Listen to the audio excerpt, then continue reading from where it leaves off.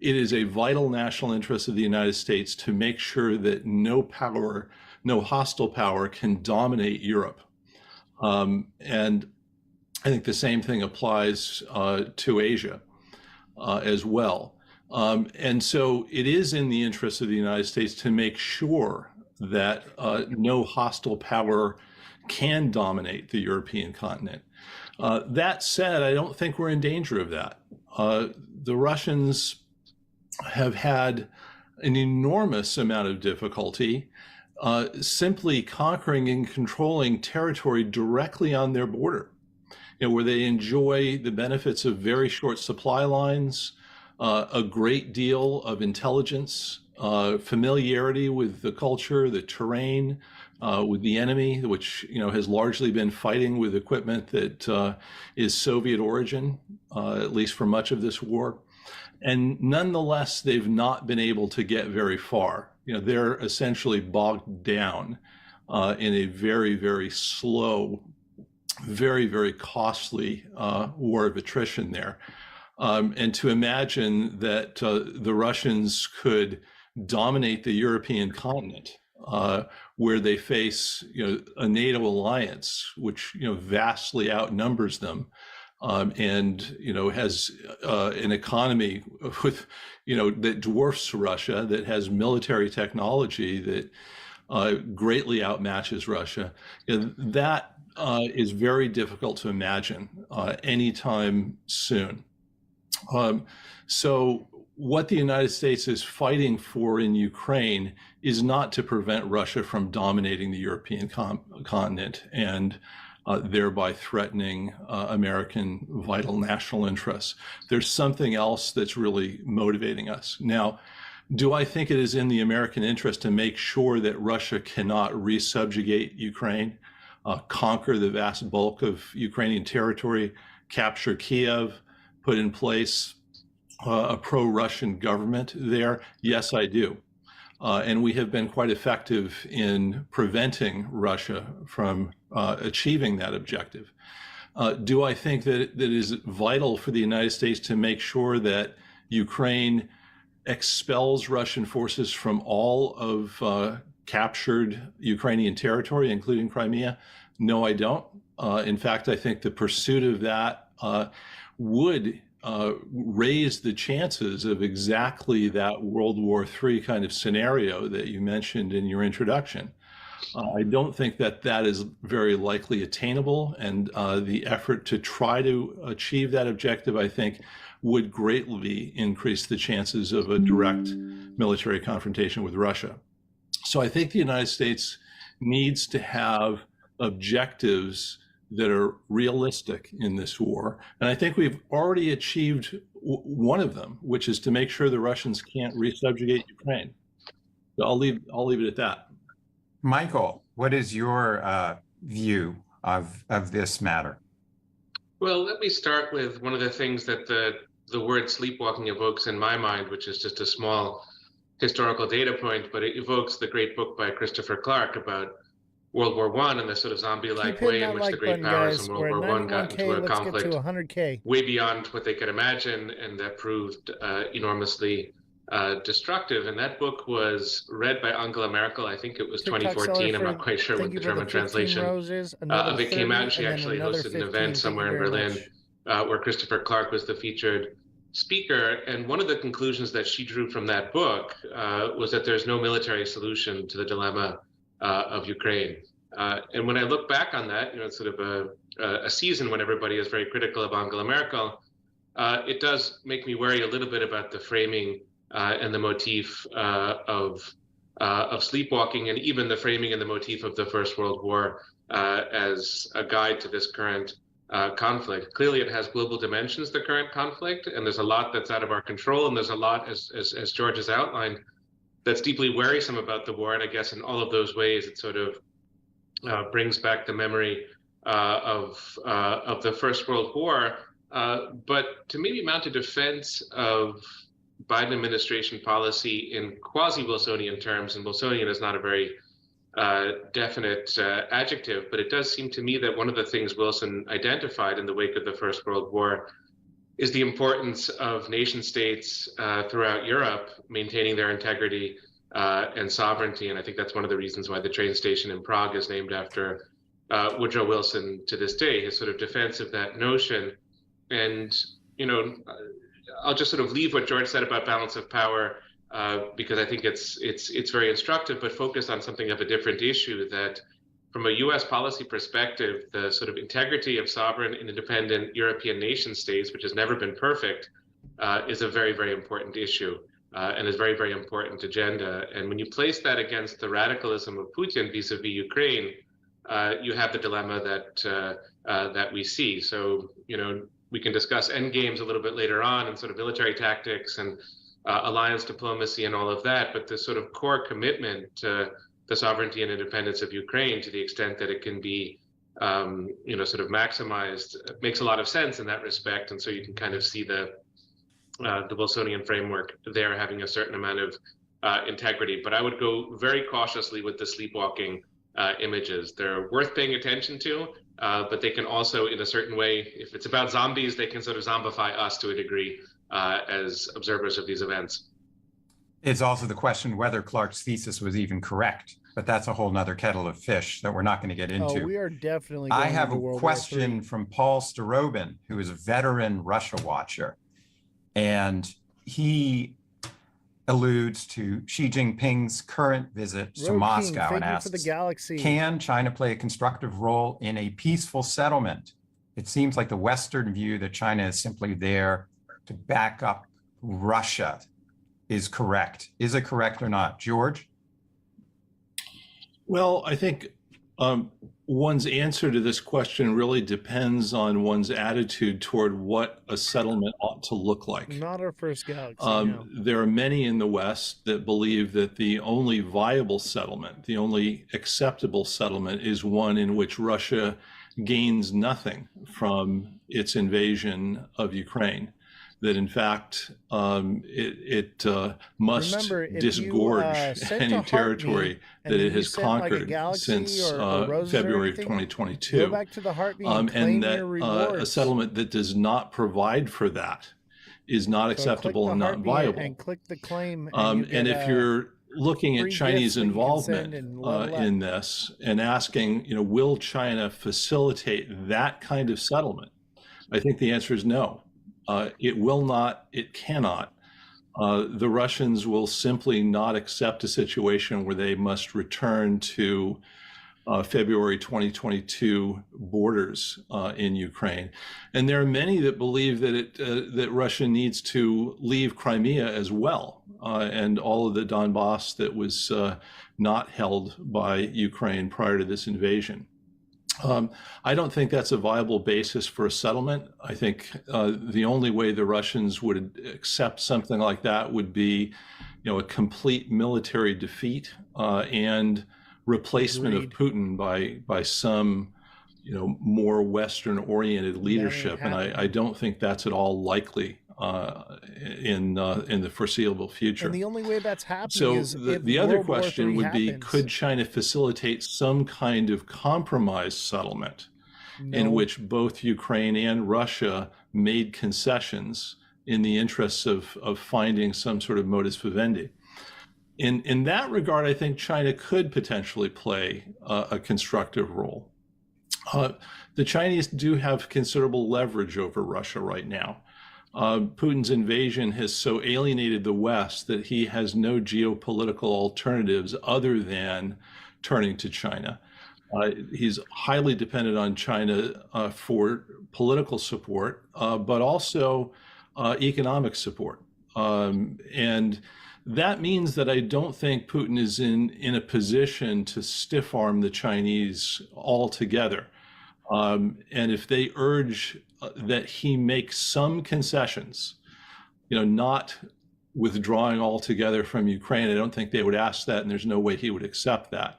But short of that sort of thing, I think the Chinese are in a position to encourage Russian concessions and also to incentivize some Russian concessions. There's a lot that they could do that would make a compromise more appealing for the Russians than it would otherwise be. The Chinese also have some leverage over the Ukrainians, but it's more in the term in negative leverage than it is in positive. I think the Ukrainians realize that China is a variable in this war that could be decisive. If the Chinese were hypothetically to really throw significant military support behind Russia, that could enable the Russians to do things on the battlefield that they're currently not able to do. Right now, the Russians can't win this war. They can maybe gradually take control of the territories that they have annexed but don't yet possess. But there's no way that they can really drive Ukraine into surrendering and give up the capital, et cetera, et cetera.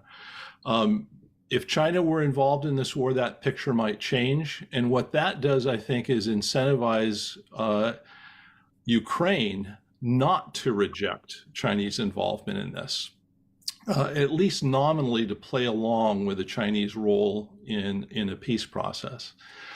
And if the Ukrainians were to become convinced over time that the United States is either unwilling or unable to deliver either a victory on the battlefield or to bring Russia around to some sort of compromise settlement, then I think the Ukrainians might look at Chinese involvement in a little bit different light. So I wouldn't rule out that the Chinese, can in fact carve out a role as peacemaker. Not that there's any imminent probability of a deal, but I think the Chinese have a pretty decent chance of carving out a role in a process that's going to take a long time. And it's not at all out of the question that they might be able to orchestrate some sort of compromise settlement in time. We'll have to see. Michael, do you think that Putin is receptive to any kind of settlement and that the Chinese would be able to facilitate it? Well, let me add one point to the points that George made, which is that China is going to play an enormous role in the reconstruction of Ukraine, just by virtue of the resources it has and by virtue of the regional interests it has. We sometimes in the West speak of a sort of Marshall Plan as if it's still the 1940s and we're the only game in town, but we're not. And that's an important factor above and beyond how the war ends and whether there's a negotiated settlement, and that would be worth sort of factoring into our diplomatic thinking in the present tense. But I think in terms of a negotiated settlement, we're very, very, very far from that at the present moment. The annexation of the 4 oblasts in the southern part of Ukraine that Russia pursued. All right, I'm going to stop this video. Basically, the sentiment to get from this video got a little bit boring there. I didn't watch the whole thing before. It is interesting. So if you want to check out this video and watch the rest of it, that's going to be at cftni.org. Okay? And the it's going to be a Center for National Interest, okay? And it's going to say, is America sleepwalking into World War III? I'm going to finish watching this, but I believe, when was the date on this one? This is I think it's an older video, but the reason I pulled this up is this is the sentiment of what people were thinking, and all of their points that they were saying are happening, and they continue. And so I do think we are sleepwalking into a World War III scenario. I think we're already in it. The tariffs is the first step, I think. Obviously, the Russia-Ukraine war, the Pakistan-India war, the Israel and Palestine war, it's all part of it. We're literally at odds with Mexico and Canada right now. What's happening with the tariffs right now is lines are being drawn in the sand. Tariffs are to build up our military. I agree. we cannot go to war right now. We do not have the oil reserves. Do you guys remember under the Biden administration, Biden kept putting out our oil reserves, and it didn't change the price of gas. It didn't lower it. It didn't keep it from going higher, but we kept putting it out. And literally the amounts we were putting out, millions of barrels, okay, every single day. And it wasn't even, we're talking about enough fuel to, each time they tapped into the reserve, it was only enough fuel to power the United States for gasoline purposes for like a day. It wasn't even like a week. It's like one day every time they would do this. So we've completely depleted our strategic reserves for oil. That's why they're like, drill, baby, drill. That's why they're trying to change the Gulf of Mexico to the Gulf of America so that they can drill offshore. Because if we go to war, we have like, our Navy and our Air Force is why we have a strong military. And we don't have the fuel to put in the planes. We don't have the fuel to put in the aircraft carriers. We don't have the fuel to put in the boats. So that is a big problem. And us going into World War III right now is not looking good for us. Why do you think we're making deals with Syria and Saudi Arabia and all this stuff is going on?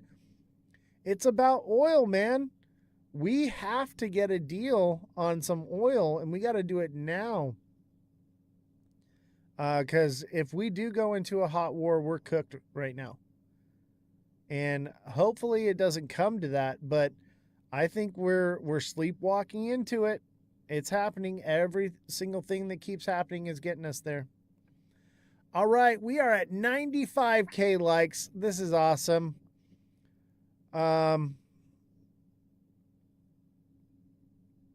Let's go back. Yeah, SXT turned a bit bullish right here. Look at it. It moved from 11.6 all the way to 12. So that's a good jump for SXT right there. But that's just basic movement. It hasn't really broken out, but it is in a descending channel. This is a bullish pattern it's forming. It's going to pump again. Is it going to go to all-time highs? I don't know. But if it gains traction, it will. But this is one that's in accumulation. I think right about where it's at, like around 11 cents here. Anywhere between 11 and 10 is good. Good buy. Buy it up. Rusty Spoke says, make America great again. All right. I say, make the world great again. I don't know if the world ever was great. But let's make the world great. Look at this. See this massive pump we got? This was Tuesday. We bought in here. I told you all about it when it was coming down right here. I said, hey, this one's coming down. This one's the one to buy right here. We got in down here at 10.5. And then the next day, boom, it took off. We did great. The fact that this pumped like this shows me that this has massive potential. It's just new. What happened is, the reason why it didn't moon is, look at all the people that bought the top. This was the pre-sale. It came out pre-sale at like 14 cents. So every time it gets to that point, a lot of the people that bought it at pre-sale were like, shit, I bought it at the top, and it comes up and they're looking to get out of it. But what I see is something so new that has so much potential. This could be big, man. This could be a very big one. So I'm going to keep watching it. And I'm going to keep accumulating on it. But look, it's flatlined. Even with that nice green candle we just got, that's great.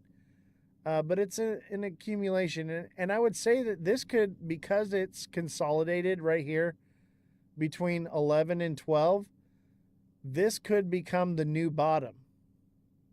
And I think that's likely. Yes, it will dip down lower again. But yeah, I would say around 11 to 10 cents is going to be where you're going to want to make sure you're definitely buying. But it may not go down that low again. The new bottom could be at 11.5. Big Baller says, I hope we see peace in my lifetime. I don't know if that's going to happen, but I hope so too. But look at this thing. It's flatlined. If you were to look at this one like ZBCN is, you go into the 1 day, ain't nothing there. It ain't even done nothing. It's flatlined. It's flatlined, baby. This is what it would look like. Because let's say it's going to go, it's probably going to go to $1. 50 cents to $1. All right. It's flat.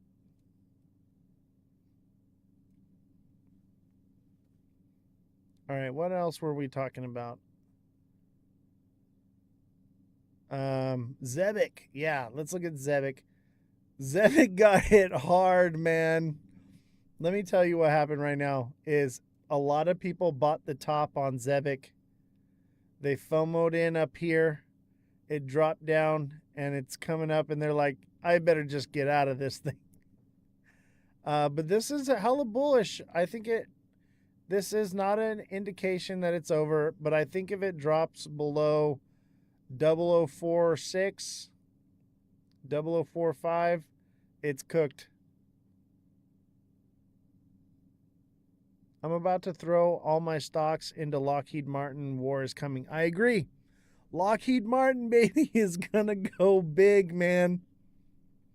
Thank you, Big Baller, for being my exit liquidity. Just kidding, bro. It's at the bottom right now. I'm holding that shit for like 30 years. I'm going to hold that one for a long time, baby. Lockheed Martin ain't going nowhere. We're getting the bottom of a defense contract. Yeah, I told you guys. I told you, like, if you had listened in the show, like, back in April, man, you could have bought the low bottom. Yeah, I'm all about Lockheed Martin right now. That one's going to do big. I'm probably going to go buy some more. Yep, told you in April. Told you in April when it dipped. It dipped hard and it came down to the price that near where I bought it at. And I was like, I got to tell everybody. I got to tell them. Because I didn't want you guys to buy the top on something, because it had moved up. And I was like, okay, this should retrace. I didn't want you guys to FOMO in on something too early. But yeah, that one is headed up. That thing crashed because Donald Trump got elected. And I was like, I'm buying this. One thing's for certain is there will always be Lockheed Martin with defense contracts. Let me tell you this. Even if we don't go to war, we're still building the Golden Dome. They're still upgrading all their systems. And they're still going to use missiles for like tests and all kinds of stuff. Like they're going to need it, man. We sell our rockets to Israel for the Iron Dome. So Lockheed Martin's going to make the missiles for Israel. Like, there ain't going to be no peace over there anytime soon. Like, come on, man. You got at least 5 years before anything real happens. Like, and by then it's going to be huge. So, yeah, that's one to check out for sure. What time is it? Oh, it's almost time. All right, guys, smash that like button. We're at 97K. Let's get to 100K. Let's get to 100K. Start double tapping. Still cutting Medicare and food for children. Yeah.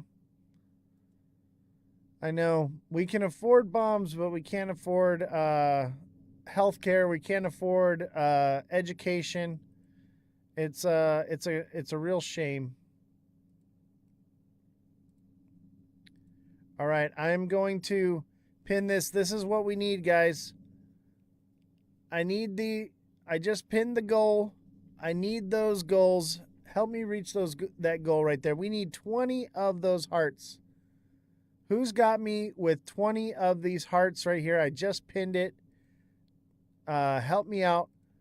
We got to meet this goal of 20 hearts every single live in order to stay in the lead boards. We're like, oh man, I need you guys so bad. We could win this thing. That's how close it is. We could win and be the #1 show for this summer. That would just completely explode this show. This would be the best thing that you could do to help support the show right now, is to help me meet this goal of the 20 hearts. Maybe one of you feels inclined to just send all 20 of them. I don't know.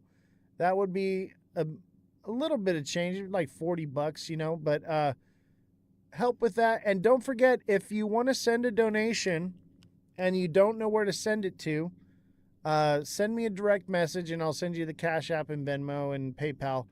But remember, 50% of all donations today go to the saveawarrior.org. For Memorial Day, we are supporting our veterans and first responders. So please send in a donation today, and let's raise some money for this fund. We raised $75 last time. $75. Let's do that again. Let's surpass that goal. Let's meet new highs. So if you want to know that information, where to send it, if you haven't seen it yet or already don't know, haven't sent a donation yet, send me a direct message. Say, hey, I want to send a donation. I'll send you the information so you can get that. But after midnight, it cuts off. TikTok seller with the hearts. Thank you very much. We got one. We gotta meet this goal here. Help me out, guys. Let's put on a little bit of music for this.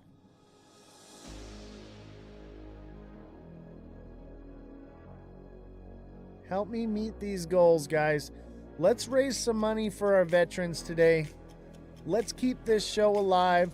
Let's help pay the staff here. Let's keep the fact checker employed. We need the IT guy. We need the fact checker for sure. Gotta have it. I can do the journalism on my own, but I like having no echo chambers. So that's why we have right wing, left wing, and center line investigative journalists, so that way we can break echo chambers that way. But the fact checker, man, we cannot lay her off. We need the fact checker so bad. I don't want to use ChatGPT. Y'all saw her in the chat. She was not happy about ChatGPT right now. She's like, I've been replaced by AI. And I think the AI is subpar. Having a real human looking up these things and fact checking them in real time is vital to what this show is. Because that's what we're here to do, is to fact check. We're truth seekers. We're looking for the truth here. And remember, guys, if you can't give, no problem. Just start hitting the like button. Don't make TikTok Seller do it all by himself. Thank you so much, TikTok Seller, for all your help. And remember, if you need any products off the TikTok shop, make sure you reach out to TikTok Seller 444. Send him a follow, send him a message, and tell him what products you're looking for. And he's going to be able to get you a better discount than anything you're going to find on TikTok Shop. So I know y'all are buying stuff on TikTok Shop. Make sure you get it through him. You're going to support a young kid, 18 years old, grinding and hustling every single day and day trading at the same time. And you're going to get an amazing discount. So it's a win-win for everybody. Don't forget to do that. And don't forget, Big Baller has got Beer Gator. Don't miss out on getting your Beer Gator. You can put it into Google, Beer Gator. That's an awesome product. I would be happy to promote that product. I think it's really cool. It's a lot of fun. And I'm thinking commercial, bro. I'm thinking we need to make a Beer Gator commercial. As you know, I'm an audio video engineer. I'm a videographer. I have all the equipment, man. We need to film a commercial. We need to do something, and we can play it on here. I'll post it on my site. We can make an official Beer Gator TikTok. I'm down. I'm really excited about Beer Gator, man. You got me hyped. You got me hyped for sure. So I'm excited about it. Make sure you guys check that out. Beer Gator coming soon. I want one. I'll tell you what right now. I want one. Even if you don't drink beer, like you can put soda in it and stuff. That's awesome. Juice. Oh, so cool. I love that product. And I was wondering like how it worked, and then now that I seen it and it's like CO2 charged with the little dude, that is just phenomenal. Kudos to you. You are one smart cookie, man. All right, guys, we got to meet this hearts here. We got to get these hearts coming in. I really need to meet this goal. We've got 2 out of 20. I really need to meet 20 of these every single live. I know it's a lot to ask, but we got to do it.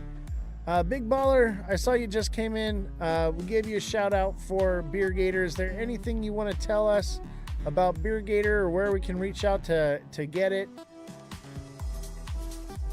Appreciate you, brother. I'm all in, buddy. I'm about it. Zyzix with the hearts. Thank you very much.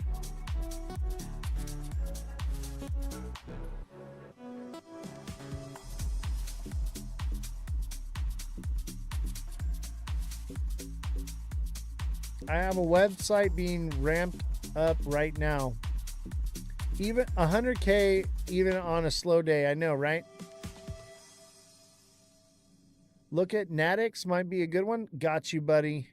And don't forget, if you're new here, don't forget to subscribe to the channel. Become a subscriber. Help support the show. With a subscription, you can message me directly for one-on-one coaching about any project you like. So become a deluxe subscriber. And as a basic subscriber, you get access to my daily price points. They're mainly focused around XRP. But we are branching out to other projects as well. That's mainly for our group projects, what we're covering in here. But if you want individual technical analysis on demand, coaching on how to do your trades, whatever, I'm not going to tell you exactly what to do, but I can coach you in the right direction. I cannot say buy in at this point, get out at that point. I can't do that. But what I can do is I can tell you what I think and what I see and where I think it could potentially go. And it's up to you to make those decisions on your own. But hint, hint, wink, wink, you know what to do. Gotcha. Natix Network. I'm headed to China and I'll keep you all updated on the Beer Gator channel. We are a family. And I'm excited to be a part of that family, man. Ooh, this one looks like it's mooned, bro. This one looks like it's mooned. Natix, let's go into the 1 hour. So this looks like everything else. This is an ascending, broadening. I'd say it's more just an ascending channel. This is bearish. It could break out. I think it might got one more in the tank, one more pump out of it, possibly, or it breaks down from here. But it also just depends on the moon cheese, man. But this one, I think it's got a potential to come up to 0016. Or if it continues to hug this bottom line going up, it could potentially fall down and it would come to 0013 just for starters, and it could consolidate at that zone and then head and shoulders and come down to the low price of 0011. But yeah, this one definitely interesting. Look at what it's done. There's definitely a sentiment behind it. But also take into consideration, see how each one of these tips is a little lower than the last. I'd say that this one's potentially hit its top and is coming back down and would see a new lower low. 0049, 0005, 0005 if it's done. It would take some time. That's more long term. That would be August.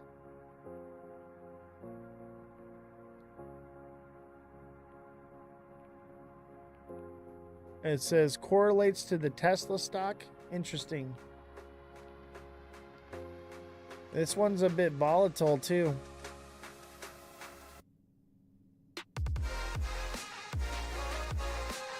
And don't forget to send in those hearts, guys. We got to get 20 of these babies. We've got to get to 20, man. We are so close. We're going to win this competition. If we can get 20 of these hearts every single live for like, I don't know, for a while, I guess while the competition's going on, we're going to win. We're in 88th place right now, and we have been holding pretty strong in that. And I would imagine we would move up if we meet it today. Plus, we have an advantage. We go live every single day of the week. A lot of creators only can go live on the weekend, their days off. This is what we do. Zell Shops, thank you for the heart me, much appreciated. Appreciate the heart me's. Also help me reach the goal here. We need the hearts. Send me some hearts, guys. And the heart me's help as well. They're not as many points, but the hearts is really, really good for the show. TikTok seller with a heart. Yeah, hey, it's a new day on TikTok, so everybody that already sent a heart me can now send a heart me again. So you got a second opportunity to send heart me's. So if you sent a heart me, it's only 1 penny. And don't forget, if you sent a heart me and you've sent things, you can claim your rewards. So when you send the heart me, you get rewarded for that. So you're going to get extra points and things, and it's going to help the show. And I believe you get coins that you can send. TikTok seller with a heart me, thank you very much. Send in those heart me's, guys. It's only 1 cent. It's only one. TikTok seller with a popular vote times 4. Thank you very much. Much appreciated, buddy. I appreciate you very much, young man. So yeah, send in those heart me's, baby. You know what? I don't think we're gonna meet this goal. So I'm gonna pin the heart me because we are in a new time.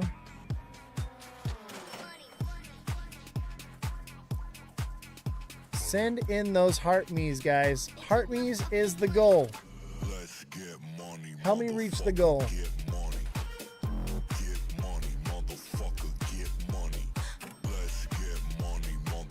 I'm feeling bullish though, guys.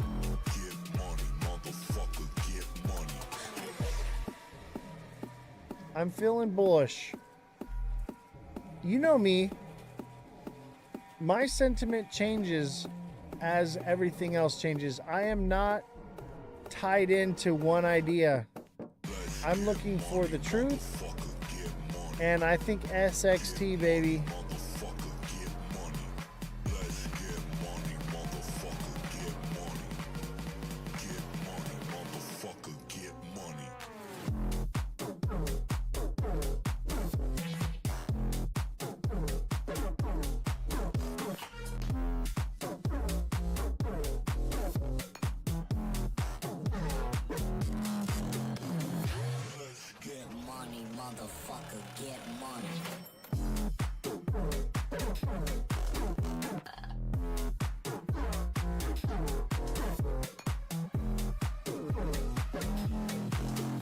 Send in those heart me's, guys. Let's look at ZBCN.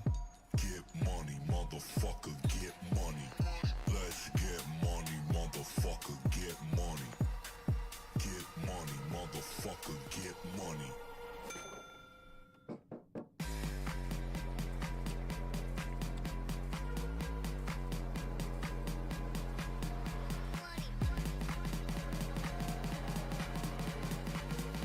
Get money, motherfucker get money.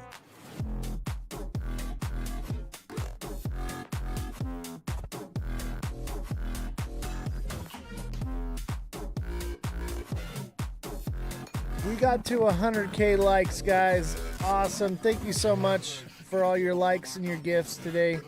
And don't forget, if you want to send a donation, 50% of all donations today will go to saveawarrior.org. Let's give to our veterans and first responders and thank them for their service.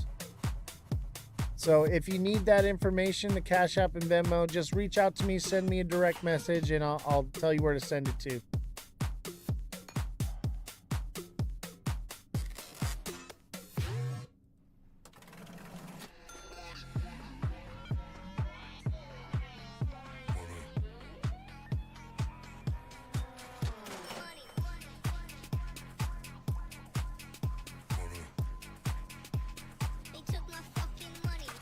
Let's get money, motherfucker get money. Get money, motherfucker get money. Let's get money, motherfucker get money. Get money, motherfucker get money.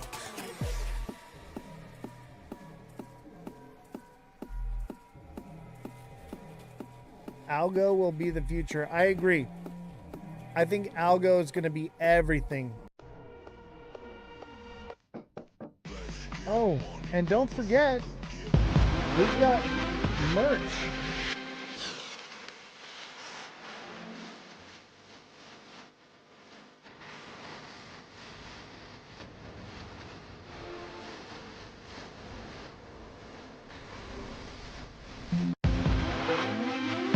We've got hoodies, we've got women's and men's t-shirts, we've got mugs, we've got stickers. I'll tell you what, I like this one's cool, but I like this sticker right here. Look at this one. When Ripple hints at another escrow unlock, say goodbye to your gains.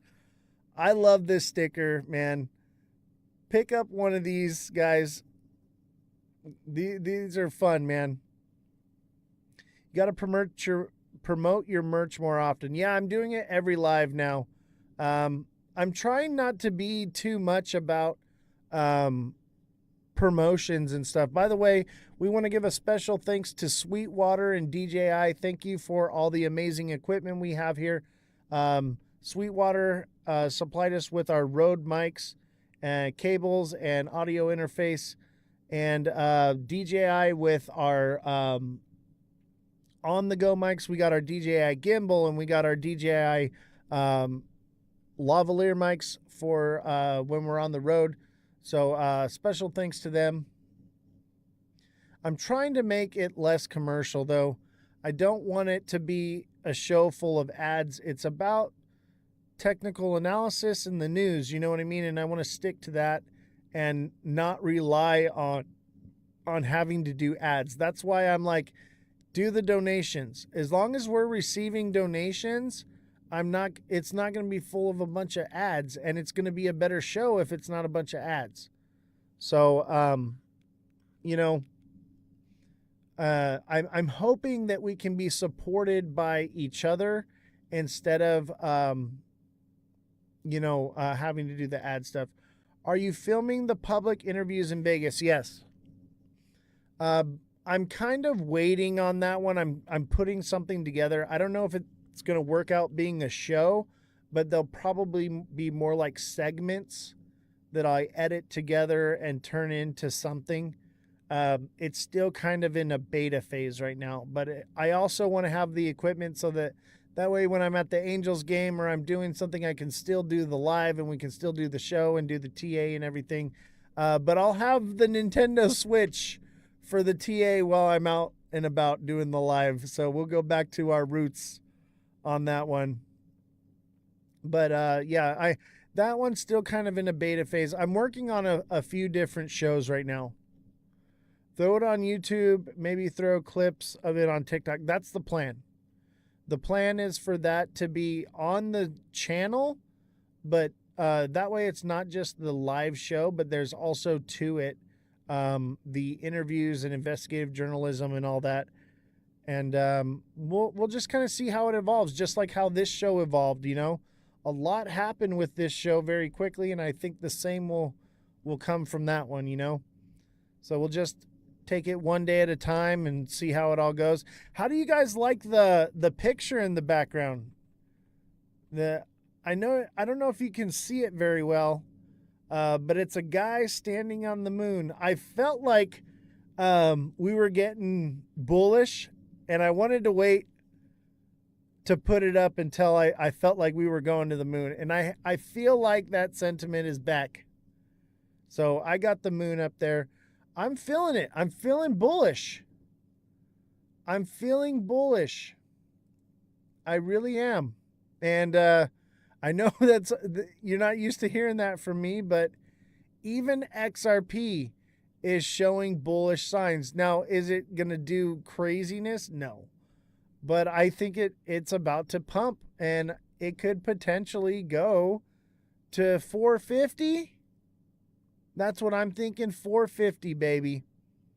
If we don't drop over these next 2 months and we just continue upward from here, we're going to 450. That's cool. I'm good with that, you know. But let's be realistic about it. That there's a possibility that it doesn't. But I think the moon cheese will keep it going up. But I think in real world use case on a global scale, between $1 and $2 is where it's going to be valued at. And I think that's kind of why every time the news comes out, they put out a certain kind of news to keep the market pumped up above $2. I think they're trying to build a solid foundation of a $2 price mark for XRP. That's what I think they're trying to do, because it's in Ripple's best interest to keep it up above $2 so that when they sell off their XRP every month, they're getting a decent amount of money for it. They're making up for lost time. You know, they went years without getting any pumps because they're behind. So I think that it has to do with like when Brad came out and put this out right before the Fed came, because we were going to drop down to that 163 much sooner. Much sooner. And they've been keeping the price propped up. Keeping it propped up. But we shall see. I think that this could very well be the bear trap. I think this could be the bear trap, and we would continue. Let's see here. Let's mark it out. We would continue up. It's going to make me do this. You know what? No, it's not. I'm not ready to take the ghost away. Brad had to make up news because Trump didn't. Exactly. That's why they're trying to acquire Circle right now when it's not even for sale, and they're stuck in a contract with Coinbase where they can't sell it. I think if XRP does come down more, there's a potential that it inverted head and shoulders. I know it seems like that's all it ever wants to do. I think it comes up and does something like this. And that would be $2.80 to $3. I think probably closer to $3. And then flag from here. All-time high. Flag from there. Consolidate maybe. Boom. I can see that happening. But is it going to $11? No. It's going to do something though, but I think 280 is going to happen. That's what I think. I think 280 is a great spot. 260 to 280, you should be taking profits at about 260, 265, and you should be taking profits at $2.80. You should be taking profits at $3. You should be taking profits at $3.15 and $3.30. And after that, if it breaks all-time high, I would be waiting to take profits at $4, $4.50, $5, and I would say probably $4.80, $4.95, and then if it passes that, I would say $5.50-ish, $6. But yeah, it could do $8. It could, but that would be because of moon cheese. I don't think it'll hold that price. It'll come back down. Flags to elevate. That's my Wyckoff says. Yeah. So Wyckoff says that we would do up to about $4.50. That's what Wyckoff says. That's where I get that number from. By the way, I know I don't use Wyckoff, but I do use Wyckoff when we're going into uncharted territory. I will consider it so that way I get an idea of where that high is going to be at, and we're not just spitballing, throwing things at the wall. XRP has so much going for it. I can't believe it's so low. 2030, if we don't blow ourselves up. Well, I mean, really, XRP doesn't have a lot going for it. That's the problem is, not even considering the case, considering that the entire world is shifting to CBDCs and stablecoins. Think about it.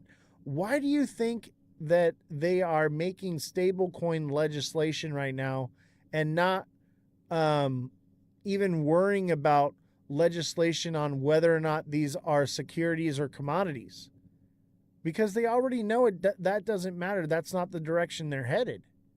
They're headed the stablecoin route. They're headed CBDCs. That's why I'm like RWAs, man. Get into RWAs because that will actually be a token that will be utilized because they will be backed by real world assets. I know I'm just trying because I thought I bought it at 13 cents and I don't want to sell it yet. I would definitely be taking profits though, man. I took profits. I exited the market. I've been buying it at those prices too, man. I get it, but you got to be taking profits at some point. I understand that you're hoping for it to go. I think I'm getting bullish. I think we'll go to 450. Management's telling me it's time. End of the show. I don't need that kind of money. I know. I'm okay with where I'm at. I don't have any bills. I don't have any car payments. I don't have a mortgage. I don't have anything. I pay for electricity, internet, my cell phone, Hulu. That's the only bills that I have. Everything else I make is like play money. So I'm good. I'm set. I'll be fine. That's why I'm not greedy, I'm like, whatever. I understand everyone's in a different situation, but it's not real unless you take profits. If you are just going to hold it and wait till you're a billionaire, wait till you're a millionaire, wait for all these things, you'll end up like me, like I did back in 2017 with XRP and not take any profits because I thought it wouldn't come down. Why would I take profits? We're going to the fucking moon and it's going to stay there. And that's just not how it works. Trade so you can pay off Hulu. I'm trading so that I can buy Hulu. That's why I'm trading. That's why I'm doing what I'm doing. I want to own it. I don't want to have to pay for it. I like owning everything that I have, I want, I would say my biggest bill is gas money. having to pay to put gas in the tank, but because I don't have any car payments or nothing, I got a V8 in the Corvette, and it's still cheaper than having a car payment because people got to pay their car payment and put gas in the tank, you know? So it's still cheaper. I can drive around with the AC on.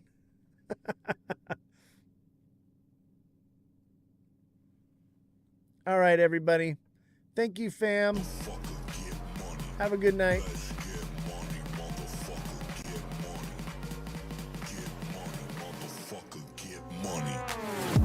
Hey, Tyler Rose, thank you, man.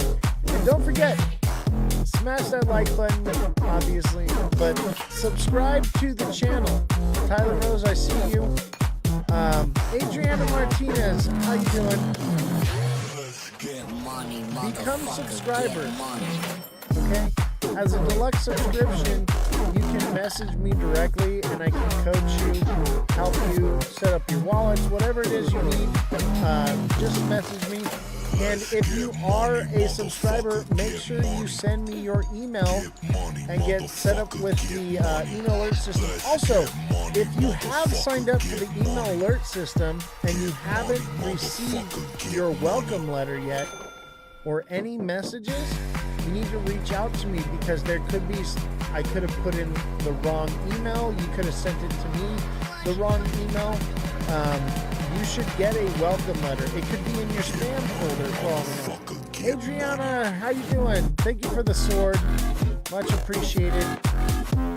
TikTok seller with the 21 roses. We need the heart knees. We need the heart knees, baby. TikTok seller says night moon cheese. Wenderman, thank you. Appreciate you. And I see y'all watching the show, but I'm telling you, man, that you can get what you can get from the show, but where it's at is getting those daily price point videos. Those, they come in. What time did I post last night? I think it was like 3:30 in the morning. Because price action was looking like we were going to turn bullish.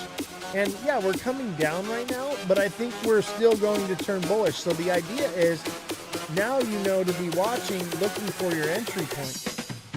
And as a deluxe subscriber, you can message me and say, hey, what are potential entry points? You know, and we're going to nail it. We're going to nail it like every time. I'll tell you. I'll tell you when it's going to go up, and I'll tell you when it's going to go down, and I'll tell you where to buy in and where to get out. Like, we've been doing it every single day for months straight now. I don't think I've really been wrong.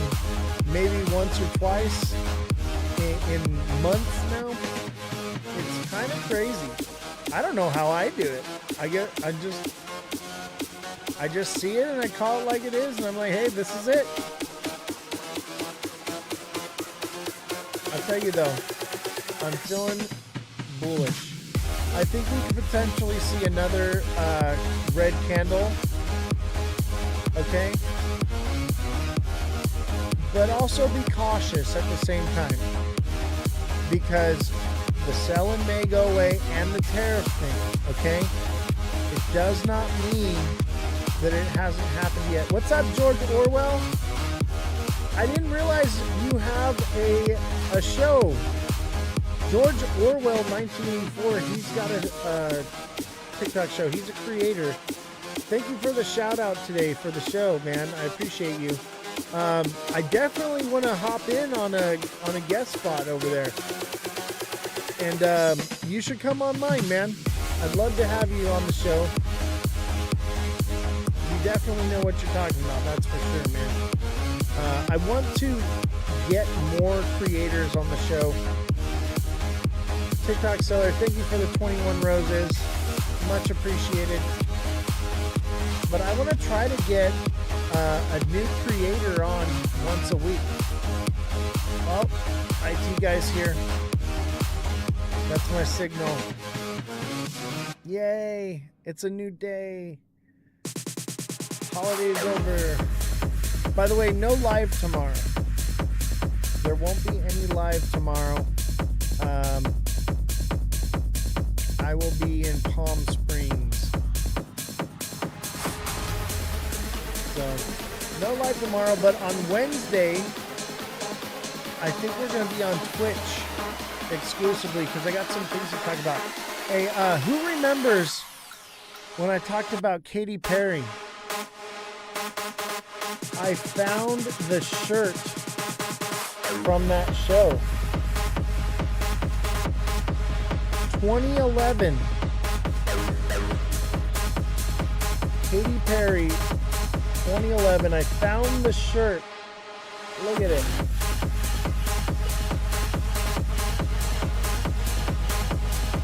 Just so you know, I'm not blowing smoke. I'll save that one. We'll go into that story some more. I kind of want to cover more of that next month, and we're almost there. But we're going to be focusing on those issues because we are going to be donating to the Tim Ballard Foundation next month. But don't forget, your donations that you send to the Cash App, Venmo, go to help the Save a Warrior Foundation. So any donations you send today to the Cash App, Venmo, or PayPal, those donations will go to help the Save a Warrior Foundation. 50% of those. We raised $75 last month for the Save a Warrior Foundation. We're doing it again because of Veterans Day. We love our veterans. We love our first responders.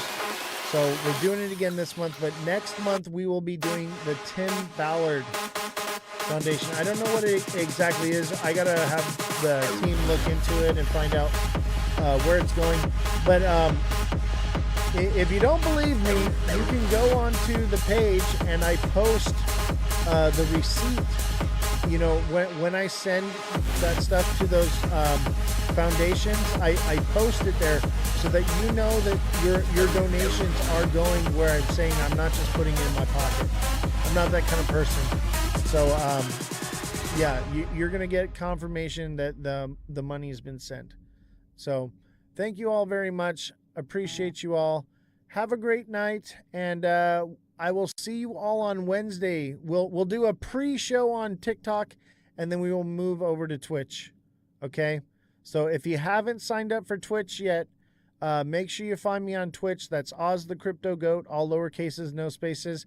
And if you miss a live, all these lives are recorded and posted to YouTube.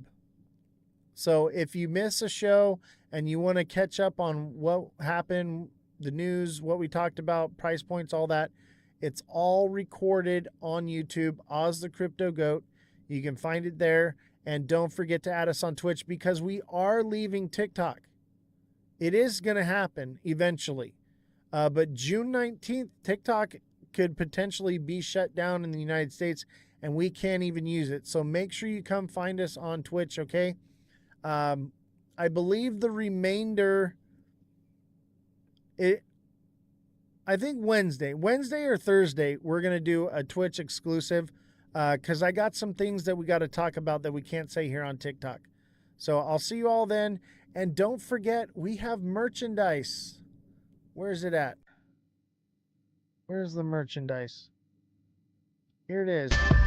So we have hoodies. We have women's t-shirts. We have men's t-shirts. We have mugs. We have stickers. 3 different kinds of stickers. I like this sticker the best. Adriana, thank you for the greeting hearts. Much appreciated. Thank you so much. This is my favorite sticker. It says, when Ripple hints at another escrow unlock, say goodbye to your gains. Boom. With Brad Garlinghouse pushing the sell button. I like this one. I think it's fun. But we got some cool merch. Let's look at it one more time. Look at that. So that's our hoodie right here. With the Ozthecryptogoat logo with the Ledger Lounge. As you all know, this show's name is the Ledger Lounge, and I am Ozthecryptogoat. Okay? But you'll find the show by searching Ozthecryptogoat. I think I'm gonna make a second profile though that is just the Ledger Lounge for just in case we have to move and if this channel gets shut down. We are on the brink of getting shut down. All right, everyone, have a good night. I will see you all on Wednesday. Take care.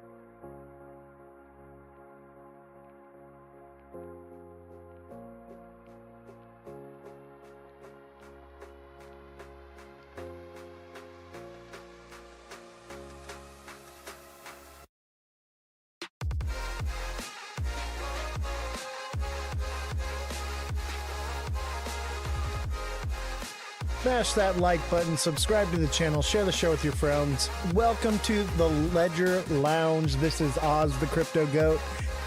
And we don't have the camera up. Let's fix that. There we go. There's our camera. How's everybody doing today? How are we doing? A lot is going on. It's crazy what's going on right now, guys. Not just in the world, but in the creator space. I mean, it's pretty phenomenal, everything that's going on right now. And to be smack dab in the middle of all of it is not only intense, but I guess it's kind of an honor. There's a reason for everything. I believe that there's a reason for everything that happens. And I think I've been placed in the middle of all this for a reason.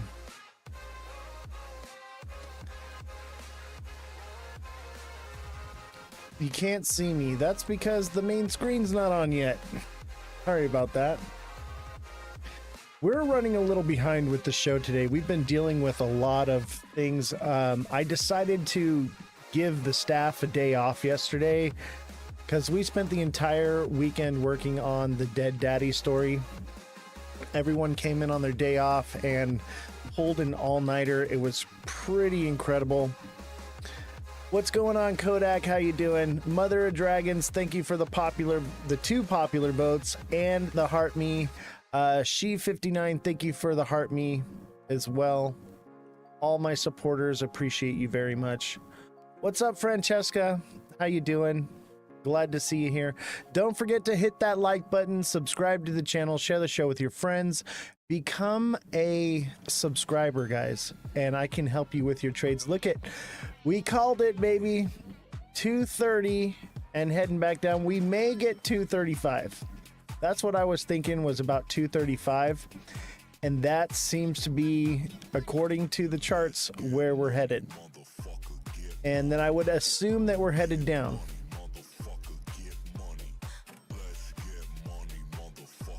Thank you, Francesca. I appreciate you. What's up, Spider-Man? How's it going? DeFi Mike, how you doing, buddy? Glad to see you on Twitch. For those of you that are watching on TikTok, don't forget we are on Twitch as well. We also have our Discord. The link in the bio for the Discord is no longer valid. That will be fixed tonight after the show. So we do have a Discord now, and it's just getting set up. I have Nikki working on it. If you guys don't know who she is, she helps out with the show quite a bit. Great gal. She's donated her time and resources to not only creating and managing the Discord. She's also taken on the role as our graphic designer. So we've been looking for a graphic designer for a while. Why do I always talk down? Dude, I literally said we were going to go to 235. And I'm literally saying we're about to hit 235 right now. That's up. I don't understand why you say you think I say it's always going down. I tell you when it's going to go up, and I'll tell you when it's going to go down, and let me tell you right now, it's going to go down. Actually, here. Red light's on. We're going down. But not yet. We're probably going to pump one more time in today's candle, and then we're going to go up. So I got the white light on. If you're a subscriber, you would get those price points. Exactly. The subscribers are the ones that are getting that information. You're just watching the live. You think you're going to get the information. You're not going to get it. My SXT is going nicely. I know, right? Isn't it beautiful? Just got to be patient, guys. Just have to be patient. If you're looking for returns in one day, that's not how I trade, okay? It is day trading, but these things take time for them to play out. You got to allow it to simmer and cook. Let him cook. Send the let him cooks right now. I'm going to pin it here. Let him cook. You got to let me cook, guys. It takes a little time, but look at this. Look at the day candle. We're opening up a new day candle, already green, which is a good sign, but it could turn red. You know, 230 could be it. 233 is the number I said, and that's exactly where it hit, but it could potentially get one more to 235, or it's just done and it's cooked. Mother of Dragons with the 4 let 'em cooks, thank you very much. And 5 let 'em cooks, thank you, appreciate you. My AVAX trade was spot on, thanks, no problem. You know, Jesse has been, by the way, Revolution starts here is Jesse. She changed her profile. The sunflowers, that's Jesse. She's our fact checker. She's mic'd in right now. Say hi, Jesse, to all of your fans. Give her a little bit of fanfare. Send her some gifts. You're on the mic, Jesse. Say hello to everybody. Hi guys, hope everyone had a good weekend. I'm in SoCal, so you know how our weekend went. Oh yeah, the LA, what would you call them? Peaceful protest, or I would call them aggravated. 95% of the stuff I saw have been peaceful, and most of it was instigated by ICE. I would call it aggravated assault by the state and the federal government to incite insurrection. That's what I would call it. Aggravated assault, kidnapping. Agreed. But you know, it's turned into an all-out war because of it, and I blame the feds.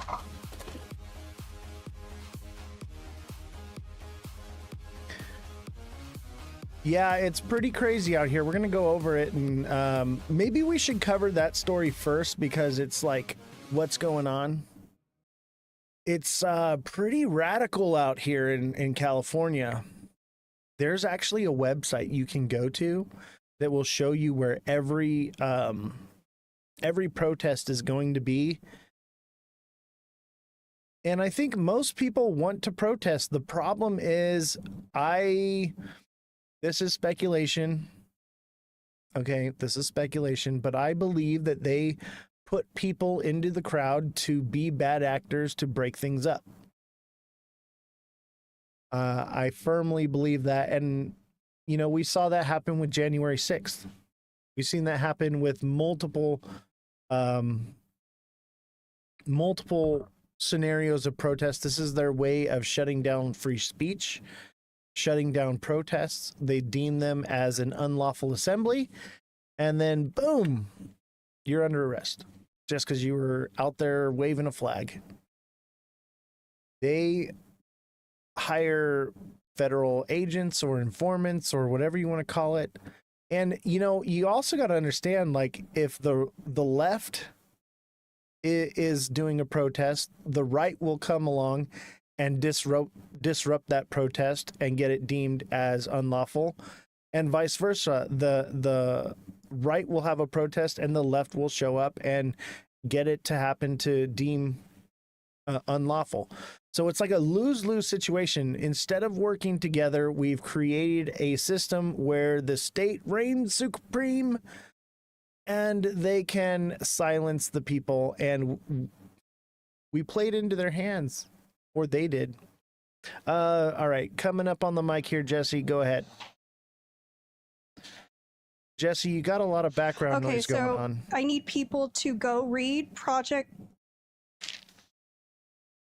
2025. Part of it is militarizing against people, and people that are a quote unquote threat to democracy. Yeah, we'll cover Project 2025. You need to really read Project 2025. I'll tell you what, why don't you work on a story for Project 2025 and we'll cover it. We briefly covered it a little bit, but there's definitely more to dig into with that. But it's actually tied into Objective 31. We'll cover that one. Thank you, Jesse. Appreciate you. So that's Jesse, our fact checker. The Project 2025 thing is a little rocky. There's a bit to dig up on that, but I do want to give it some validity. It does have some validity. Mother of Dragons, thank you for the other Let 'em Cook. That's a total of 6 Let 'em Cooks for Mother of Dragons. Thank you very much. And Mr. Zines, thank you for the 50 TikToks. Appreciate you, buddy. Maybe we should pull Mr. Zines up here. No, we're not going to get into that. We're not going to get into that. Just a random guy on the internet. That's what I wanted to see. Exactly. Exactly. We'll cover Project 2025. Yeah, I think we could be headed down, actually. This could turn into a bit of a bull flag and do something completely out of the ordinary. There's a lot of buy pressure. You see the wicks on the bottom here? There's a lot of buy pressure, but it could potentially come down. I would say 235 to 247 would be the max. Leave you alone? I don't know. I'm tempted to mess with you a little bit, bro. No, you're all right, bro. I appreciate you reaching out to me. We won't go into it. There's no need for any of that. We're good, bro. No. You're good. Everybody makes mistakes. Gambling? No, we don't do any gambling here. We don't condone any gambling. And if you put it in the chat another time, you will get banned, because that is one of our no-no words here. Jesse, if you could moderate that and remove that from the thing. You don't have to remove Toby, but remove it from the chat. I do offer one-on-one coaching, Toby. So as a deluxe subscriber, you can get one-on-one coaching with me. And I can teach you how to trade like I do. I'll tell you what. Yeah, try not to say the G word in the chat, though, guys. It will get us flagged.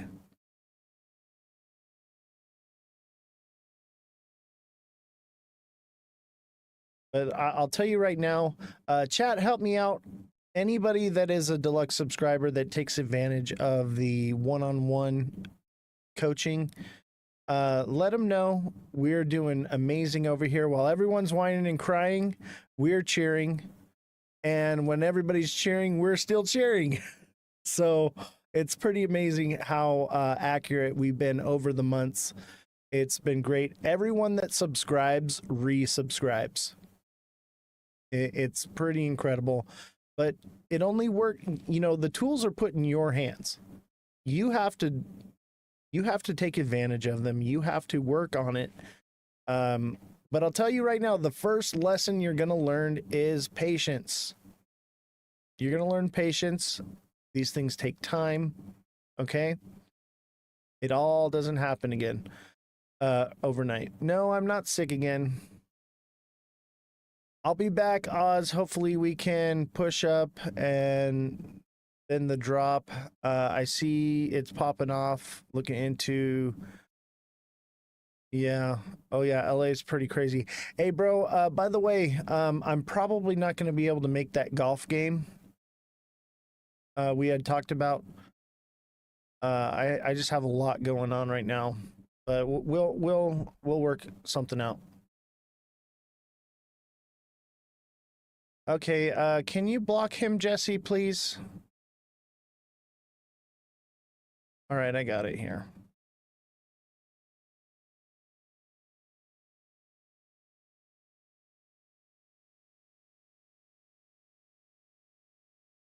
All right.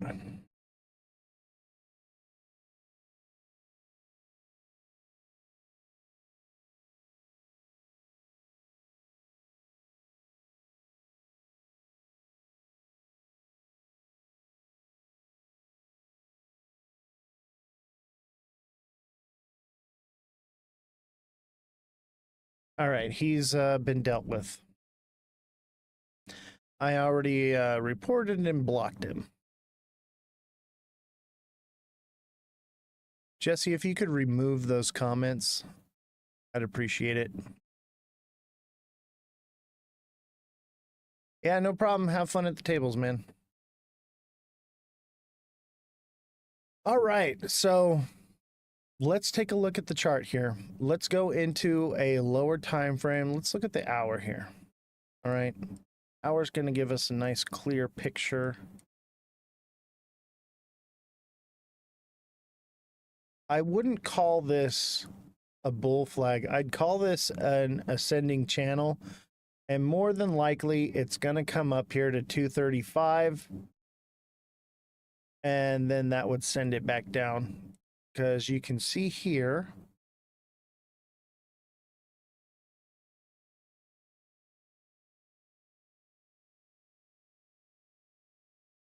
there's our channel, and we'd probably pump up to here to about 235-ish, maybe 247, but then it would come back down.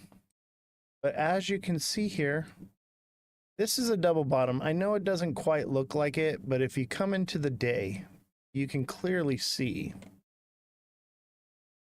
that this double bottom right here, because I count the wicks, you know, the bottom on this one was right where this wick and this wick is at. That's 208-ish. We got a double bottom here, and then we pumped up. And so this double bottom has fulfilled itself at 233.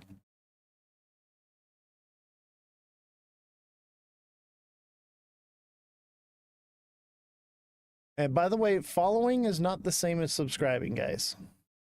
Just so you know. So we've got this ascending channel, which is bearish, but it doesn't mean that it doesn't have one last pump up here. I would say that 235 to 247 would be it. But anything could happen. Anything could happen, obviously. So we got to be prepared for that. But so far, so good. Everything is doing exactly as I thought it would. And if you're a deluxe subscriber, you got that message last night. We're in a moon cycle again. But this moon cycle has a lot of red in it because it's a strawberry moon, right? So because of that, we're getting some red here on the day of the moon. We're going to have a red day, and I would imagine it'll be red from then on out. So instead of where we had this moon cycle here, whereas the day of we had a big green wick all the way up here, On a blood moon, you're going to get red candles for the close of it. So usually the day before will be the peak. Now, that doesn't mean that people won't buy in and send it up more because of all this buy pressure coming up here. It is possible, but I'm leaning towards the red candle side.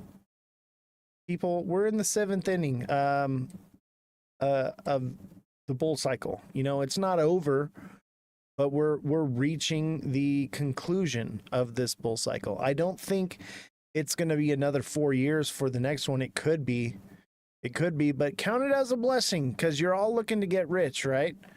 That buys you 4 more years to load up, buy the bottom, and be able to buy it and just forget about it and not have to be watching the chart as much.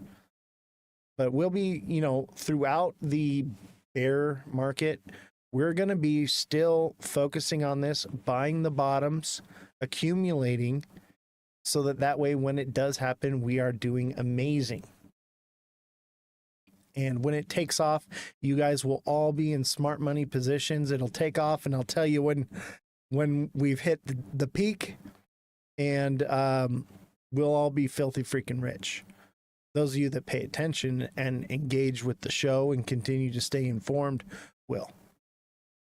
I think we got another shot. I don't think everybody thought that this was the year it was all going to happen. The new paradigm. We're not in the new paradigm yet. That's just a portion of the cycle because we're in the cycle still. Okay? When the new paradigm happens, you're going to know it. It's going to be, here is the system, you have to use it. Okay? It's not going to be, hey, we want to create this system. Hey, we want to make legislation for this system. Hey, we want to be the forefront of the crypto space. No. You'll know when the switch is getting flipped because they will say, here's the crisis and here's what you have to do to fix it. When that happens, it's going to be too late. The train left the station. We have time. Everybody is FOMO'd out and freaking out like they're going to miss out on something. You have time. Don't buy the top yet. All right? You should be trading. If you're just getting into crypto right now, you should be trading. If you are buying to hold to get rich, you're doing it wrong right now. This ain't the time for that. All right, let's get into the news. Everybody smash that like button, subscribe to the channel, share the show with your friends, send in the Let 'em Cooks. Keep hitting the like button, guys. We got to get those likes up. We're at 1.7K likes, and we only have 15 people watching. I've decided that if we are not getting likes, not getting gifts, and there's low viewership, I'm just going to cut the live because it hurts the show overall. So you as the viewer need to be actively helping to keep the show alive because we have to be a team together here in this early phase of growing the show. Jesse?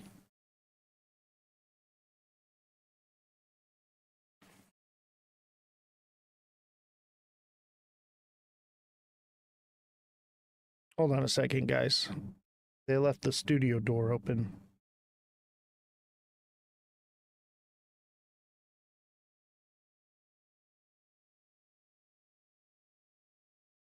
Dude, we are pumping? No, we're not. No, we're not. This ain't a pump. We had a pump for a couple days, like I said we would, and here we are now. Can you shut the door all the way? Make sure it's shut. It blows the hot air in here. Okay, thank you. Look at Ethereum. Yeah, you got it, man.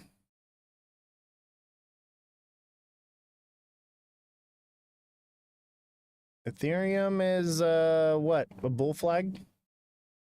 Ish. That looks like a bull flag.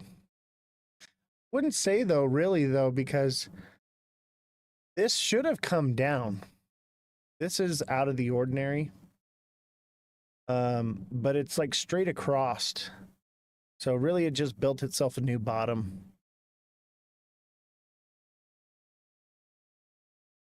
If it starts closing above 27, oh yeah, there's a possibility that things just start taking off. I'm actually very surprised that everything is doing the way it's doing, but you have to understand the moon cycle.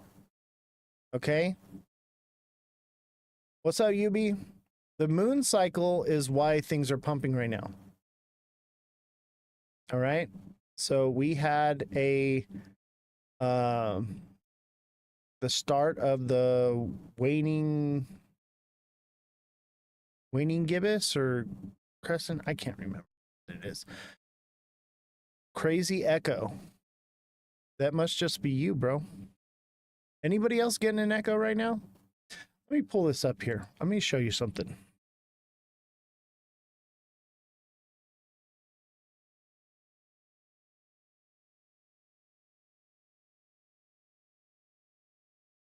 Let me see here.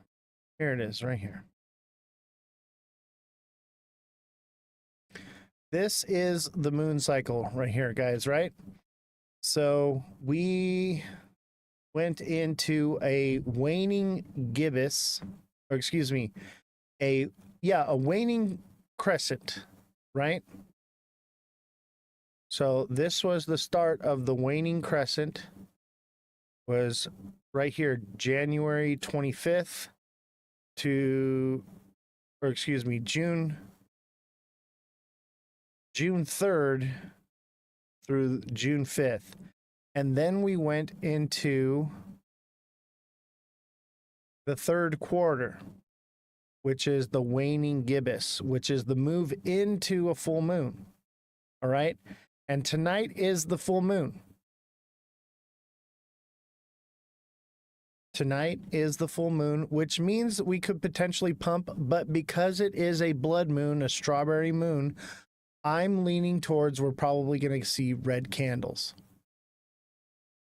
And this pretty much, this doesn't go in line with every crypto, okay? Some coins do this and some coins do not. Right now, everything's kind of moving in unison together. But XLM and XRP, especially XLM, follow the moon cycle. It's just like clockwork. But I would imagine that this could be a bit of a bull flag forming right here. And maybe we take off. But if we do, it's only going to 247.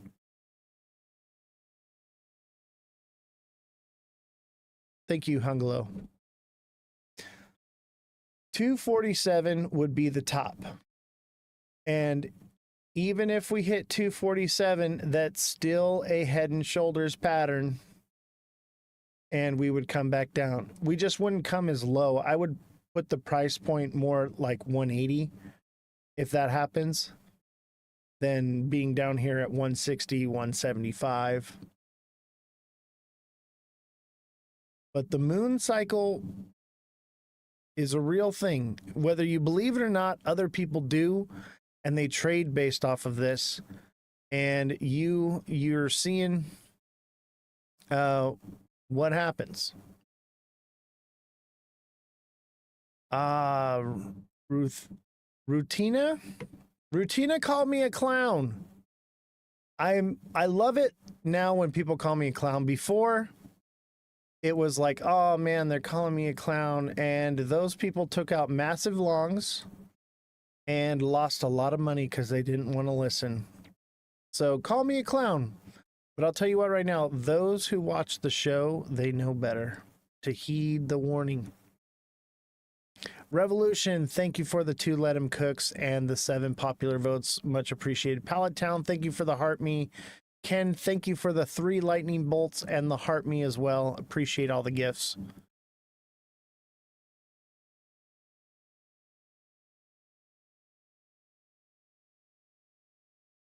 It's funny how when things are pumping, people think that it's just going to keep pumping forever. No, it will pull back. Thoughts on Bretcoin? What do you mean, what thoughts? Yeah, I know the Discord link is down right now. So they're working and building onto the Discord right now. So after the live, actually, I think I can get the IT guy to work on it. Jesse, can you send the IT guy in here? And that way we can get the Discord up ASAP. I'm going to have the IT guy do it right now. So give it like 10, 15 minutes, maybe 20 minutes, and the Discord should be back online. We were working on it today. You want a TA on Brettcoin? Yeah, I could do that for you. Normally, you know what? Actually, I have to be stern with the rules. Okay. I would love to do that for you, but you got to become a subscriber, or I need you to come over to Twitch and put it in the chat on Twitch, and I can do it for free. So just come on over to Twitch, and remember, following is not the same as subscribing. Okay, they are two different things. But if you come and put it in the chat on the Twitch side, it's absolutely free. I need you to go onto Discord, and in the admin section, there's an email from Nikki that has the link to the new Discord server, and add that to all the... What? What do you mean? Here, do it from my phone.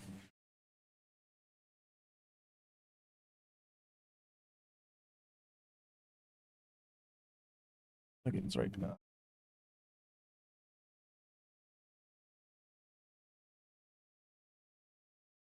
You can message somewhere in there is the link, and add it to all the sites.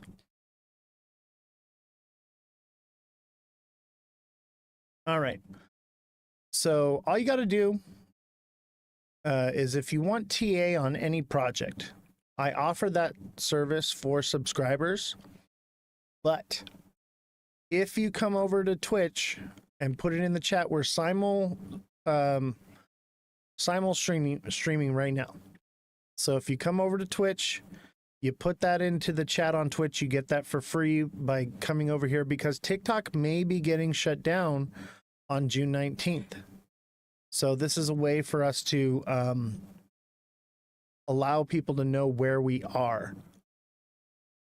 I think we're about to drop hard. You've been right about every angle. Hey, thanks, man. I appreciate it. Yeah, I think we're going to drop because we're in a moon cycle. That's why we're getting a pump. And now we're getting retracement, and it's a blood moon, which is a red moon. It's a strawberry moon, so we probably won't see massive red candles. It's not a blood moon. A blood moon, expect massive red candles, but a strawberry moon, you'd expect what we're seeing right now, just a little bit of red on the end of the moon phase. But the moon phase would indicate that we're headed back down. The Twitch link, all you got to do is go to twitch.com. That's Ozthecryptogoat, all lowercases, no spaces. It will not allow me to add the link, but just Ozthecryptogoat. My name is the same on all platforms. So we're on Twitch, YouTube, and TikTok. So just go into Twitch, go into the search bar, type in Ozthecryptogoat. You're going to find it, no problem. Did you find it? There's a new link that needs to be added to TikTok. The old link needs to be removed. We're just going to have to get it done after the show. All right. Smash that like button, subscribe to the channel, share the show with your friends. Sorry, we're dealing with some technical issues. We've been building the new Discord and all kinds of new things. So there's a lot going on. Really hot in here right now. Can you make sure that that door is shut all the way? All right. So here's the news. XRP surges past 240 as investors flock to PFM crypto, redefining AI-powered cloud mining with the official launch of XRP's mining project. This was June 10th. This is today. What a lie. This is a lie. XRP did not surge past 240 whatsoever. And this is how they lie to you. This is why we're here to fact check things. This is why you cannot trust the news. Look at, we went to 233. That's it. 233. And the news will lie to you. It will tell you all kinds of nonsense. We clearly did not make it past 240. 240 is all the way up here. That's got a long way to go to get there. So don't trust the news. Trust in the goat. 240. I just wanted to bring that up to show you guys. The news will lie to you. It says it surged past 240. This is such nonsense. Such nonsense. They don't know what they're talking about. I can't believe, I feel like it's just children running these news articles. Revolution just posted the Twitch in the chat. Ozthecryptogoat, all lower cases, no spaces. All right. SEC eyes exemption framework to boost crypto innovation. Let's hear it. SEC eyes exemption framework to boost crypto innovation. The U.S. securities regulator is working on an innovation exemption to stoke the creation of more on-chain products and services, according to Securities and Exchange Commission Chair Paul Atkins. Atkins, a former crypto lobbyist, said during a Monday crypto roundtable led by the SEC's crypto task force titled DeFi and the American Spirit, that he has directed staff to consider a conditional exemption relief framework. Exemptions could speed up innovation. These temporary exemptions would relieve firms from specific regulatory requirements to foster innovation in emerging tech sectors, provided they meet certain conditions. Atkins said it would speed up the process of bringing on-chain products and services to market, while the SEC staff considers amendments to the Commission's rules and regulations. Source: U.S. Securities and Exchange Commission. An innovation exemption could help fulfill President Trump's vision to make America the crypto capital of the planet, by encouraging developers, entrepreneurs, and other firms that are willing to comply with certain conditions to innovate with on-chain technologies in the United States, he said. At the same time, Atkins said he has asked staff to consider whether amendments to the Commission's rules and regulations would provide needed accommodation for issuers and intermediaries who seek to administer on-chain financial systems. Most current securities rules and regulations are premised upon the regulation of issuers and intermediaries, such as broker-dealers, advisors, exchanges, and clearing agencies, he said. The drafters of these rules and regulations likely did not contemplate that self-executing software code might displace such issuers and intermediaries. Crypto framework is still a work in progress. The agency's crypto task force was launched on January 21 by acting SEC Chair Mark Uyeda, who was tasked with establishing a workable crypto framework for the agency. Atkins revealed in June 3 remarks to the Senate Appropriations Subcommittee on Financial Services that the SEC will hone its crypto policies with notice and comment and move away from shaping its rules through the courts. Paul Atkins told a Senate Appropriations Subcommittee on Financial Services that the SEC's policymaking is shifting toward notice and comment rulemaking. Source: YouTube. He previously appeared before lawmakers on May 20 and said the Crypto Task Force would release its first report in the next few months. New approach at SEC. During Monday's Crypto Roundtable, Atkins also bashed the previous administration under former SEC Chair Gary Gensler and its approach to crypto. Gensler was heavily criticized by the crypto industry for supposedly creating policy through lawsuits and legal settlements rather than rulemaking. Related, SEC charges Unicoin crypto platform over alleged $100 million fraud. Since Gensler resigned on January 20, the SEC has adopted a different approach to crypto, dismissing long-running enforcement actions against crypto firms. SEC staff have also released guidance around the most common crypto staking activities, saying they do not violate securities laws, as well as information about how federal securities laws could apply to crypto. Magazine. SEC's U-turn on crypto leaves key questions unanswered.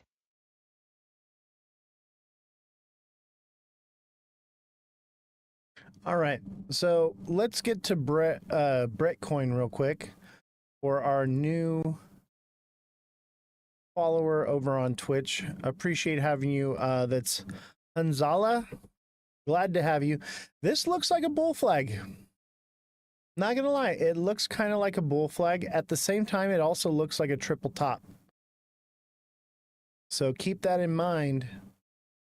It could go either way. It could go either way.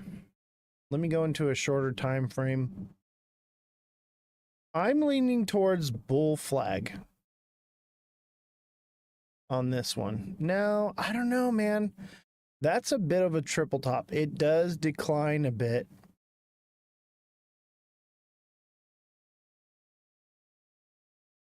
Let me look at it a little more. Let's see where it will go, depending on what it's going to do.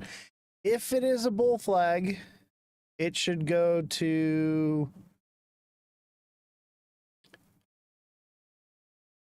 6 cents.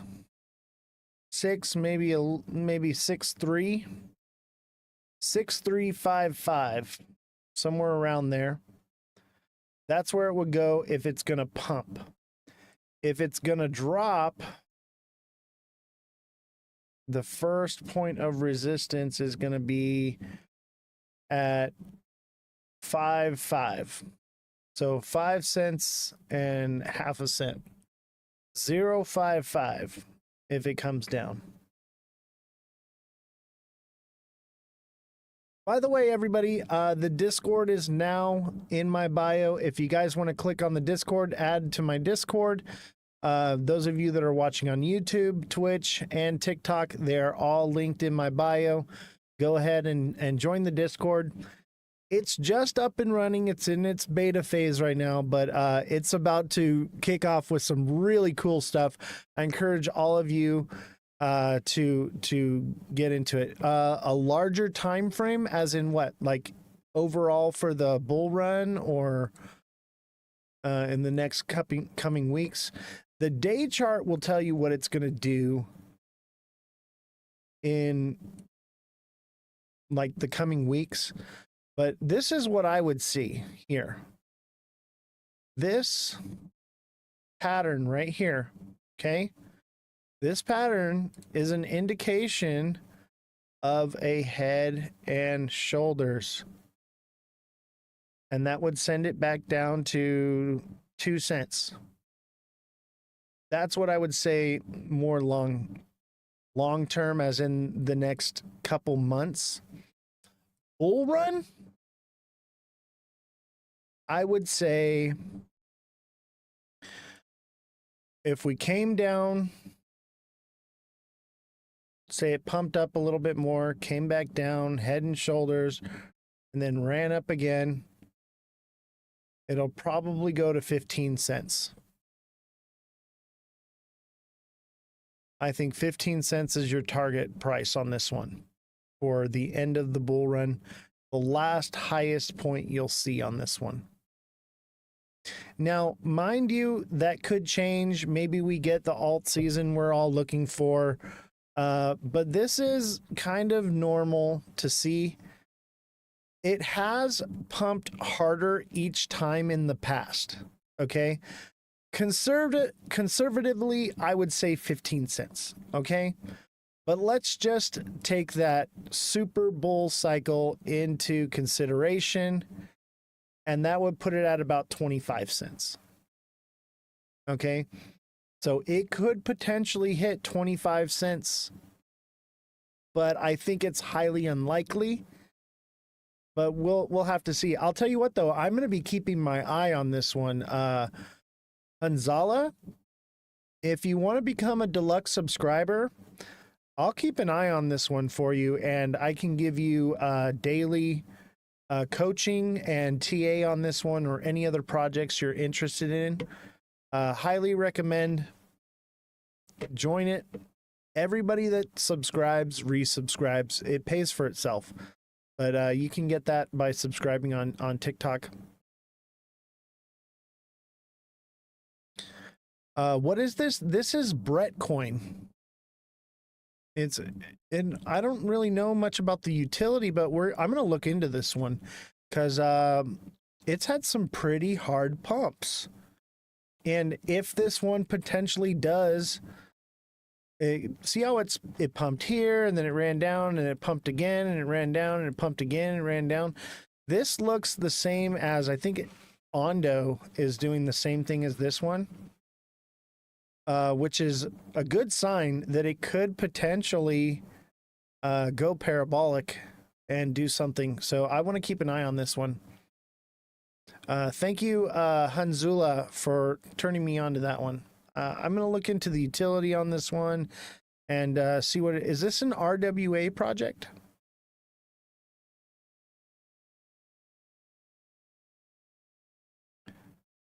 CPI tomorrow, bread are the do you know what's going on with Coinbase? What do you mean, Ethan? Coinbase went public, or not excuse me, Circle went public. What do you mean Coinbase? Are you getting locked out of it? Or hey, TikTok seller, thank you for the heart me. Revolution, thank you for the 7 popular votes. Revolution, thank you for the 2 let 'em cooks. Appreciate the gifts, guys. Send in some let 'em cooks right now. We need some let 'em cooks. Engagement's a little bit down. Let's see if we can get that. And if you can't give, hit the like button, guys. I need y'all tapping that like button. Start tapping away. Let's get the viewership up here. I need you guys' help. We got to work together. Keep this show alive. What will happen to the market with the CPI tomorrow?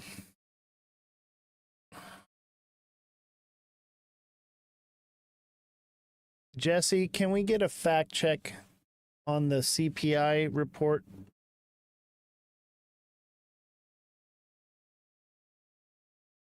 I would expect that rates aren't going to come down. I do have an article covering it, but that's why I'm going to fact check, because I can't remember if it's tomorrow or not, because I feel like I would have known that. Jesse, can we get a fact check on the CPI report? I'm going to turn your mic up.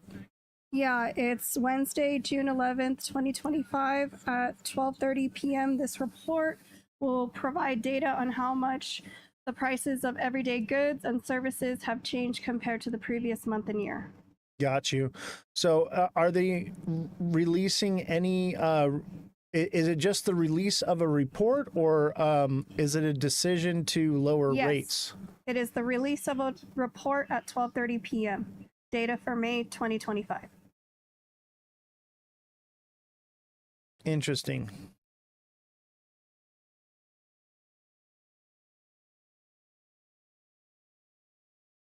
Wow, we just got hit with a flag.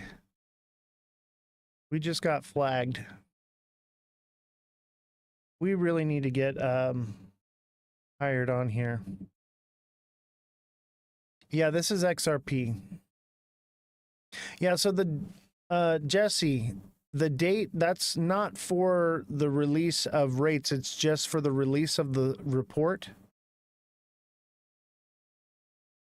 Yeah, it's just for the release of the the CPI. Right.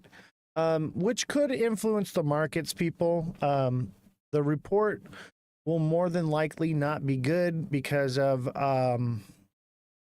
GDP is down. They said I was using unoriginal content. That's the reason why. But I would imagine that nothing good will come from it, or it'll be basically skewed numbers, skewed, inaccurate. They always release inaccurate information, which then the Fed uses as a reason why, oh, we don't need to lower interest rates. And then the real report comes out and then it's much worse than what they actually originally said. And then what they do is they say, oh, well, it's still not bad enough. And it's a way to mitigate any kind of freak out, I guess. I don't know why they can't just give it to us straight. They act like we're children. I'm going to leave Brett Coin up because we're going to look into that. Jesse, can you look into Brett Coin? I believe it's on Tether Network.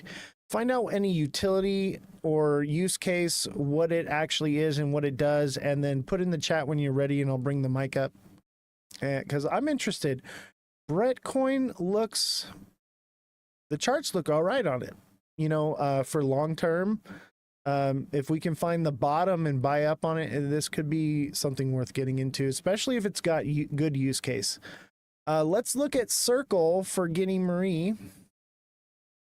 We love Guinea over here. She is one of our top supporters. How you doing, Guinea? Glad to see you. Another restriction.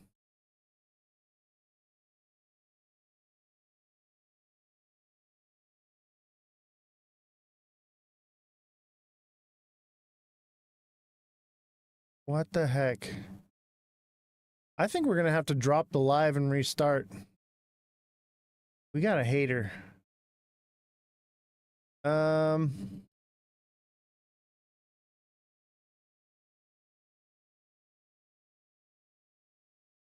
Okay, our appeal was approved. Golly, man, why can't people just be cool? Do you trade during CPI reports? What do you mean, do I trade? Trade based on what the charts tell me, but I buy the rumor, sell the news. I would imagine the rumor is that the reports are going to be good news and people are going to speculate that the interest rates are going to get dropped. But I believe that those people are drinking the Kool-Aid and don't understand what's actually going on. And it'll be quite the opposite that we get. I would love to see interest rates drop. Man, if interest rates get dropped, believe me, I am on it. Like I will turn the green light on, okay? We will be full green, okay? But I just don't see it happening. That's why I got the white light on, because it's kind of a state of indecision right now. It's a meme coin. Got you. Thank you. All right, we don't trade meme coins here, but I will definitely chart it for you. I have no problem charting it for you, but Brett is a meme coin. Zyzix, thank you for posting the Ozthecryptogoat and the Heart Me. Appreciate you. HD Malicious with Let 'em Cook, TikTok seller with a Heart Me. Appreciate you guys. You guys are awesome. You guys keep this show alive. We need those gifts right now more than ever. Any kind of gifts you can send. It doesn't necessarily have to be a Let 'em Cook, but send a Heart Me because we're now being shadowed on TikTok because of those violations. So I need your guys' help to be liking, sending Heart Me's, sending gifts, anything you can so that we can break through this. I will tell you, since we've been covering the Dead Daddy story, we haven't had an issue with this in a very long time, and now all of a sudden we're having issues, and I have a feeling it's because of us covering that, even though we're a neutral party. And I'm just looking for facts in this, the whole thing. Guinea Marie, I think you might have missed it. Message me directly. I don't want to talk about it yet. But I'm an impartial in this whole thing, and I'm not taking any sides. What I'm looking for is facts. Okay?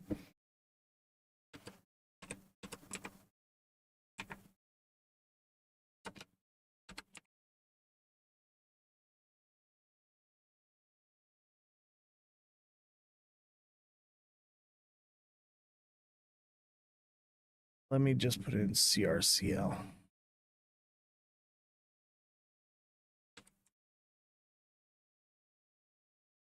There we go. For some reason, this chart only comes up when I put it in this way. All right. So what I tell you, pump and dump, that's what Circle is. And I'm going to buy it when it's good and cheap at the end of the month here, once we hit 30 days. So we're in the 1 day chart. It's only been 1, 2, 3, 4 days. Is that correct? It's only been 4 days. By the end of the month, this thing is going to be bottomed out. I would imagine that this thing don't have much more steam left in it. You know what it looks like to me?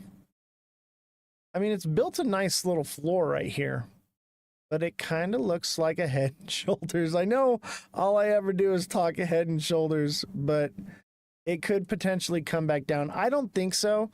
I think what they're going to do is try to hype it and keep it relevant, and then they'll rug it. And it's technically not a rug. This is a fundraiser. To what? Gamer, you got to be more specific in your questions. I really love you and I want to help you, but you got to be specific in your questions, love. I can't help you if I can't understand. Coming down to what bottom? Well, right now I would say this is an accumulation phase bottom if you think it's going to go up. Let me see. I would say the bottom's probably like $75. I can't believe how well this IPO did. This is phenomenal. You just don't see this kind of stuff in IPOs. I'm looking to long-term hold this one, so I didn't want to get stuck buying it at too high of a price. I have to say, like, it's holding steadily. But if the moon cycle affects it, it'll bring it down. But I don't think this one has been around enough to be affected by a cycle. You're thinking of buying more? Let's watch it over the next few days. I'm still waiting to buy. I'm still watching this. Yeah, I'm still waiting. I want to see what it does. I would say it's in consolidation, trying to hit the bottom, not the top. But look, it's hit a bit of a double top, or right here. I wouldn't even say that. I wouldn't even call that. No, this is a Head and Shoulders right here, this smaller, and that's going to bring it back down to 103 minimum. But let's keep an eye on it, Giddy. I'll tell you what, I'm going to start focusing on this for the price points. I know I just focus on XRP mostly, but we'll keep an eye on this, even though it's an IPO. Maybe I'll put that into the Discord. I think what I'm going to do is maybe add a section in the Discord for stocks. So different stocks that we're doing, and it's going to be for subscribers only. So you're going to have to be a deluxe subscriber in order to access that stuff. Or maybe I'll make a special section. I'm still working on the server for the Discord. But we'll figure that out, because I have a good feeling that TikTok is going to be dead technology to us very soon. Let's see here. Let's look at the other chat.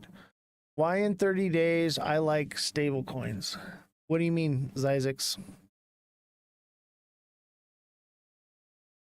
Anonymous, how you doing, buddy?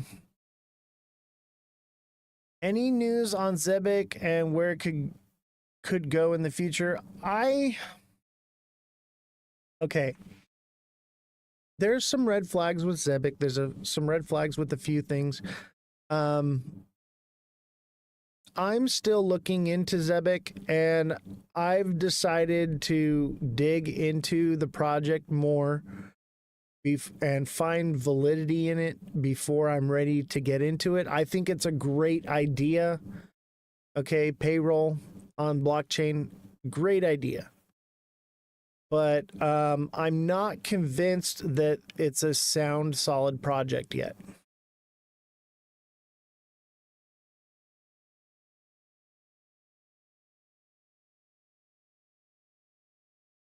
Yeah, I like that stock too, Guinea Marie. Zyzix, thank you for the heart me. HD Malicious, thank you for the let him cook. Zyzix with the 20 roses and Guinea Marie with the heart me. Thank you very much, guys. You guys are amazing. We have almost reached our goal for the let him cooks. Who's got me with some let him cooks? Help me out here. Yeah, Ricky, it's one of those things where I'm not going to try to get into it in this bull run. I'll catch it on the next one.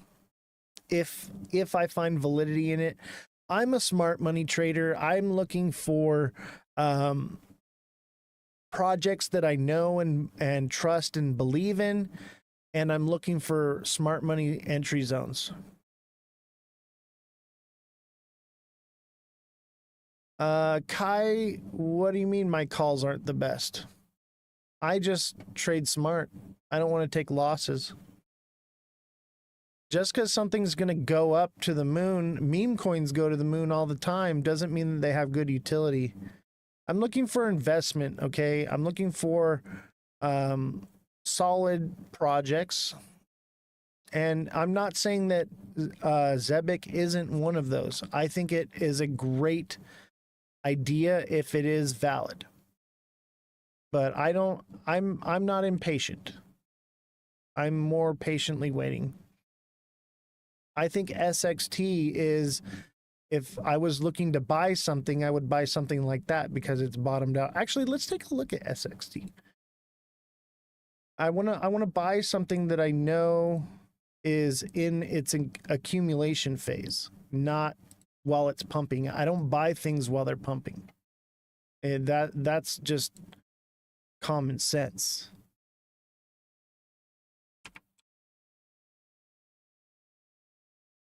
SXT.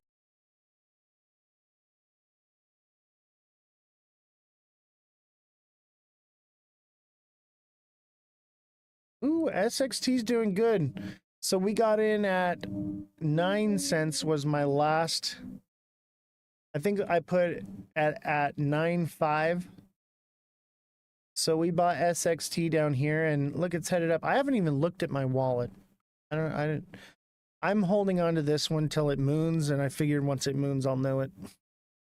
I didn't know not to buy while it's pumping and learn that watching. Thank you, Guinea Marie. I appreciate you putting that out. Looks like a flag? What do you mean? What looks like a flag? You talking about the SXT? Like a bear flag to head down? That's possible. The chart SXT looks like a flag. Yeah, it does, huh? And the problem is that there's no previous data to tell us, oh, that's a bull flag. It's about to take off. But it does. It looks cool. But I'd say that 9 and 10 cents is the accumulation zone. And that's pretty much where we've been at. It used to be 10, 11. We adjusted that. 10, 11 was for this area. We got our pump. Now we've adjusted to 9, 10. It could pump again, and then we adjust for 9, 8. And we just keep doing that and taking our profits up here. And if it's on its way down, doesn't mean there's not money to be made here. You know, we'll just keep an eye on it. But I believe in the project on this one. I think this one has great promise in its use case. It's so new, and I just don't see any other coins that do the same thing. There are others that are like it, but they don't have the partnerships it has, and it doesn't do off-chain. Off-chain is the key on this one.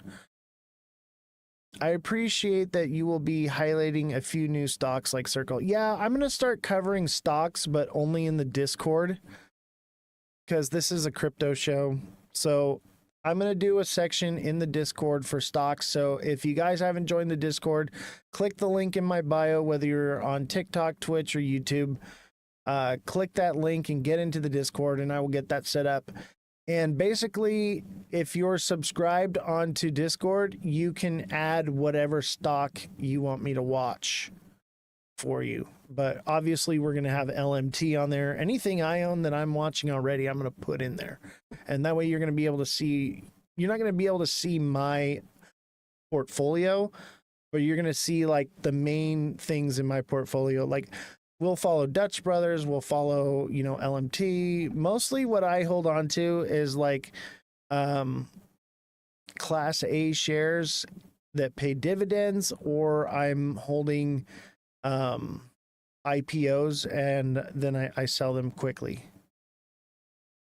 But Circle is an IPO that I would say Circle is up there with Dutch Brothers for me.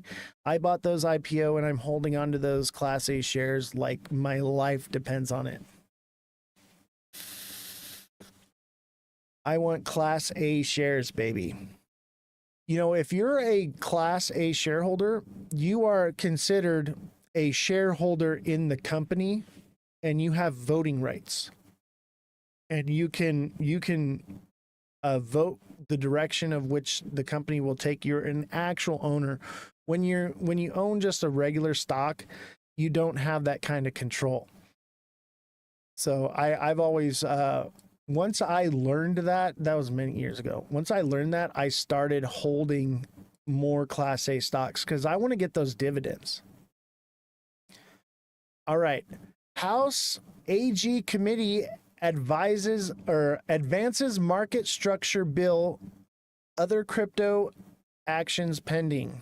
The market structure bill got an overhaul in the two House committees at the same time while the Senate stablecoin bill is streaming towards a finish. So this is another legislation coming out for crypto. This is good news. This could be part of why things are pumping right now. I think more or less it's the moon cycle, but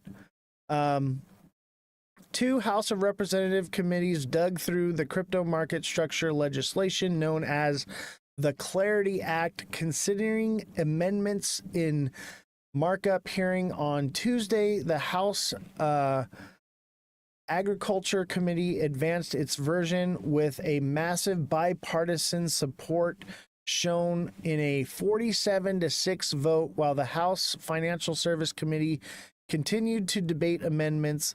Both panels need to move the bill because they share jurisdiction over crypto activity. At the same time this week, the Senate is nearing a final vote on the stablecoin legislation known as the Genius Act, which industry observers say could happen as soon as Wednesday.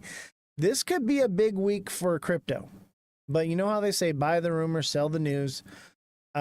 This could be something that gives things a pump in the short term. But I think overall things are headed down for a little while. Bullish Babe, thank you so much for the hat and mustache. Appreciate you very much. Thank you for the heart me, Bullish Babe, as well. And Revolution, thank you for the heart me. And guys, don't forget to go follow Bullish Babe. She's been very helpful with she's coming on the show as a guest and turning me on to our agent here and stuff. She's just been wonderful, and I'm glad to I would call her a friend now. So happy to have you in the community here with us. Everybody go on over to Bullish Babe's profile and send her a follow. Great content, very informational, very fact-based stuff. Great content. She goes live with Cosmic, I think, once a week. Cosmic's really cool. He's been too busy to come on, but I'm hoping once he gets back from vacation, we'll have him on here as well.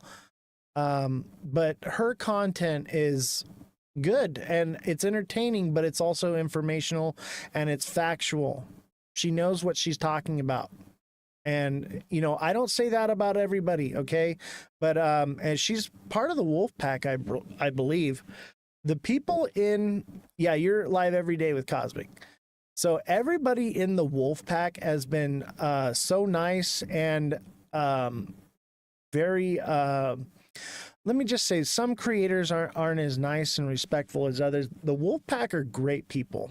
And they're all, I know Cosmic's all about the algo and RWA stuff. I'm leaning towards that line of crypto side, RWAs. Nanny Crypto, thank you very much for coming into the live. It's great to see you too. I had to take a day off yesterday because we spent the whole weekend working on the Dead Daddy case, and we're still working on it. I'm working on getting in contact with White Rock directly right now. So they're supposed to be reaching out to me. So I'm not going to be releasing any information until I get to the bottom of this story. But just so you guys know, I am digging. You guys already know I dig. I dig with a fine-tooth comb over here. Nothing gets by me. We have a whole team. Should be interesting to see how White Rock saga continues. Yeah, I mean, I have a lot of information that I haven't released to any of you guys, so be patient with me. But when the time comes, when the time is right, we will move forward with that story. But this one could take a long time for the information to come out. The DD story is crazy. Glad you're looking into it. Yeah, man. It's necessary. It needs to be done not only for, the community, but for the creators as well. We need to get to the bottom of this and figure out what's going on. But I'll tell you what, right now, I am a neutral party. I will not take any sides. I will question everything that comes across my desk. It's what I do. I'm not here to have a bias whatsoever. That's what makes this a great show. Let's see. I still don't know what the story is. I know Guinea Marie. I think Guinea Marie, send Dead Daddy a follow, and the whole story is in his bio. You can go check it out on basically his side of the story, but there's more to it. Oz, I will message you. I'd love to have you on my live as vice versa. Yeah, Nanny, let's do it. I got you. I generally don't do guest lives. I did that live for Francesca because they had agreed to come on my show, and I wanted to extend that courtesy. So anybody that's willing to come on my show, I will make time. However, weekends are hard for me. That's when I'm off, but I can make exceptions from time to time. So we'll work something out. I got you. Anybody that is a creator that's not out here trying to rip people off and trying to do good for the community, message me. I want to get you on here. I want to talk to you. I want to see your viewpoints. I want to hear what you're thinking. Basically, when you come on my show as a guest, it's a conversation. It's a chat.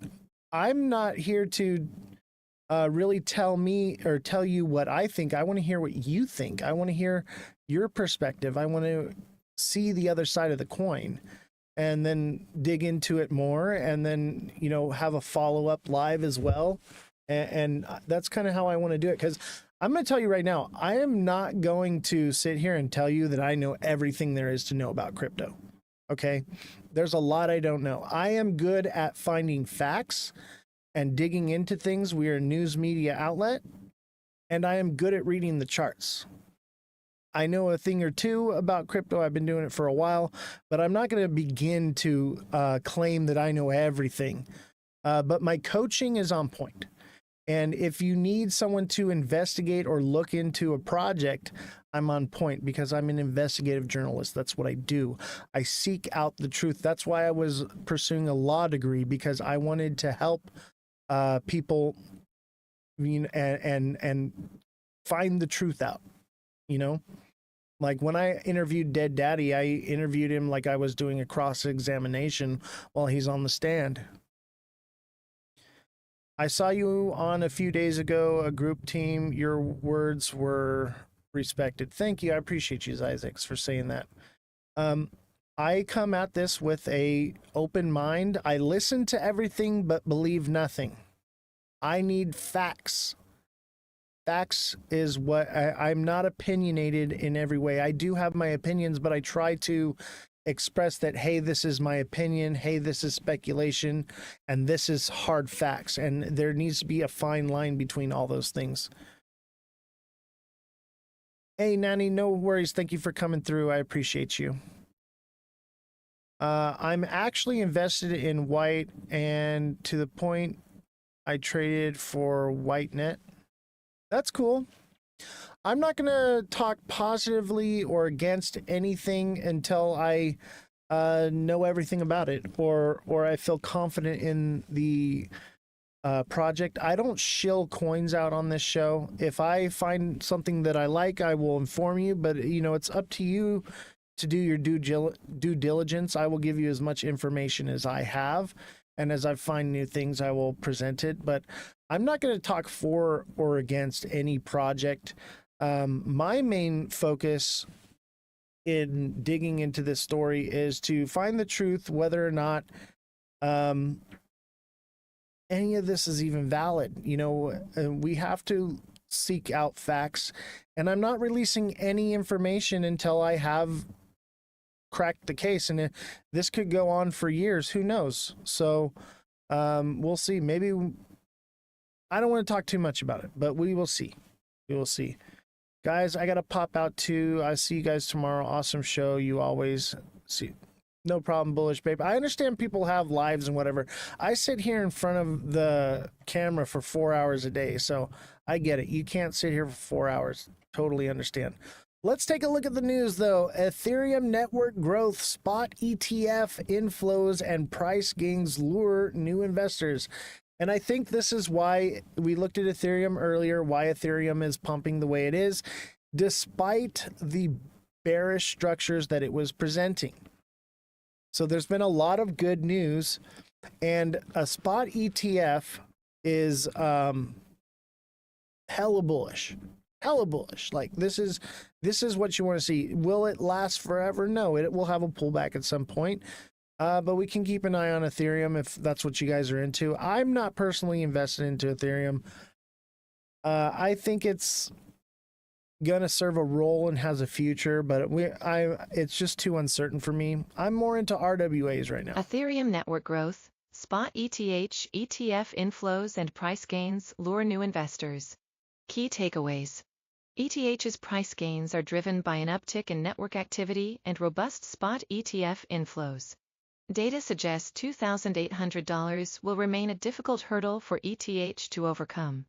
Ether, ETH, has traded within a relatively narrow range between $2,370 and $2,770 since May 10th, yet several indicators suggest potential for upward movement. Ethereum continues to lead the blockchain space in both deposits and activity, when its Layer 2 scaling solutions are included in the analysis.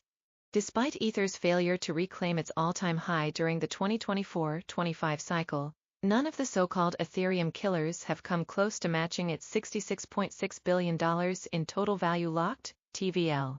Ethereum currently holds a dominant 61% share of the market, while the two largest competitors together account for only 14%.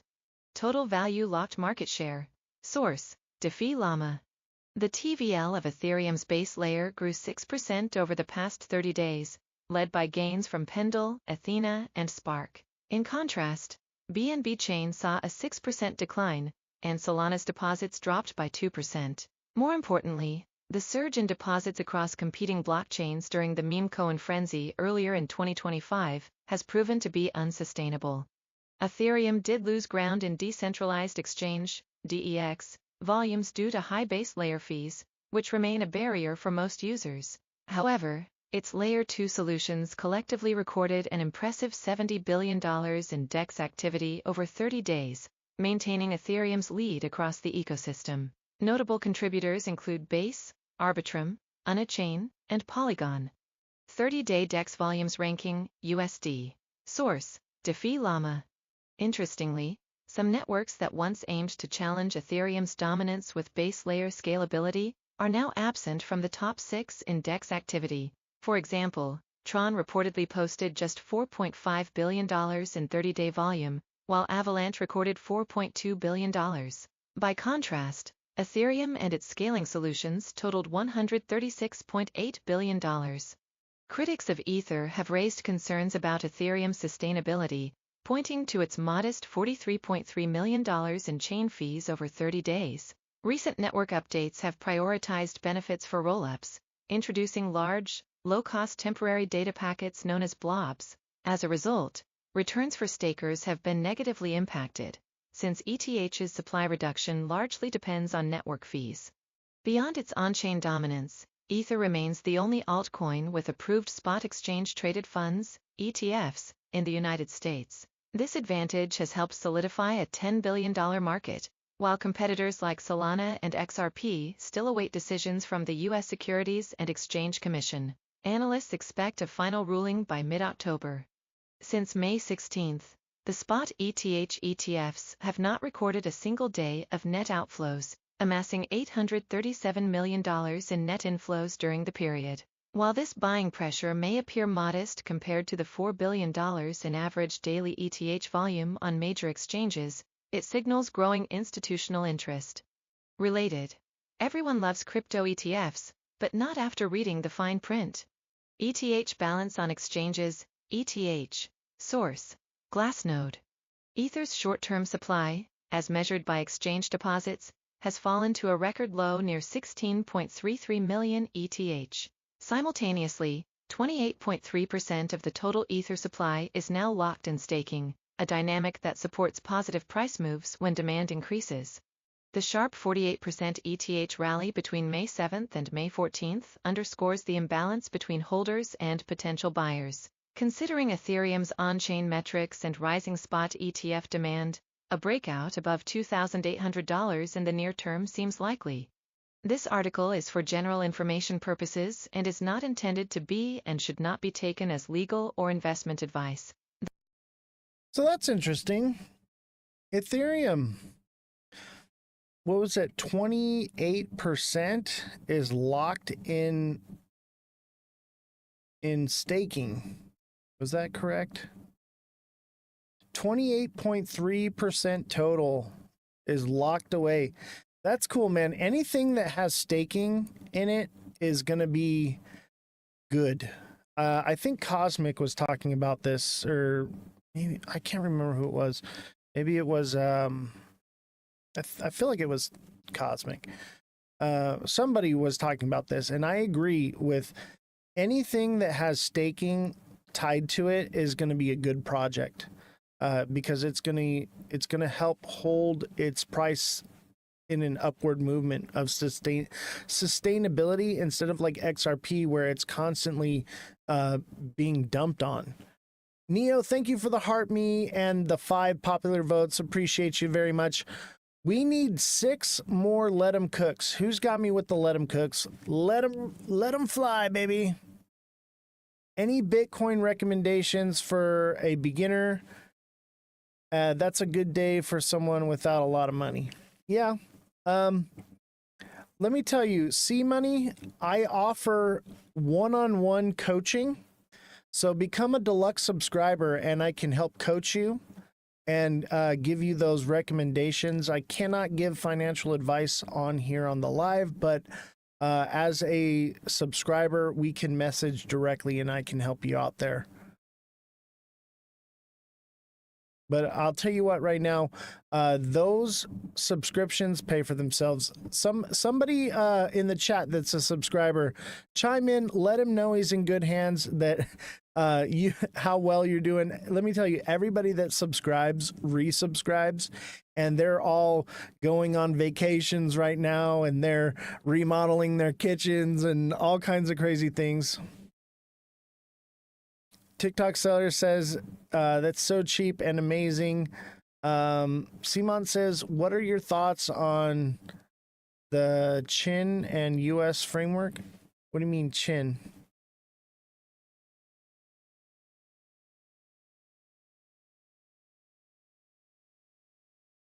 Let's see here. We got some gifts. TikTok seller with a 3 let 'em cooks. Simon with 3 let 'em cooks. Neo with 3 let 'em cooks. Thank you guys so much. Appreciate you.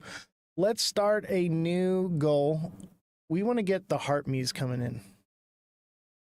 Let's get the heart me's. So there's the new goal. Send a heart me if you haven't sent one already. My vacation is July 2nd. So glad to hear that, TikTok seller. Yeah, TikTok seller and Guinea Marie, they take full advantage of my coaching. and they are just thriving. When the markets are down, we're cheering. When the markets are up, we're cheering. We are calling it every single day. It's just incredible. And you can't get all this information from the live. This is one-on-one coaching. I'm going to teach you how to cure your FOMO. I'm going to teach you how to make smart money investments. I'm going to teach you how to set up your wallets, how to just every aspect of this. Like I can train you into becoming a profitable trader. I'm retired. I'm 37 years old. And I've retired off of crypto, and now I do this show out of the kindness of my heart because I like to hear my voice. I like to talk. I'm a talker. And two, I want to help people. Simon, thank you for the heart me. Appreciate you. Let's get another heart me goal. We're going to make the goals the heart me's. And don't forget, if you send a heart me, claim your rewards points by clicking it again, and that way you can get free stuff to send back to me and level up. Mar, thank you for the heart me. Appreciate you. Let's do another one. Let's keep those heart me's rolling in. Those help the show out a lot. There we go. We got another heart me goal. Thoughts on syrup? Yeah, I got you, bro. I got you. Pallet Town Trader, thank you for the FYP. Oh, China. Thoughts on China and US framework? I think it's the runaround, baby. I think it's just the runaround to keep tariffs low, but who knows? Maybe we get a deal. I'll tell you what, a deal would be very bullish. A deal with China is the main one. The China and the EU, those two deals will either crash the market or make it go parabolic. Syrup. I think we looked at this one before. Oh man, look at that thing. I made a nice, kind of like a bull flag, I guess, but look at that thing go, man. How long has this been out? November? Interesting. Look at how this thing has been performing since May. Wow. Mar, are you in this one? Please tell me you bought down here at like 9 cents, bro. If you did, like, round of applause. Round of applause. This is beautiful. This is what you want to see, man. Dude, congratulations. Congratulations to you. I would tell you this. It's not following the market. It's doing its own thing. It's newer. Jesse, can we get a market cap and coin supply on syrup, please? Chime in the chat when you're ready. I'll mic you in. Popular vote is another help for the show, and there's no limit to how many you can send. Yes, send in the popular votes, guys. Actually, I'm gonna change the GIF. We're gonna change it to popular votes. I don't know if it allows me to use popular votes as a gift here. Let me see here. Hold on. Don't worry, Mar Lopez. We're gonna talk more about this one. Hang on for me. I don't see popular vote on here. Yeah, it doesn't give me an option to put popular vote. Let's do goats. This way I can do 100 goats. If we get 100 goats, I'll buy like a goat. Yeah, I'm looking into, okay. I'm going to turn your mic on now, Jesse, and you can tell us the market cap and coin supply on syrup. You're mic'd in. Okay, market cap for syrup. The token for Maple Finance is currently around 520 million USD. This figure fluctuates based on the current market and circulating supply of syrup tokens. How many tokens are in supply?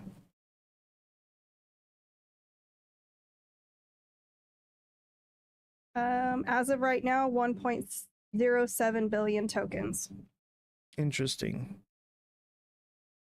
So it's decently low market The cap. maximum supply is 1.19 billion. 1.19 billion. Can you check and see if there's like an escrow who holds most of the supply? This is cool though. This is maple syrup. What utility does this have? TikTok seller, thank you for the 19 popular votes.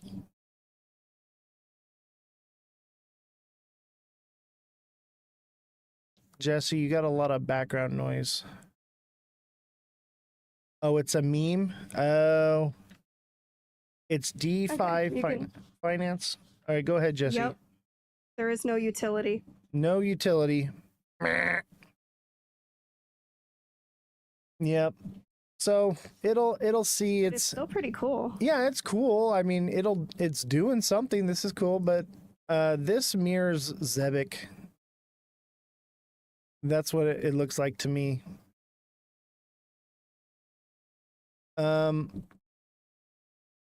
Where can it go? I'd say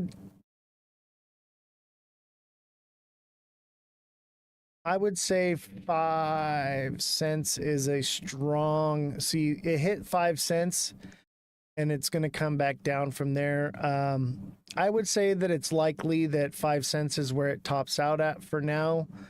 It could create a bullish structure and then continue on from there. But 5 cents and 50 cents and 55 cents are going to be strong psychological zones on this one. Yeah, the moon is big and red tonight. That's why I think we'll see red candles instead of green candles today.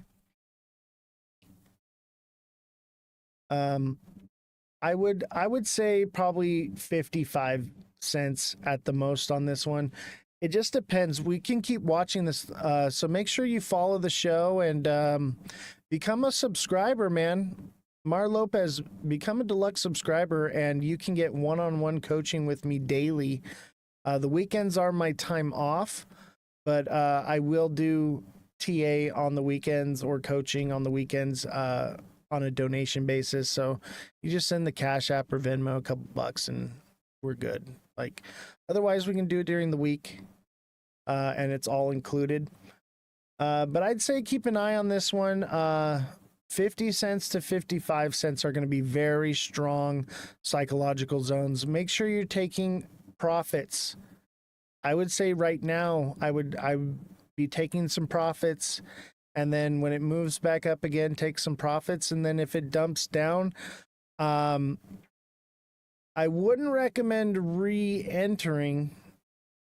You know, that's up to you if you believe in it, but it being a meme coin, I would suggest, not financial advice, but maybe move the profits into a coin that has already hit its bottom and has serious utility, something like SXT or whatever you prefer, whatever you believe in.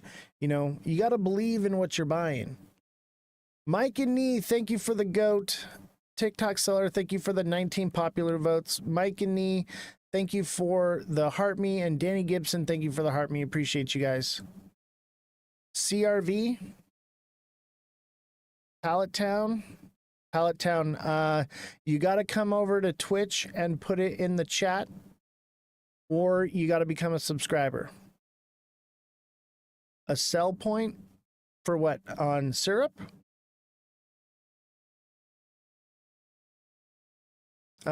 TikTok seller just pinned the Twitch on the chat, so come on over into the chat.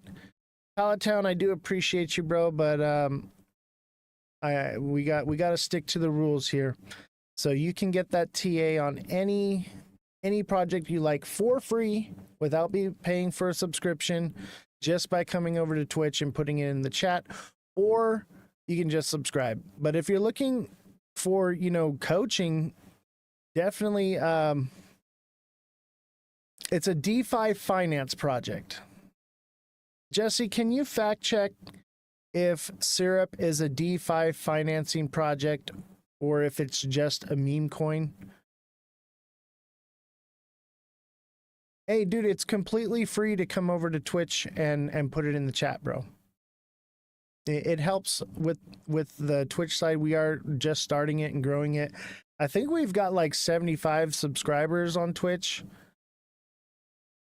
I know, but Mar Lopez, that's the point of having a fact checker here. We want to dig to the bottom of things because we want to know the truth. We want to find out exactly everything we can. So, Jesse, I'm going to mic you in, and can you tell me what's going on with it? So you're mic'd on.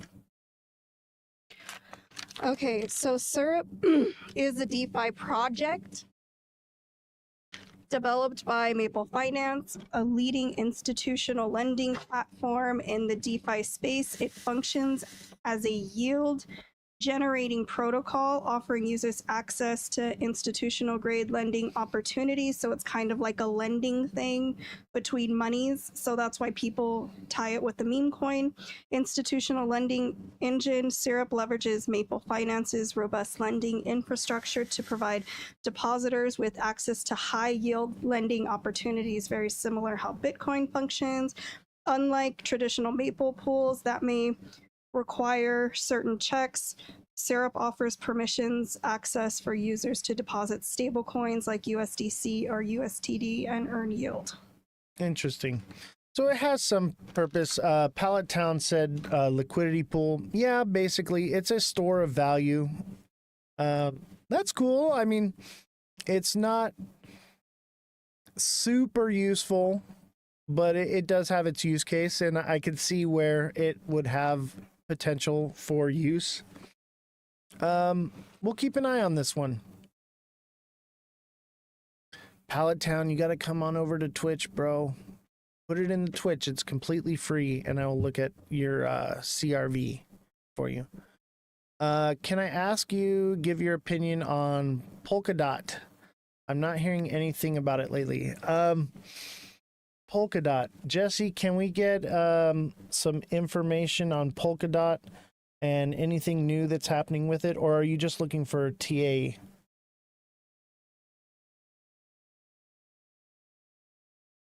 All right, cool. Thanks, Pallet Town. Appreciate you.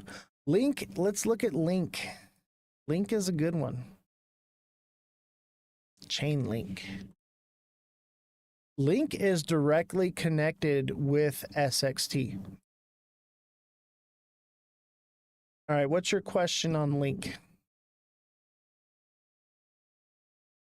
You just want a TA on it, Danny? You ready? Okay. Oh, can you look into Polkadot? Use cases, any new information on it? She's looking into Polkadot. You gotta stay away from the audio equipment. It gives feedback. She's looking into Polkadot. Annoyed, thank you for the heart puff. Appreciate you. We'll look into Polkadot, but the fact checker's got to dig first and find out all the information. But is there a specific question you have on Polkadot? If you're looking for TA, you gotta, if you want that for free, you gotta put it in the chat on Twitch. But if you're looking for just information on a coin, I can have the fact checker pull that up. I'd like to hear your thoughts about Jasmy, got digging and have a huge partnerships. Yeah, we can look into, so bear with me. We can only do one at a time here. So let Jesse look into Polkadot and then we'll go into Jasmy. Danny Gibson, I would say that we're still in a head and shoulders formation right here.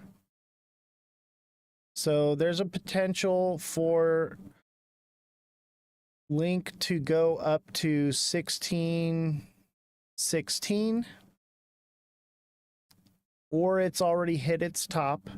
It looks like it made a diamond bottom right here. So we had a diamond bottom. It's fulfilled its diamond bottom. That could be the end of it where it's at right now. It could potentially go up to 16.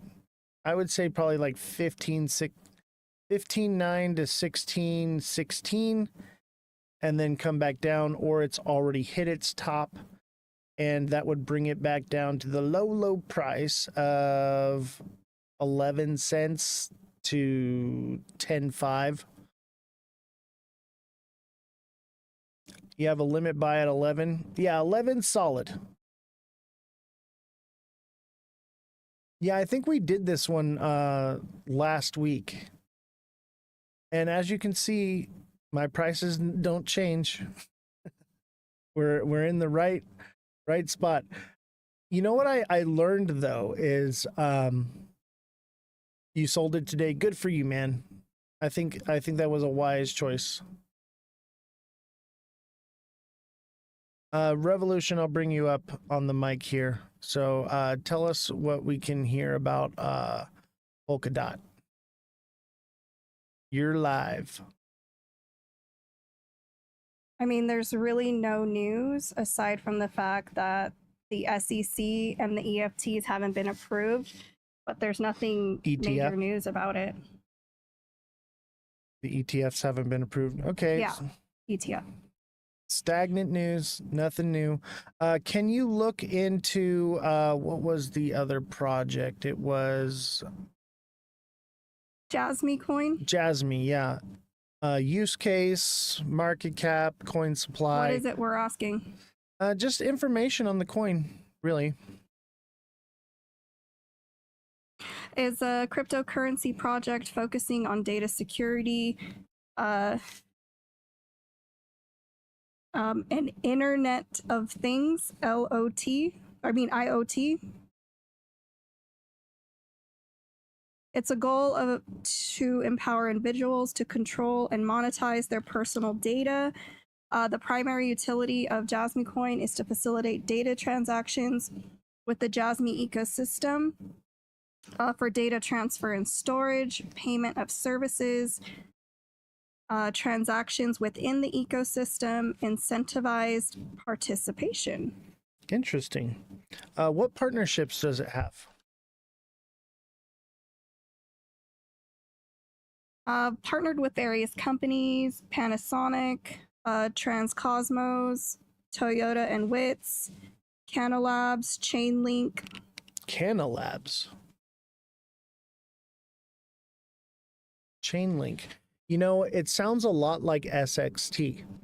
So let's turn Justin onto SXT and why we like SXT. So can you give us the use case on SXT? SXT is basically very similar to Jasmy, but it's off-chain data verification. So it's more secure. It can't be hacked by a quantum computer, things like that. It's on the Ethereum network, but I believe it can operate on the XRP ledger. Let's do a little recap on SXT because that's very similar, but SXT is different in the way that it verifies data off-chain. But Jasmy sounds very, very similar, but SXT is partnered with Microsoft and Chainlink.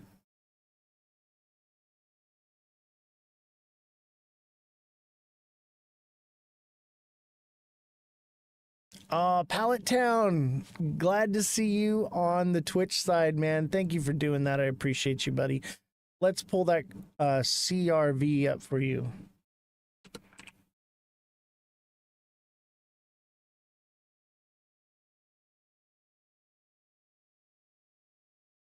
Let's see, that's Curve DAO token, the US dollar. Does that look correct to you?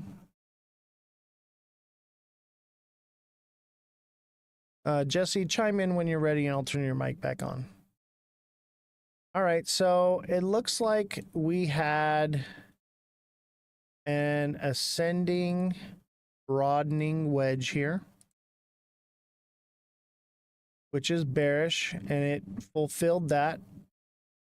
And it seems to be pumping up now, but it also emulates the market as far as what other things are doing.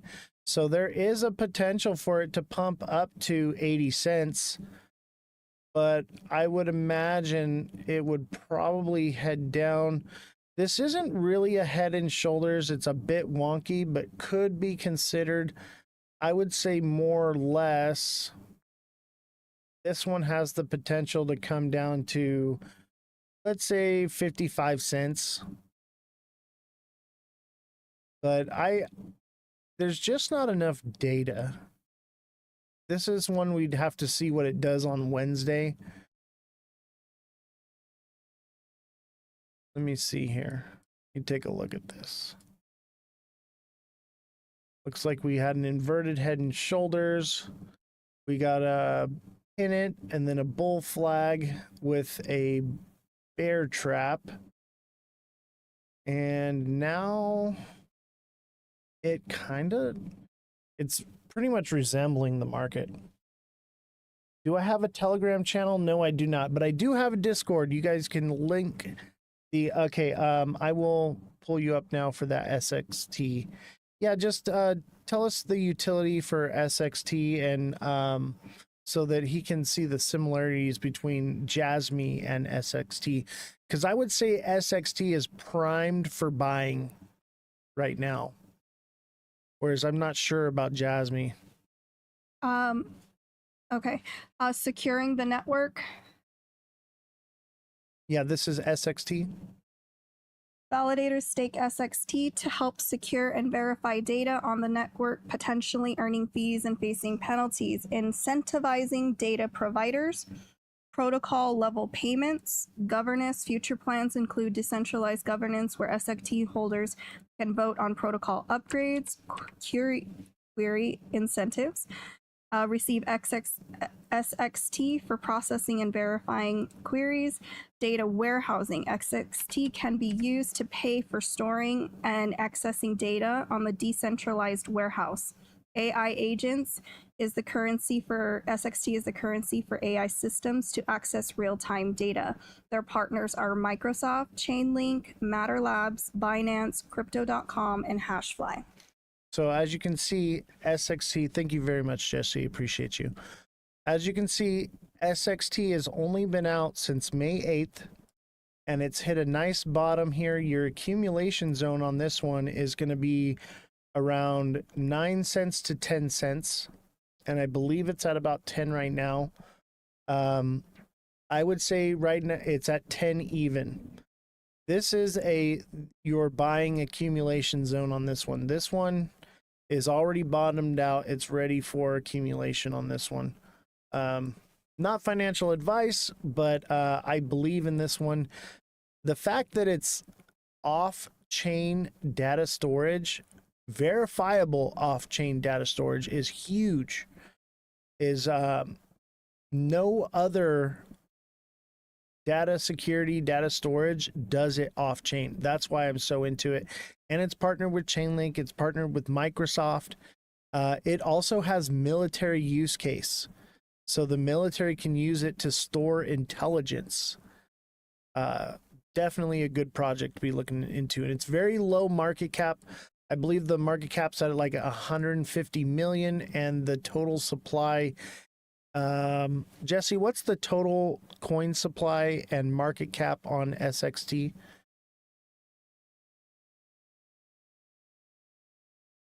Is it actually in use? Not yet, but it's one of a kind.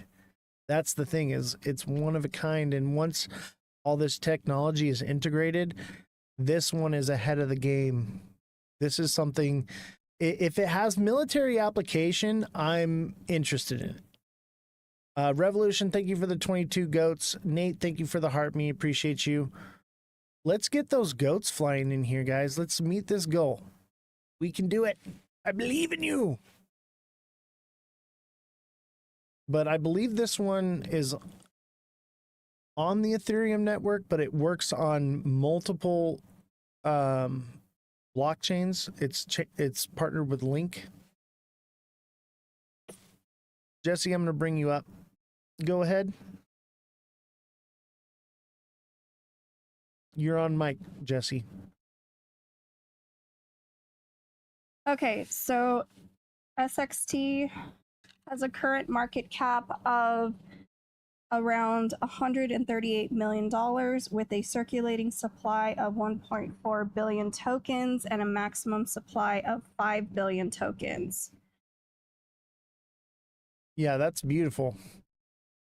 I got to buy some TikTok coins, help you out here. I appreciate your information. No problem, man. I appreciate you.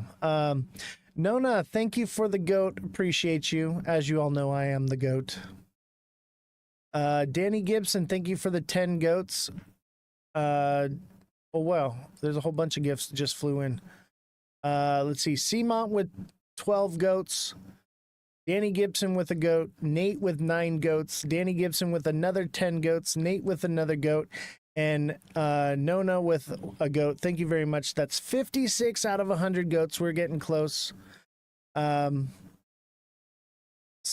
looks like it's probably sorry, didn't mean to get off track there, Pallet Town.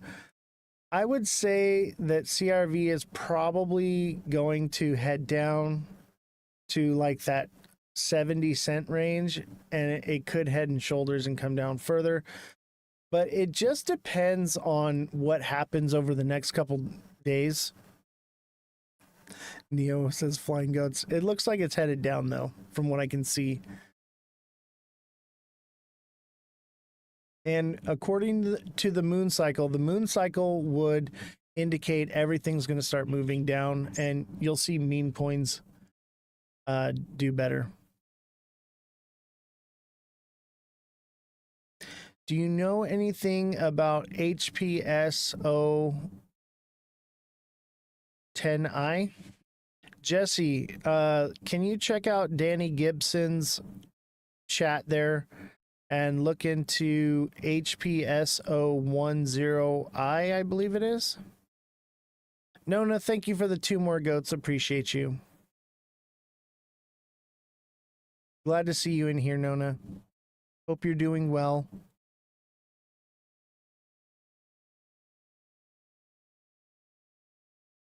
I hope everybody on that end. I don't want to get too much into that story yet. I want to get all the facts together, but I hope everybody is doing well, and because I'm sure the anxiety is at the maximus right now, and I'm hoping to alleviate some anxiety here and get to the bottom of all this.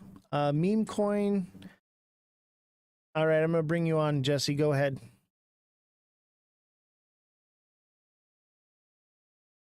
I guess it's an actual coin, and I don't know if this is what you're talking about, but it says 1 Harry Potter Obama Sonic something. Is that what we're talking about? Because I guess it dropped 1.44%. Danny Gibson, is that the correct coin? Harry Potter something? Oh my gosh. What can you tell us about it, Jesse? Wow. And it has use case and utility? There's nothing to tell. It's a fun coin.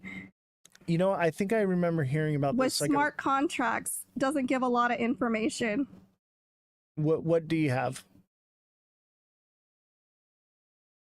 I'm looking right now. It's supposed to be up like 25%. Let me look at it. Let me look at Danny. You crazy, bro. Oh, man. All right. What was it? It was HPS. It's not even coming up in thing here. Let me see if I can highlight it. And bear with me. Bear with me. HPSO. No, OS. HPOS 10I. Yes.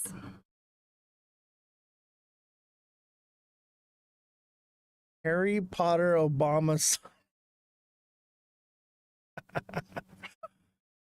I can't with these names. Children should not be managing our money. Oh my god. Yeah, Joe, all you got to do is come over to But Twitch. technically it's a meme coin. Joe, all you got to do is come over to Twitch and put that in the chat, and I will do it absolutely for free. But if you don't feel like doing that, all you got to do is become a subscriber. All right, let me see here. Does this chart look correct? It looks like some Harry Potter shit. It looks like a wizard hat.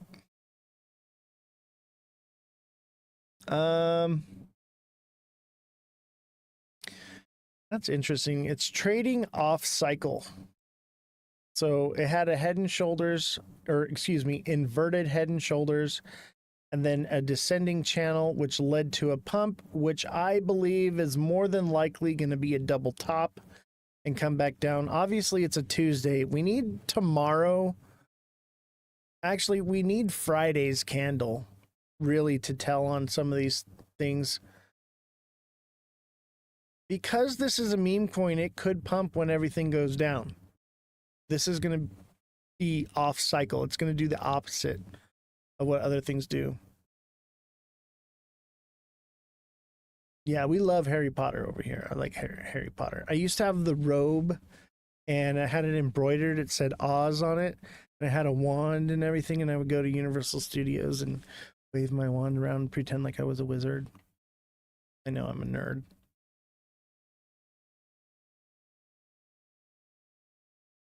This says this can't be the right chart. Hold on, this is not the right chart. Is it? It is the right chart.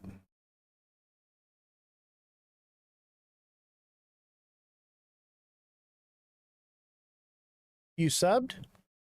I think you followed. So following is great, but subscribing is different. So down on the bottom here, there's a star with a little circle around it. That's the subscription button, and you click there. But TikTok may be going away, Joe Love. On June 19th, TikTok is supposed to be removed. So the idea of offering that service for free on Twitch is so that way you can find me later on if TikTok gets shut down.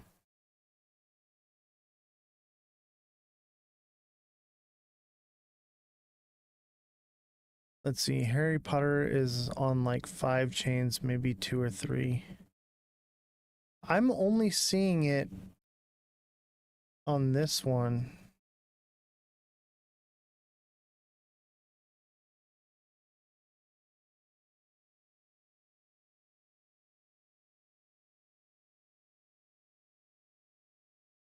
Price Bitcoin.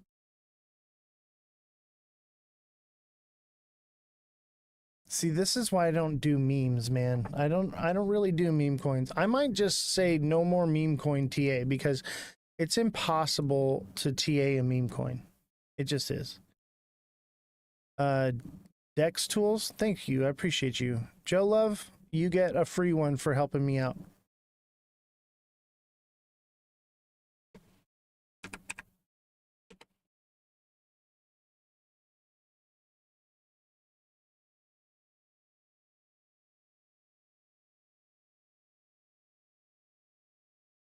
All right, let's look at this Harry Potter one. What was it?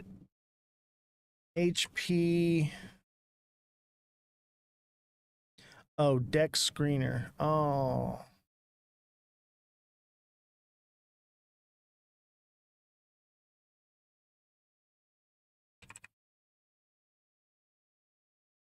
Dex Screener.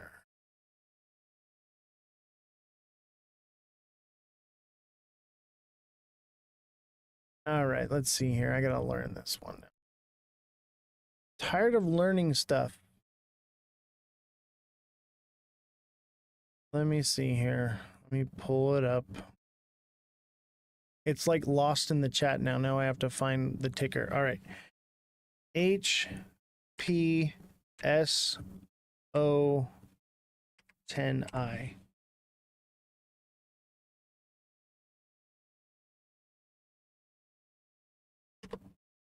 I don't see it.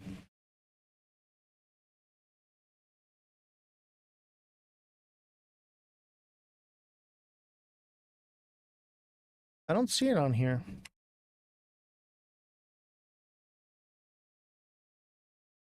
That's Danny, I don't know, man. Is that 10L or 10I? Hard to tell in the chat.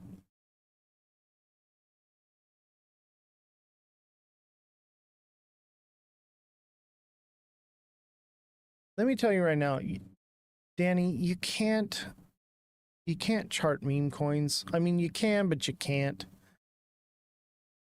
Let me see here.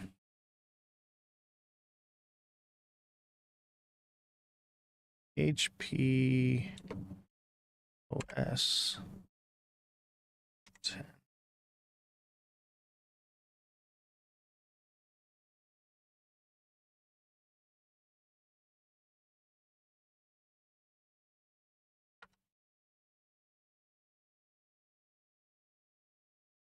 I'm going above and beyond for you, Danny, because you're a subscriber.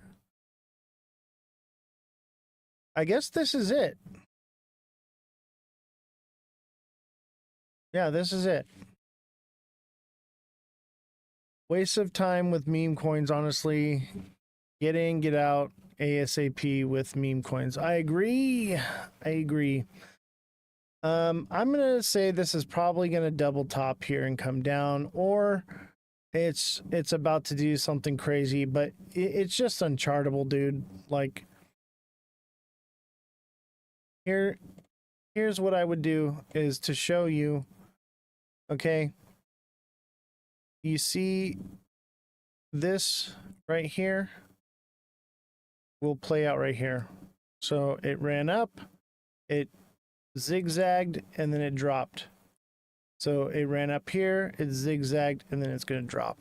That's the best TA I can give you on this one, because there's not really nothing that you can really chart. But there, look at how this thing spikes, man. It spikes and it drops and it spikes and it drops. It spikes and it drops, right? Very volatile.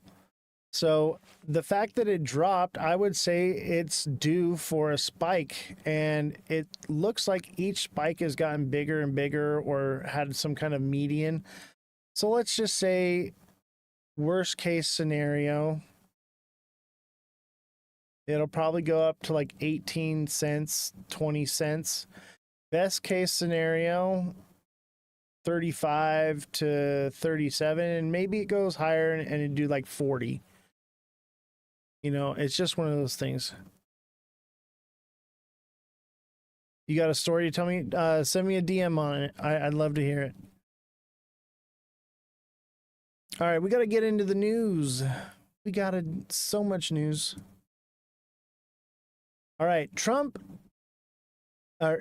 tariff impacts begin as vehicle shipping volume drops more than 70%.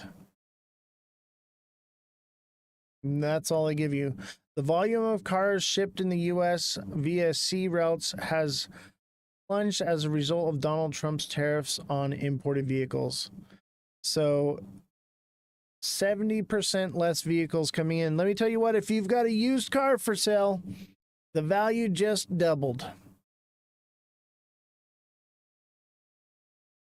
Let's see. U.S. and China meet for trade talks in London. A new round of talks aimed at resolving the trade war begin. The U.S. and China has started in central London.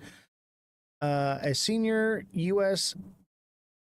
Delegation, including Commerce Secretary Howard Lutnick, met Chinese representatives such as Vice Premier He Lifeng, that's a name.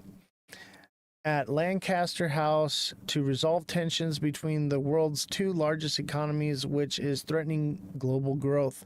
Chinese exports of rare earth, which are crucial for modern technology, as well as Beijing's access to U.S. products, including computer chips, are expected to be high on the agenda. Last month, Washington and Beijing agreed a temporary truce, but each country has since accused the other of breaching the deal. The parade is a waste of money? No, we already talked about what the parade was for. Come on, TikTok seller, you know better. It's not a waste of money. It's strategy.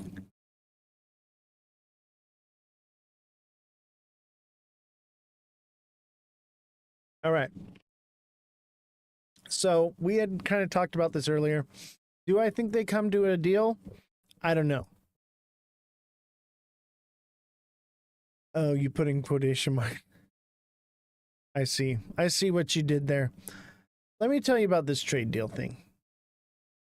This is going to go one of two ways, okay? And let me tell you, here's the issue. Donald Trump wants to bring manufacturing back to the U.S.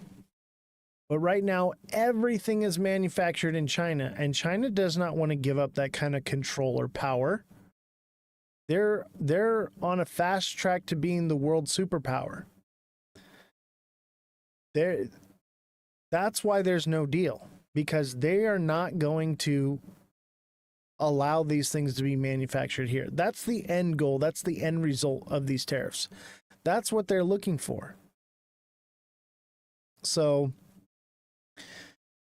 U.S. and China are probably not going to come up with a deal. Maybe they do, or they make a partial deal where they're like, okay, these certain items we have a deal on, but everything else is good to go. Otherwise, I would imagine 100% plus tariffs are coming because they can't reach a deal. That's what I would imagine. It could go either way, but I'll tell you what, right now, the end goal is to bring manufacturing back to the U.S. I doubt China's going to come up with a deal on that one anytime soon. I think more or less this is the race to the bottom. This is the way that they cripple the economies.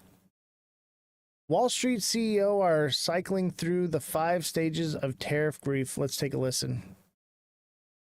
Support for NPR and the following message come from SAP Concur. LaTora Jackson is the Senior Manager for Finance Projects at AtriCure, a healthcare company creating technologies that help treat atrial fibrillation. Click the play button to hear her conversation with Ryan Demray from SAP Concur and learn how SAP Concur solutions give AtriCure employees more time to give back to their community.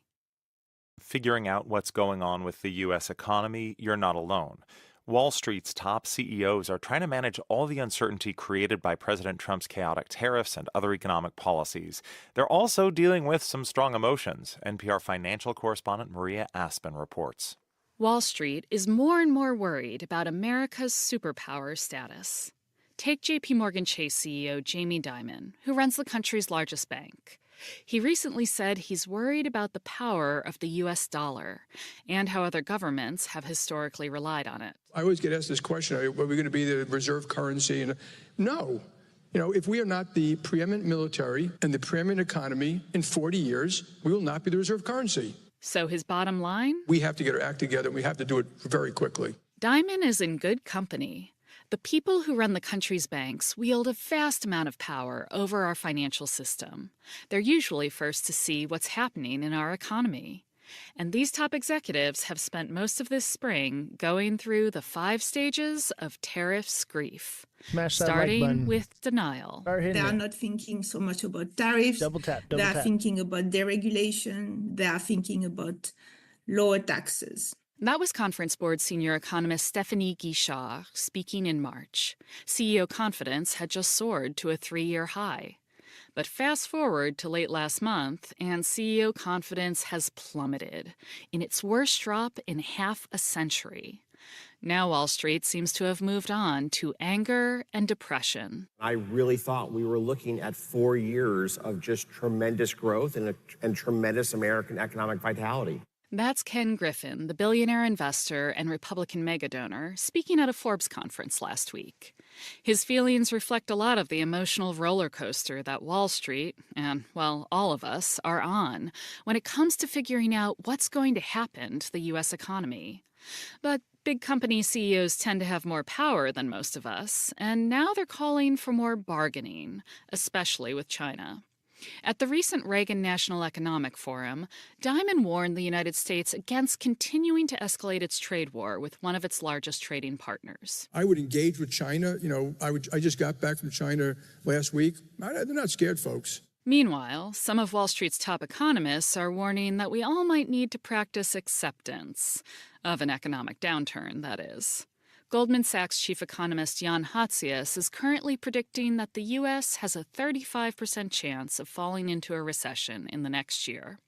That's come down from April, after Trump unveiled most of his tariffs. But as Hatzius said at a recent Goldman conference, 35 is still a sizable number. And I think a lot of it is around the fact that the president loves tariffs. It's not just the tariffs, of course. The surging national deficit, the president's proposed budget, and recent economic data have also worried investors, consumers, small businesses, and big business leaders. So if there's a silver lining to all of this tariffs grief, it's that Wall Street CEOs seem increasingly willing to speak out about it. Here's Katie Koch, chief executive of the bond trading giant TCW, at a recent conference. There's this narrative that we need to embark on these policies because somehow we were losing. She pointed out that Americans have reaped a lot of benefits from our country's global economic superpower status. We've done a lot of winning already, and we do have a lot to lose. And if that happens, Wall Street and the rest of the country will be starting the grieving process all over again. Maria Aspen, NPR News. Live from NPR News in Washington, I'm... All right, so, yeah, because Biden thinks Biden. I mean, there's issues with the Biden administration. They did not hold China to the rules and tariffs that were in place for China. So there is some fault on both administrations. But we're kind of stuck in it right now. We're stuck in it, and I think that this is going to be some growing pains. So if you think we're going to the moon, maybe think again. Meet Cheeky, what's going on, buddy? Glad to see you. Haven't seen you in the live for a while. By the way, everybody, make sure you're on Twitch because we will be having a Twitch exclusive at the end of the live. Nona, thank you for the 3 goats, the lightning bolt, and the you're awesome. I appreciate you so much. You're incredible. So make sure you guys get signed up because we will be going over to Twitch for a Twitch exclusive where we're going to talk about some things that we can't say here on TikTok. So make sure you come on over there. That's Ozthecryptogoat, all lowercases, no spaces. And don't forget to smash that like button, subscribe to the channel, share the show with your friends. Send in those goats, guys. We got to get this goal met here. We got 59 out of 100 goats. Let's get those goats rolling in. And if you haven't sent a heart me yet, make sure you send a heart me to help the show. That's going to help us out dramatically. World Bank predicts the worst decade for global growth since the 60s. Okay, the global economy will see the slowest decade for global growth since 1960 as the effect of Donald Trump's tariffs are felt.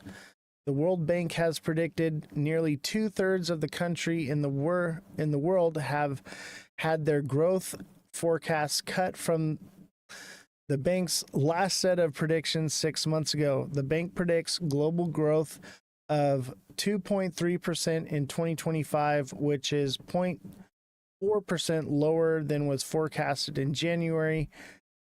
And for 2027, it predicts growth of 2.6%. Japan and Europe and the U.S. were among those downgraded in the bank's twice yearly report. So, yeah, this is not good. This is not good. Is it for certain that those numbers will be in 2027? No, we don't know that. It's a bit speculative, but growth is down, and that's across the entire globe. Okay, the entire world is seeing a decline in growth, and this is a global market that we're in, and this is not good. The lack of growth shows a lack of financial buying power, extra funds and resources to invest. Like, these are bad things for the economy, in at least for now. But I think maybe this turns around, but I don't know. I don't see anything good coming from this. What I see is a hot war. Bakersfield's looking good compared to downtown LA. Oh, I know. We're going to talk about that, but that's going to be on the Twitch exclusive, because we're going to cover some things. Me Cheeky, thank you for the 2 goats. Skinny Marie, thank you for the 5 roses. Me Cheeky for the 25 goats, and TikTok Seller for the 12 goats. Nona, thank you for the heart. Me appreciate you. Much appreciated. Oh, yeah, I want to hear about the LA stuff. Yeah, we're going to talk about the LA stuff, but we're going to do it on the Twitch exclusive. We're going to cover a few things on there. So make sure you get over onto Twitch. That's Ozthecryptogoat, all lower cases, no spaces. TikTok Seller's got it pinned there in the live. So come on over and join us on Twitch. Yes, we are going to have a Twitch exclusive tonight. So I got to fly through the news here. And then we'll do a little TA at the end. So if you want to get any TA done, you're going to want to come over to Twitch, because that's where the magic happens. That's where we get to talk about what we actually want to talk about. Let's see. So New York Fed, consumers expect inflation to slow. I'm not going to read this whole article, but for some reason, the sentiment of people is that inflation is going down and that they're going to be lowering rates soon. I just don't see it. What time? Probably at about 8 o'clock. You got about 45 minutes. I just don't see. I don't see it happening. Maybe in November-ish, sometime around that time we could see a rate cut, but I'm leaning towards we could get a rate increase at some point. Inflation is not down. Unemployment numbers are fine. There's no indication whatsoever that rates are going to come down. And when I feel like that has changed, I'll be the first one to admit it. I'm wrong, but nothing is indicating that that's what's going to happen.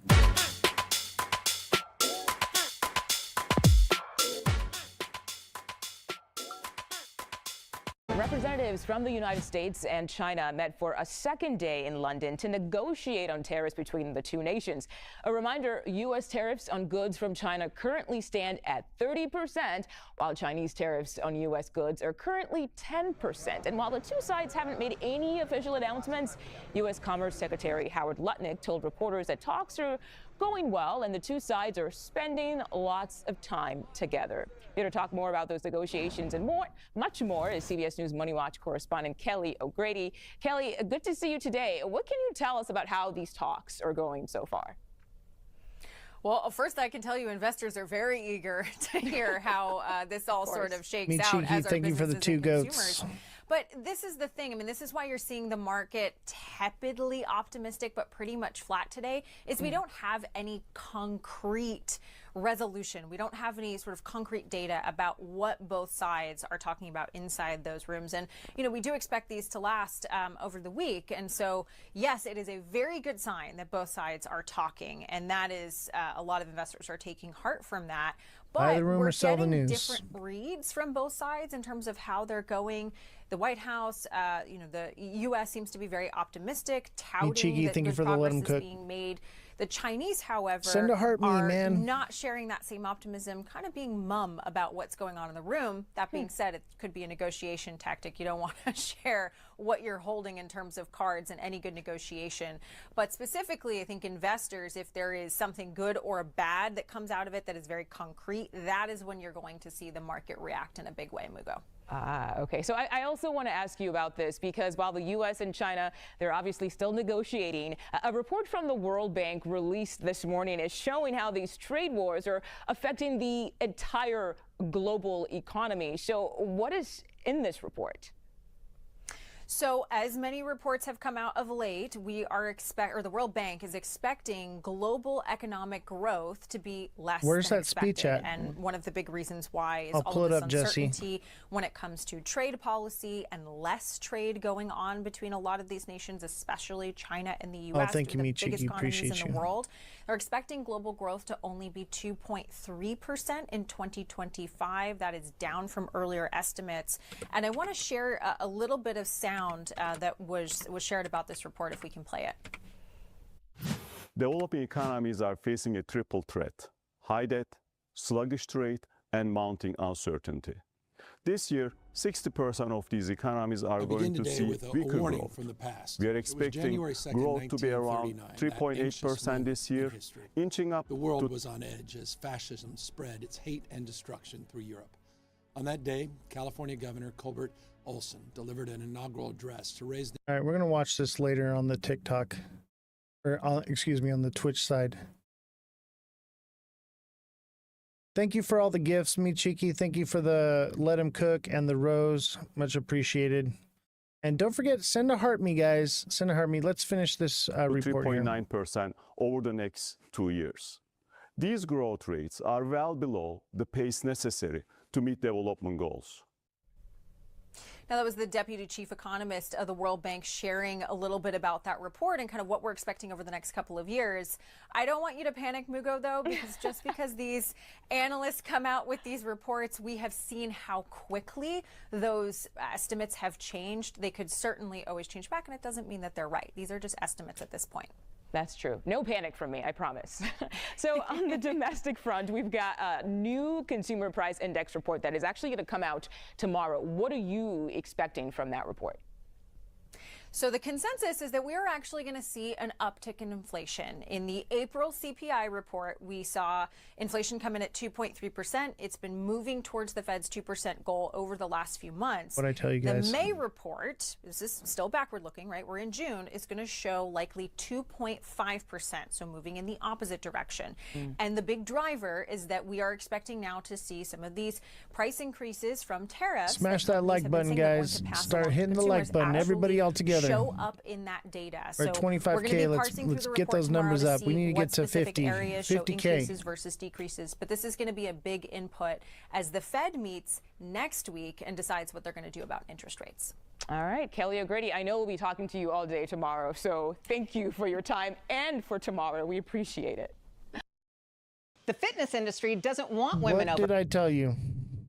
They're expecting an uptick in inflation. So I do not see anything indicating that prices are going to become, excuse me,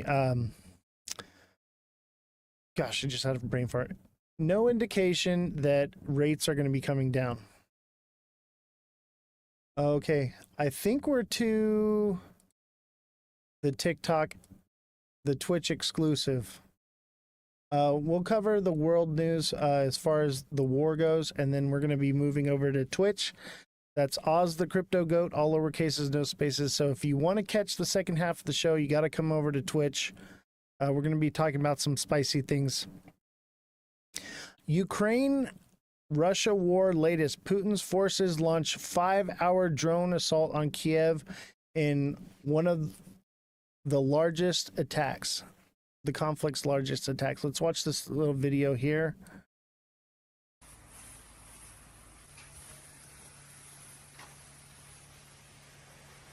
These are people's homes, man. This is crazy. It's not even like military structures. This is people's homes. Don't forget to come over to Twitch, guys. Ozthecryptogoat, all lowercases, no spaces.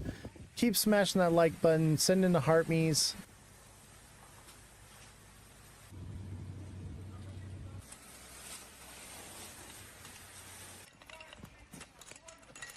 Keep hitting that like button, guys. Don't forget to come over to Twitch, sign up. Don't miss out on the second half of the show. Hopefully Guinea Marie doesn't miss it.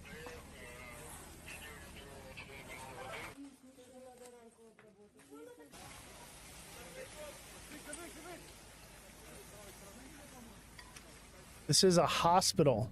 Maternity hospital. That's crazy. Drone striking a maternity hospital. Just, that's as evil as it gets.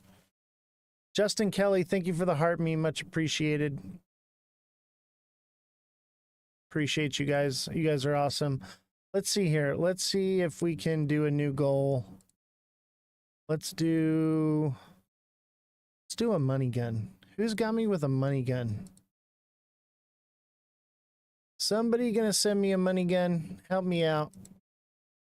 Let's see if we can get one of these money guns over here. And let's see here. Russia won't end Ukraine war until NATO pulls out of ballistics, says Moscow. Let's watch this video. Well, let me start with the absolutely horrible and tragic news that we've just heard regarding events in a school in Graz, in Austria. We would like to offer our deepest condolences to the families of the victims and the entire city of Graz, and we stand together in mourning and while we seek clarity in the wake of this horrible event in a school. That's awful, awful, awful stuff, man. In this video, we're going to be evil, evil stuff. I don't see any need for this war. It is just god awful. Let's take a look at XRP real quick before we jump over and do our Twitch exclusive.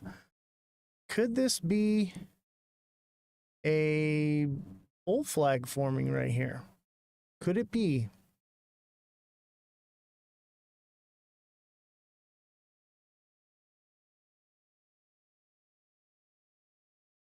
I don't know. I don't know. It could be.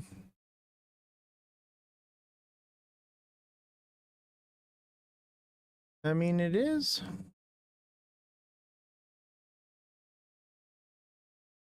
It kind of looks like a bull flag.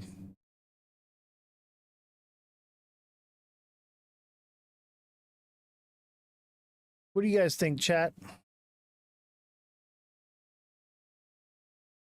Back? What do you mean, back? One day? This is the 1 hour right now. This is in the 1 hour. Revolution. Jesse. What do you mean by back? Everybody put FYP in the chat right now. Everybody put FYP.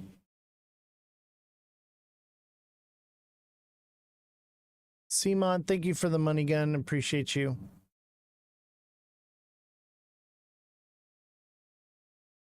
FYP puts the show on the For You page.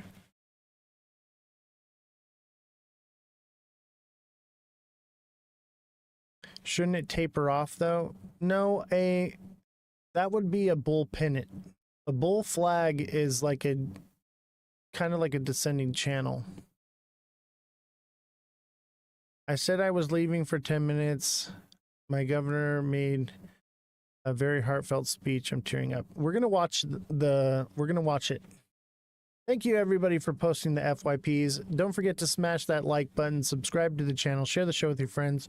And remember, subscribers, you can get one-on-one direct messaging with me. As a deluxe subscriber, you get one-on-one coaching where I can teach you and facilitate with not just technical analysis, but making smart money trades, making better life choices. We can just talk, man. If you just need somebody to talk to, a lot of you come on here and you just tell me your life stories, and it's very heartwarming to hear from all of you. Simon, I will do TA at the end of the show. So we'll do XTZ. Yeah, cryptotherapy. It's really more or less FOMO therapy that I'm helping with. But some people just need to talk, get things off their chest, you know. And I'm here for you guys. Life choices, God knows I need those. I know, right? Me Cheeky, we message back and forth. He's always telling me god awful jokes and stuff. He's a great guy.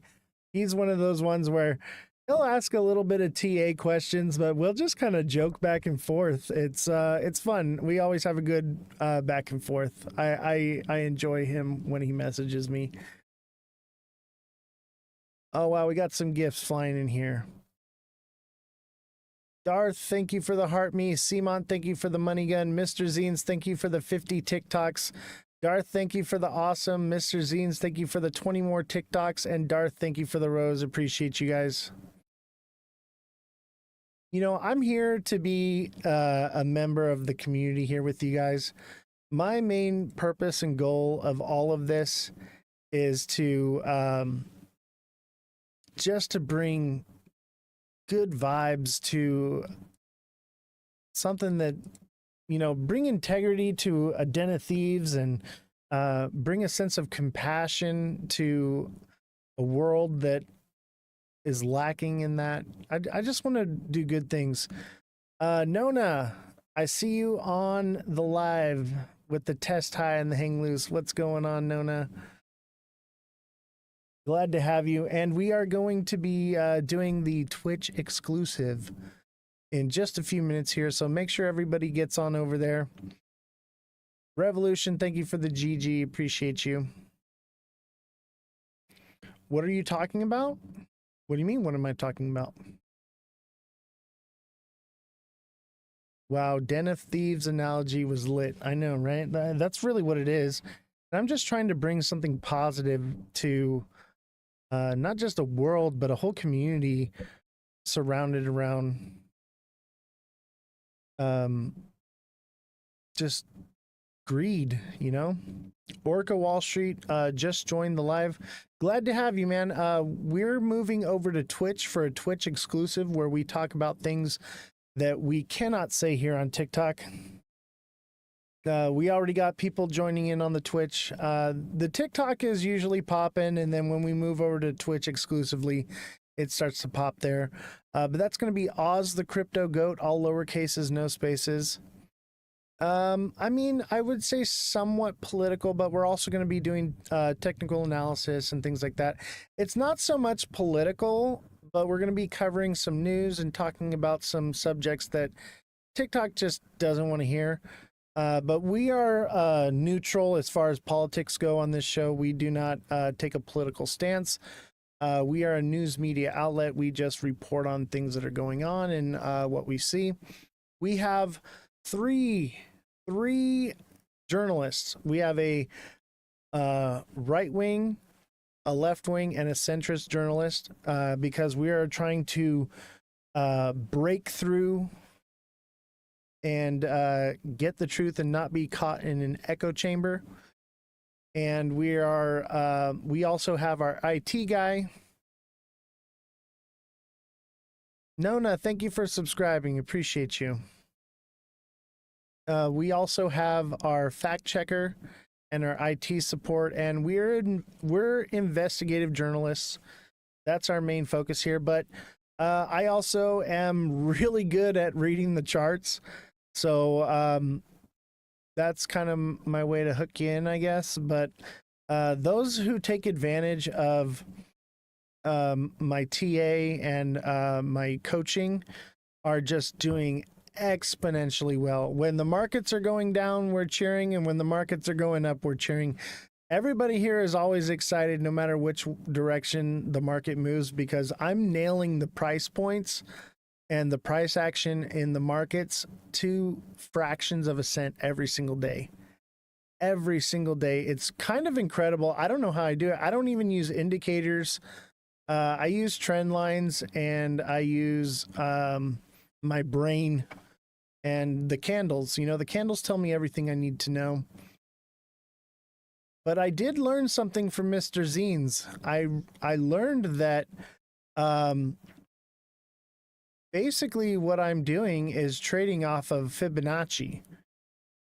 But I don't need to use a Fibonacci retracement tool because my brain does it for me. Mr. Zines apologizes to TikTok seller. TikTok seller, Mr. Zines says he's sorry. He's sorry. He had a few too many.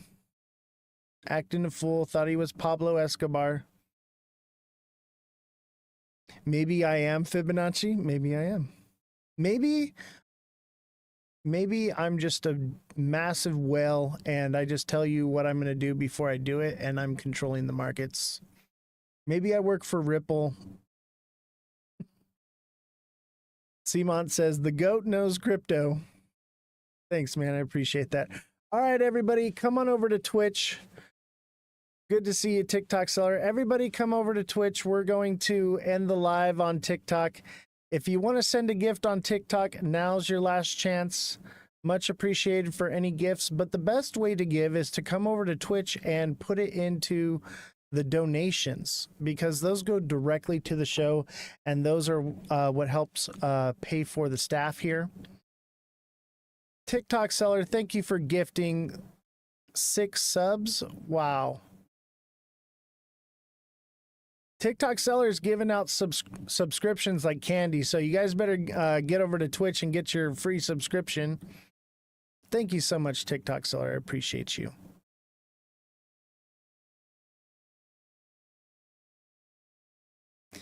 All right, guys, that's it for TikTok. I will see you on Twitch, and we're going to go over some stuff that we cannot talk about on TikTok. A little bit more spicy, a little less family friendly, a little more, I wouldn't say opinionated. It's still very factual. But, you know, I express more of my opinions there. Harley Dan's in the building. Glad to have you on Twitch. Unlock a random emote. Nice.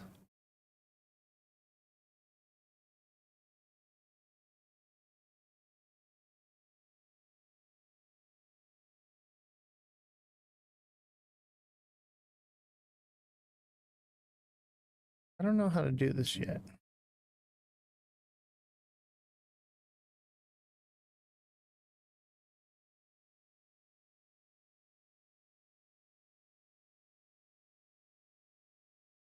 I don't know what I did. All right, everybody on TikTok, I'll see you on Twitch. That's Ozthecryptogoat, all lower cases, no spaces.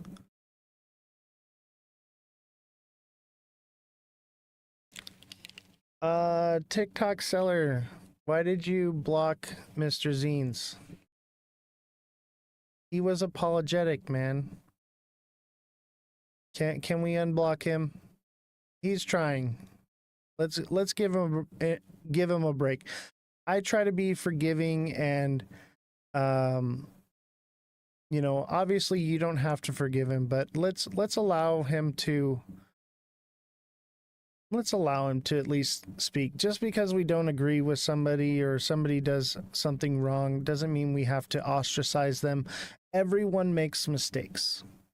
It's very important that we don't create echo chambers by removing people, even our adversaries.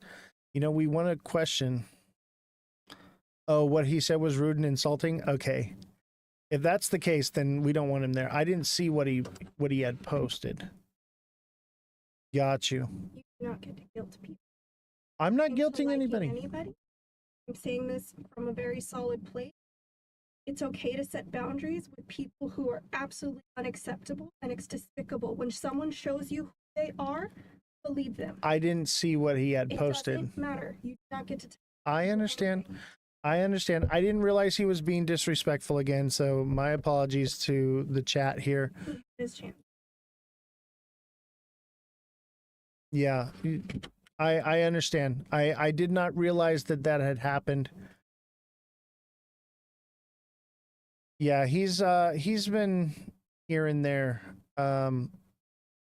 So if You know what? I'm gonna trust TikTok seller. I didn't see the chat where he had said that. So my apologies for not trusting in you. It is what it is.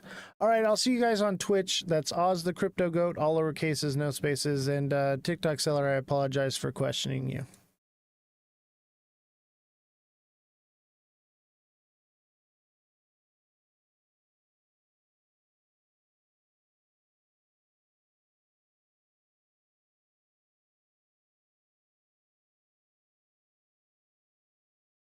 Guinea Marie says, good for you. Stand up for yourself. I'd like it. I dig it. Let's see here. I gotta change things around a little bit.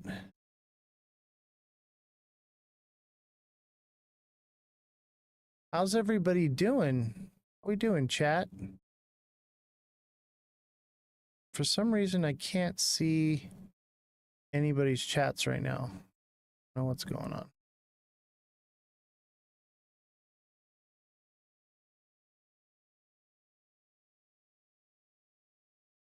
There it is. All right, here we are. Okay, now I can see everybody's chats. Now I need to go through and see what everybody said.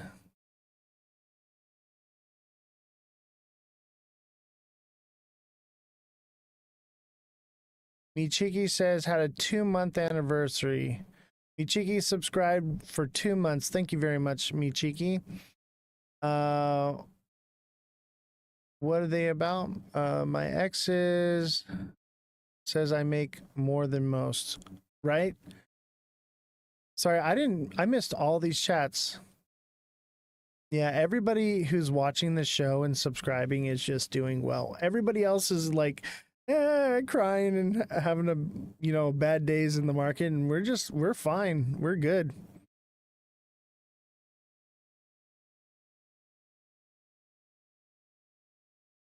TikTok seller says my state's doing nothing per usual. Nona says new to Twitch, trying to figure this out. So Twitch, you write little chats, and then also there's like a little diamond down on the bottom, and those are called bits.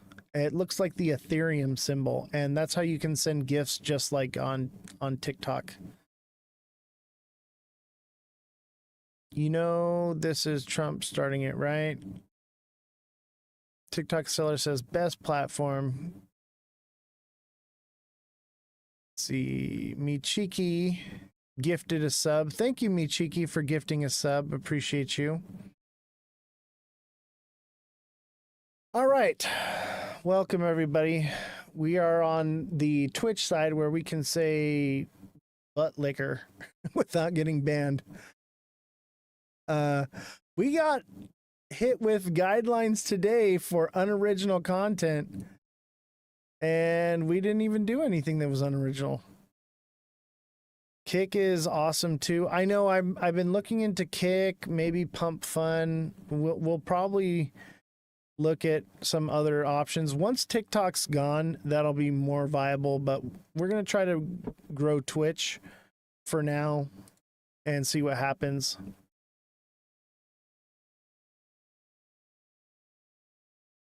And I do want to apologize for the Mr. Zines thing. I tried to give him another chance. I didn't know that he wrote anything. I didn't get a chance to see it. So my apologies on that one.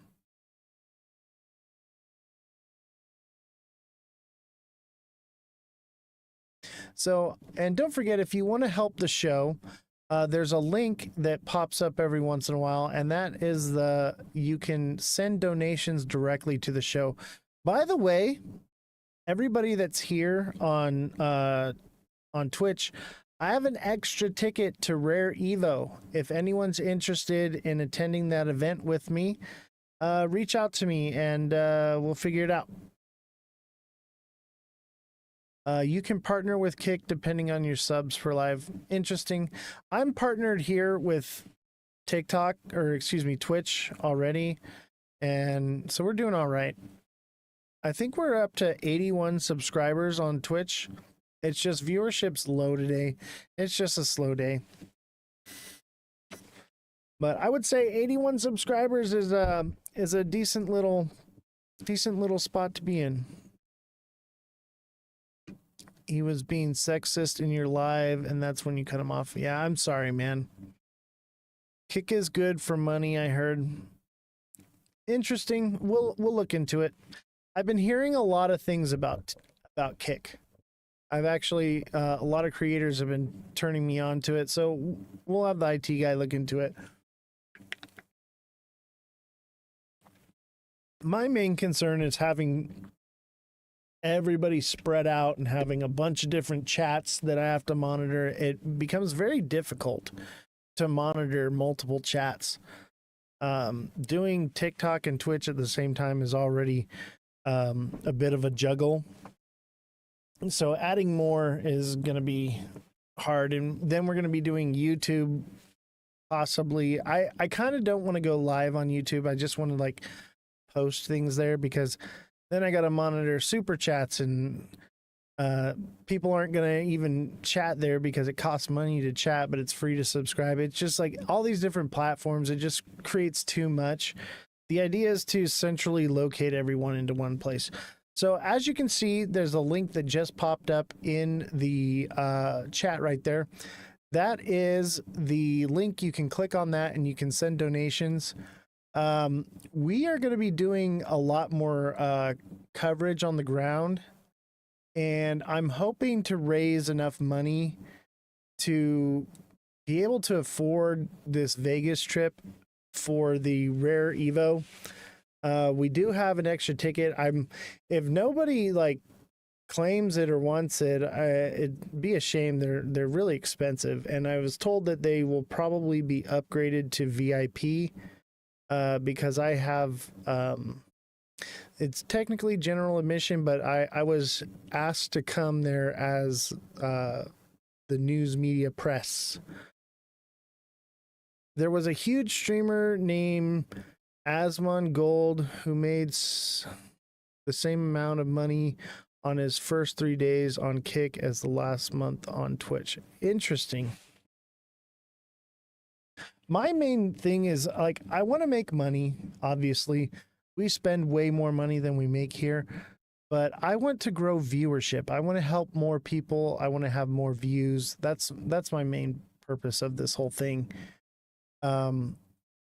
Anyway, let's get into what we're talking about. So we're going to talk about the riots, summer protests in LA. I would lean more towards these are provoked riots than protests that gone awry.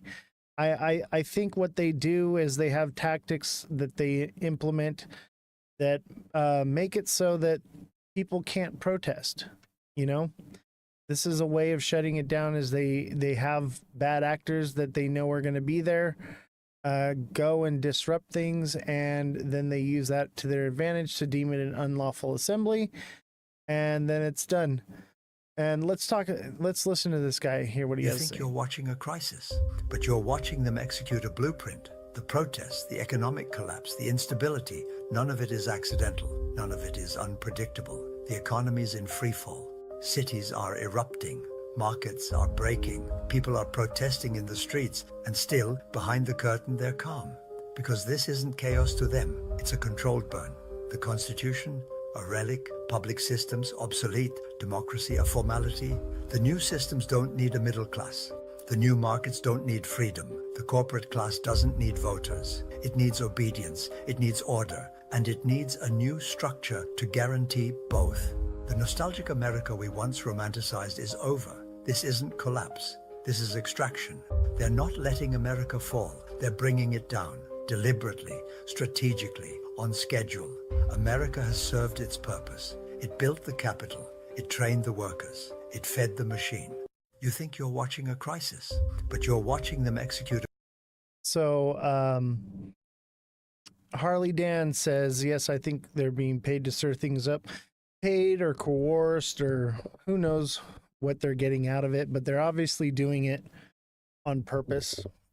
They did the same thing in January 6th. I think it's also just bifurcation. You're getting people from the left stirring up things at the right's rallies, and you're getting the right stirring up things at the left's rallies. And I wouldn't be surprised if you saw, MAGA people dressing up like Antifa and causing problems to make them look bad, and Antifa people dressing up as MAGA people to go to their rallies and stir up problems. It may not even be people that are paid; they're just radicalized, and it's an issue.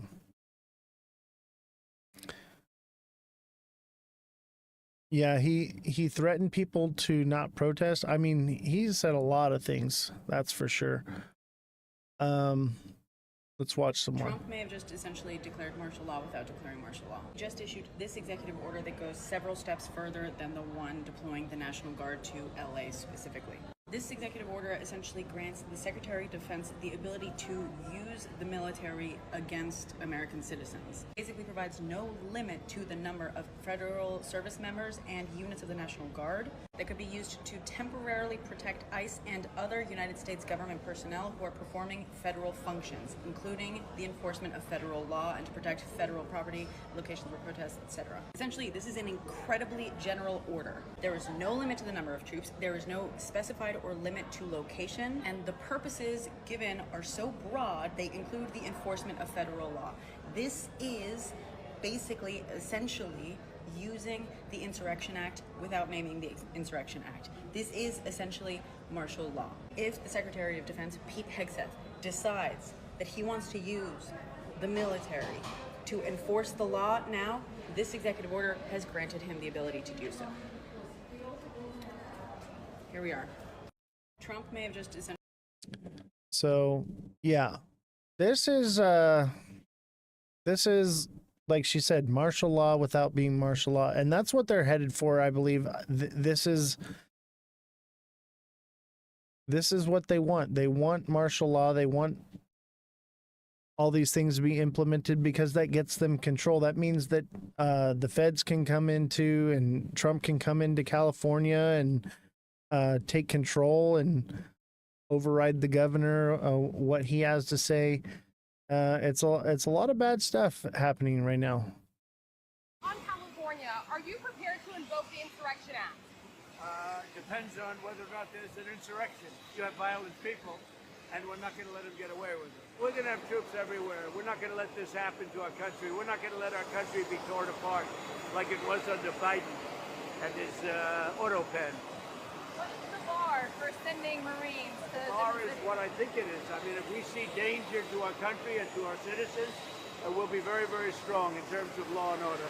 It's about law and order. When they spit at people, they spit. That's their new thing. They spit, and worse, you know what they throw at them, right? And when that happens, I have a little statement. They say, they spit, we hit. And I told them, nobody's going to spit on our police officers. Nobody's going to spit on our military, which they do as a common thing. They get up to them this far away, and then they start spitting in their face. That happens, they get hit very hard. On California, are you prepared to... All right, let's see here. Let's watch. Hey, everybody, it's Katie Fang. Apologies for doing this from a hotel room, but as many of you know, I am out of town, but I thought what's going on in LA is way too important not to cover at the Katie Fang News Channel. So I wanted to jump on and do a quick video. As many of you know, there have been protests that have now involved the implication of not only local law enforcement, but Donald Trump having sent the National Guard. At least 2,000 troops have been deployed by way of presidential proclamation to the city of LA. And I wanted to bring you the latest on what's going on. And I also wanted to do a little bit of a deeper dive on the law, because it's really important for us to understand the legal implications of what's happening with the National Guard having been deployed. But the latest so far, as of the time of me doing this video, is the following. Law enforcement and riot gear, again, local and state law enforcement have deployed tear gas and flash bangs to disperse crowds of protesters in downtown LA and the city of Paramount over the last 2 days. We've now received confirmation from U.S. Northern Command. Members of the California 79th Infantry Brigade Combat Team are now on the ground in LA. So what does that mean? That means boots on the ground from the National Guard has been confirmed by U.S. Northern Command. last night, as in Saturday night, convicted felon Donald Trump signing a presidential memorandum deploying those 2,000 members of the National Guard to LA in response to the protests that have been occurring because of the insane immigration raids that have been ensuing over the last few days that have resulted in the detention of several people. And separately, California Governor Gavin Newsom has confirmed in a statement that 300 National Guardsmen were deployed between, 2 to 4 a.m. Sunday, that's Pacific time, at 3 sites in and around LA. So again, that's the latest in terms of what has happened here. In terms of response from politicians, I just mentioned that Gavin Newsom has confirmed the presence of the National Guard. Gavin Newsom also saying that the deployment of troops, because guess what, folks? It's not just the National Guard. The Secretary of Defense, Pete Hegseth, has now said that he will deploy active duty United States Marines on American soil. In California, Newsom saying that the deployment of U.S. troops would be purposefully inflammatory and would escalate tensions. Newsom wrote on X, quote, "The Secretary of Defense is now threatening to deploy active duty Marines on American soil against its own citizens. This is deranged behavior." Congresswoman Nanette Barragan has Paramount City in her constituency, and according to media reports, she has been told that immigration, customs, and enforcement officers will be present for at least 30 days. So people, this is not just immigration raids that happened over a short period of time. It's going to be for at least 30 days of enforcement, according to Congresswoman Barragan. And she is saying that the presence of National Guardsmen is just going to escalate the situation. Quote, "We haven't asked for the help. We don't need the help. This is Trump escalating it, causing tensions to rise. It's only going to make things worse in a situation where people are already angry over immigration enforcement." Hey, everybody, it's Katie Fang. Apologies for. All right, so Jesse, you said you sent it to me. I don't see it in my inbox yet. Maybe it hasn't sent. Maybe try resending it.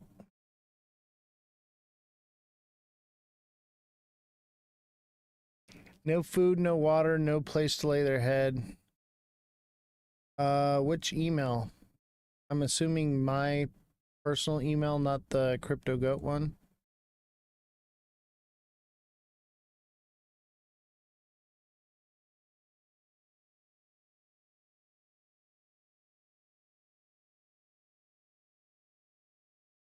I have not received it. Try resending it.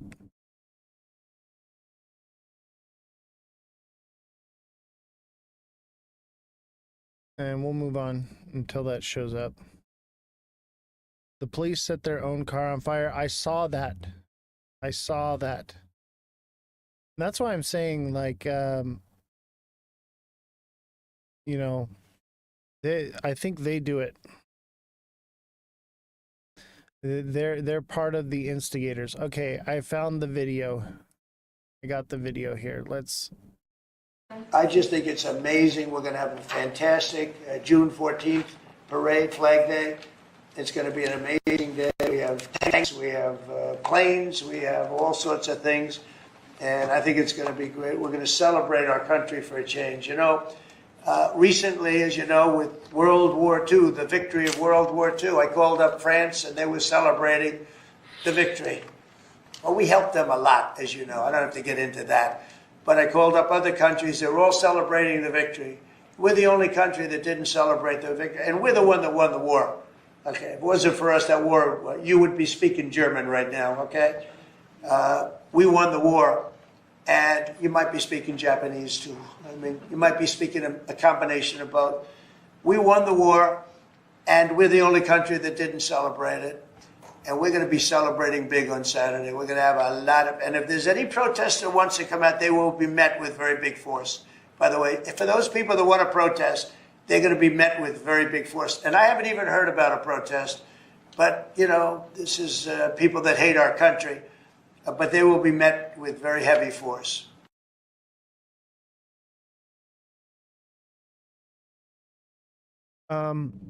Nona, I don't know if you can hear me or not, because it says that you're muted.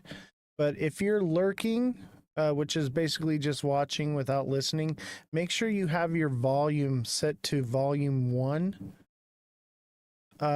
Jesse, if you could put that in the chat for Nona to let her know. Oh, you can hear me? For some reason, it says you're watching without audio.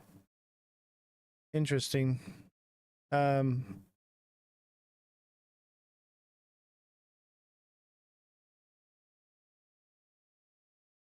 But yeah, if you are lurking, make sure you have your volume set to 1. Oh, it's your badge. Got you. And as you all know, we are a non-biased media here. Okay, so we need to look at the coin from both sides, and so we need to understand what the other side is saying and thinking too. And I believe that there is some validity in what this young man has to say. This is not a domestic riot. Yeah, of course you got the leftists out there, you know, you got so-called Americans out there that's rioting and stuff, but come on. At some point in time, y'all gotta stop with this political correctness and pretty words and call it what it is. This is an insurrection, pure point blank, and all it was waiting for was a spark. And ICE, federal forces coming out there and actually executing our constitutional law was a spark they needed. Brothers and sisters, when we look across the ocean, right, and we look into Europe, and we see how many of those foreigners have went to Europe and they're rioting over there. They're protesting, they're doing all this, right? And I've seen so many Americans say that would never happen here. Yeah, it is. It is happening here. And we have to do something about it. At some point in time, we got to call it what it is. We've been invaded, and now the invaders are attacking us simply because now we're kicking them out. The cartel was declared a terrorist organization. You got many of these gangs like MS-13 and etc. where members are being picked up and sit back. Y'all really think that these people are going to go to El Salvador? Y'all think that they want to be sent back, knowing that a lot of them are going to go right back to a prison or something? Hell no. They're going to fight with everything they have, especially because the left are emboldening them. What we're seeing right now is the early stages of their revolution. This is their revolution. We need to be unbiased. And it's the only way this is going to stop is if the federal government buckles. And you have to understand something. If the federal government buckles on this, they stop enforcing deportations because of this, that will show you that the foreigners have won. That will show you that the left has won. That will show you that the republic now is officially dead. When constitutional law is no longer upheld because mob rule, we've lost everything. Didn't your founding fathers tell us that democracy always leads to tyranny? It is nothing but the rule of the mob. And this is what we're seeing right now. The rule of the mob is over here dictating constitutional law, dictating how we run our republic. The mob. We have to wake up, we have to smell the coffee, man. At the end of the day, things are not going to get better. They're going to get worse, way worse. I won't be surprised if you start seeing terror attacks caused by many of these gangs and these cartel groups to pretty much lash out at the administration and to lash out at Americans who want them gone. If y'all look at those videos of what's going on in LA, wow. Like, it is wow. I mean, they're actively trying to lure ICE agents into traps, like ambush tactics. You have gangs out there in full force. You have cartel out there supporting it.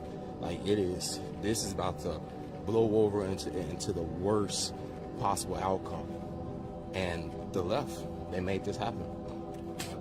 Y'all have to understand, remember back when Trump had declared the cartel a terrorist organization. We literally had so many leftists sitting here glazing the cartel, supporting the cartel, simply because they don't like Trump.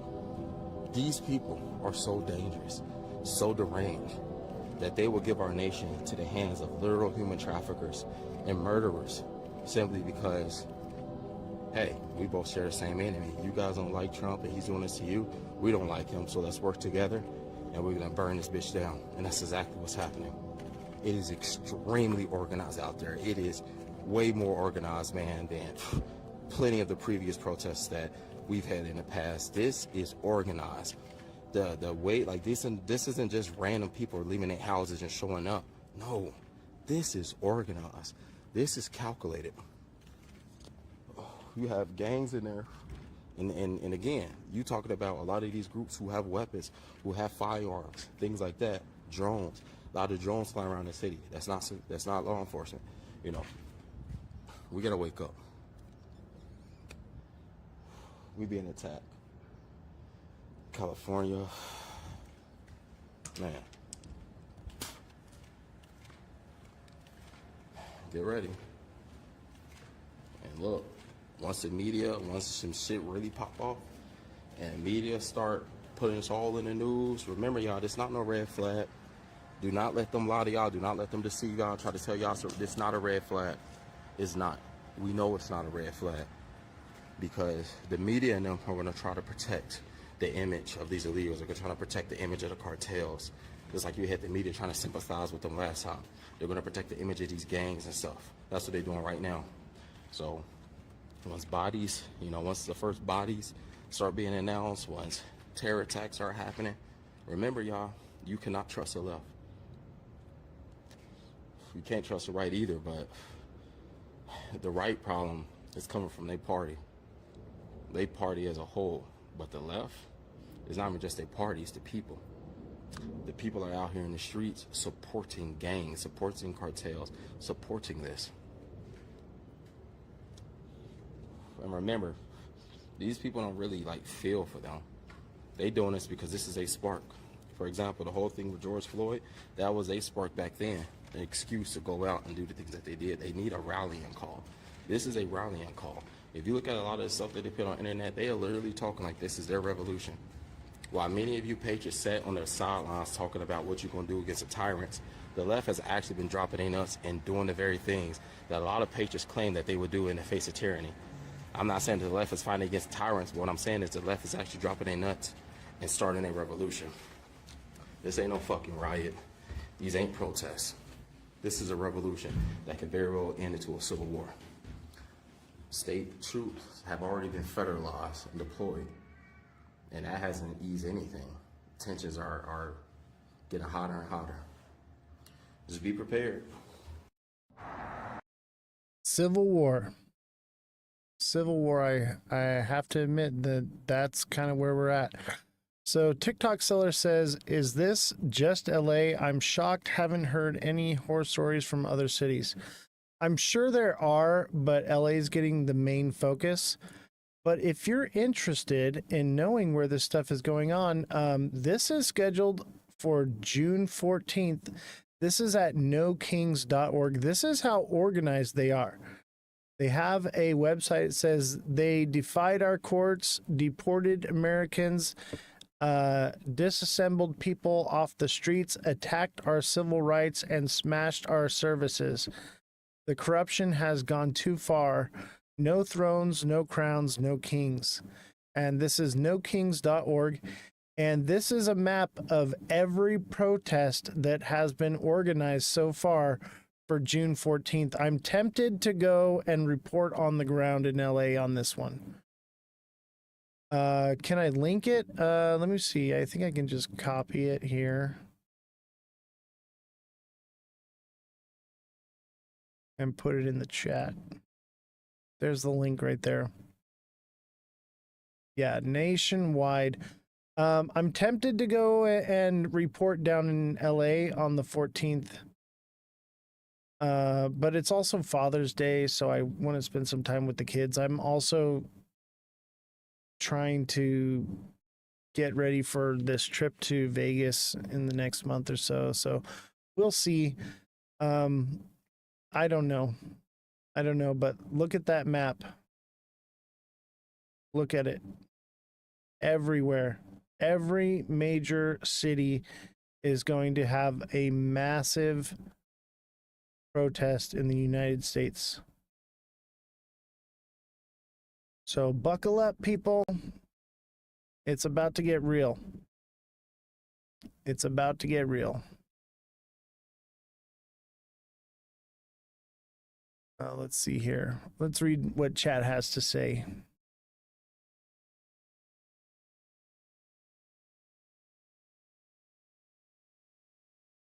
Our founding fathers did that exactly, and that's what he highlighted in the videos, that our founding fathers did the same thing.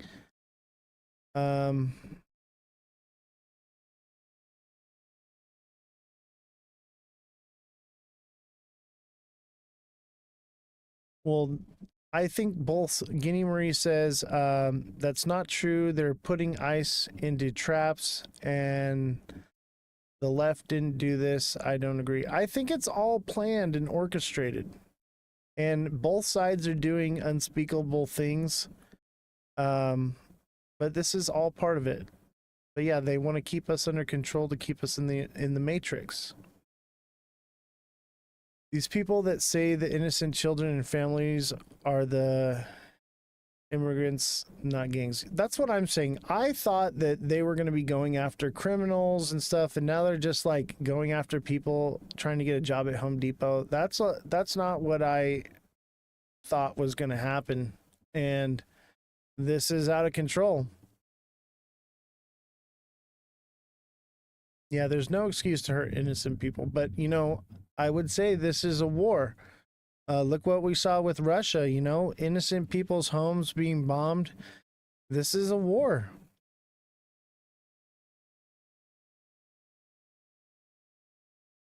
The left always does the opposite of what they say. I agree with that. I think the right does the same thing too, though. They play games. They play games. They post videos where they only show the end result. They don't show you what led up to it. It's all propaganda. It's all stuff that they try to manipulate people into doing certain things.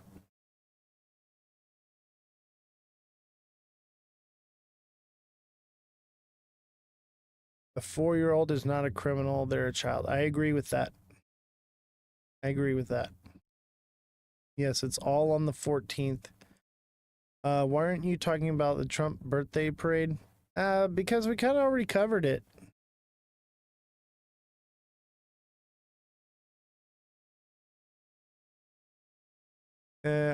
Jesse, can you find something on the Trump birthday parade? Mind you, today's show I was a little bit behind. We ended up streaming like 1 or 2 minutes late. Like, I had a bunch of things I was trying to get done. So, sometimes I have to cover things the next day. All right, Jesse, I'm going to mic you right now. You're on the air, Jesse. Okay, so I just want to say this because I've seen a lot of the things that other people have seen, but what I've noticed having people that are far right from me, having this studio and seeing different perspectives, the right is being shown absolute chaos. They're not being shown the peaceful protests. They're not being shown any of those things. I agree. And the left, we're not seeing any of the chaos, and it's not a lot. It was a few incidences, but we're not seeing that. We have been pitted against each other for the past 8 years. Do I agree with the administration is doing? 100% not. But I don't think it would have mattered who we voted for. This would have happened anyways. You keep the people fighting against each other. You keep the people focused on the immigrant is why your life sucks. When the immigrants are gone, who's next? Because there will be somebody next. The government wants you to focus on the people. They're the problem and not the government. And I see all these different ideas and all of that in the chat. And I believe that all of it's correct because they literally did everything they could for us to hate each other. The actions of both sides have led to us hating each other. And the only thing we should be hating is the government. They all need to go. Exactly. They've done this. The whole point was to destroy democracy and liberty because they don't want you to believe that's obtainable if the other side exists. When it is, it's just not obtainable if the government, being the way it is right now, continues to exist. And that's the whole purpose of this show, is to see both sides of the coin. Nowhere else on the internet, period, are you going to see what both sides are seeing. And that's why we have the journalists that we have that are separated in their own echo chambers in order to get this information all in one place so that everyone can see both sides of the coin. That's the whole purpose of this show. We're not here to be based or to take a different side. What we're here to do is present both sides of the coin. Where you fall on whichever side, that's up to you to decide. But we have to listen to everything but believe nothing. And if we just get caught in an echo chamber and just keep hearing what we want to hear, we're never going to grow and understand the truth or find the truth. I want you to take the side of the people. I have no side. Okay, I do have my own personal side, but on this show, I do not take any side. That's not the purpose of this side or of this show. The purpose of this show is to get the information out there. That's the whole purpose of this. It's to give everyone a glimpse into the fact that we're being pitted against each other, just like Jesse said. And the fact that they're using the media against us. And the whole point of this media is to sever the veil and to allow you to see through it.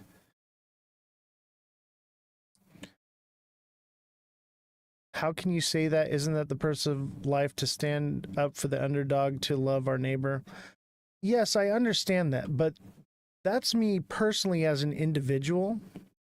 But as a show, as a news media outlet, we gain our validity.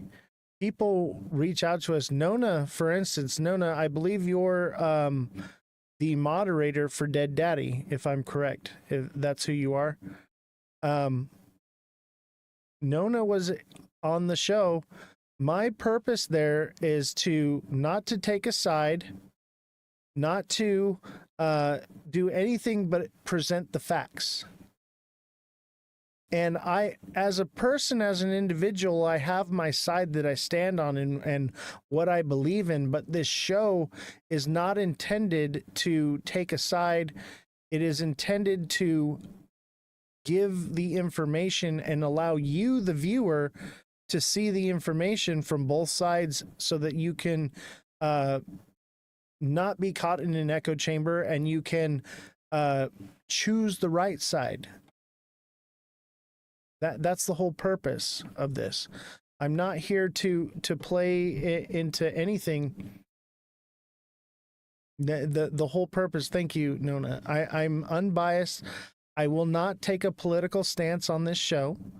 I will never not look at both sides. I will never not present facts if they don't fit my narrative. That is not the purpose of this show. The purpose of this show is to break echo chambers. I'm going to mic Jesse right now. Go ahead, Jesse. You're on. Okay, so my thing is I understand the upset.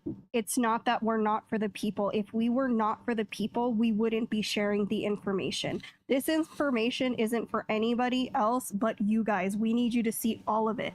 Because part of being in the human race is understanding. You don't have to agree. I definitely don't agree with a lot of things, but that is my bias.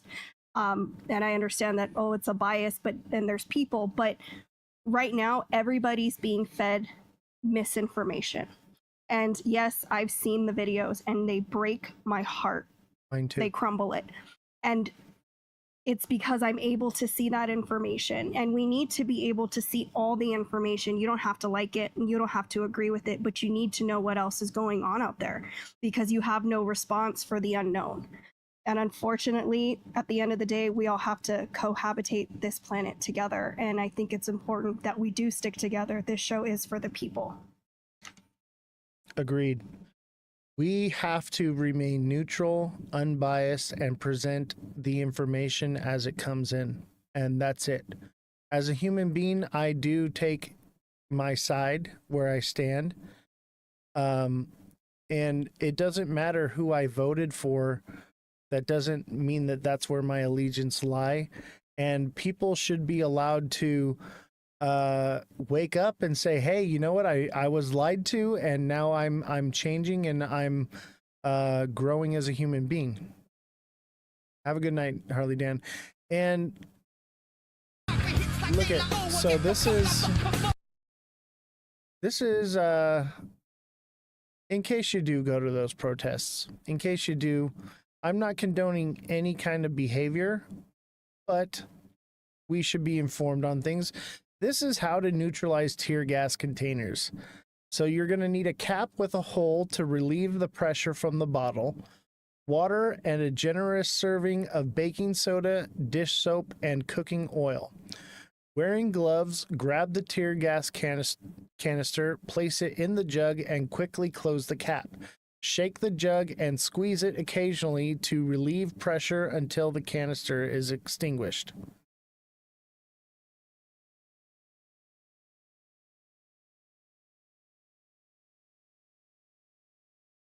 And this is how to diffuse tear gas. You take a traffic cone and a bottle of water and clear the area near the canister, a fellow protester, and make sure the wind is blowing the tear gas away from you. Place the cone over the canister. Try to place it where the gas is blowing away from you. Canisters are dangerously hot. Handle with heat-proof gloves. Once the cone is over the canister, pour water aggressively into the cone. Canisters need a few bottles and coordination to diffuse quickly. Escaping gas can still harm your skin, exposing. Using Neuralite gloves can help prevent pain.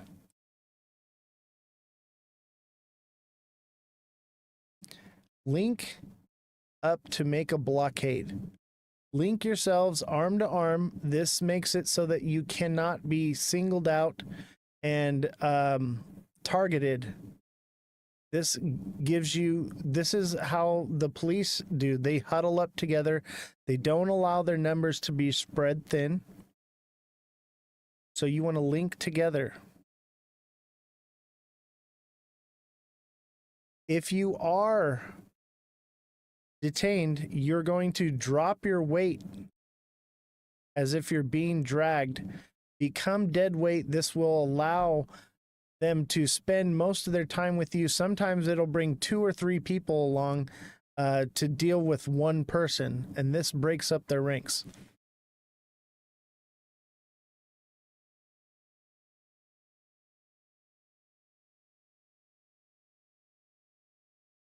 And just so you know, protests can go for either side, okay?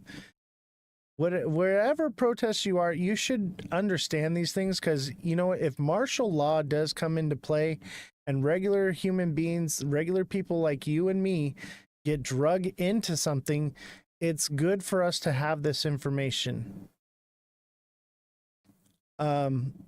Protesting safely, what to wear. Nondescript, solid color, layered clothing, cover identifying tattoos. Goggles and a mask, emergency contacts written down on your arm. Heat resistance gloves tie up your hair. What to bring? Water for drinking and tear gas, or a spray bottle. Snacks, cash change and an ID, a washcloth, earplugs, protest signs, and bandages, first aid supplies. What not to bring? Cell phones without first turning off face and touch ID, going on airplane mode, and disabling data. Do not wear jewelry. Anything you don't want to be arrested with. Drugs, guns, knives, and don't wear contact lenses. ICE is immigration in the United States. These are DIY shields. You could use a sled, you can use trash can lids, you can use anything, and these can be used as shields.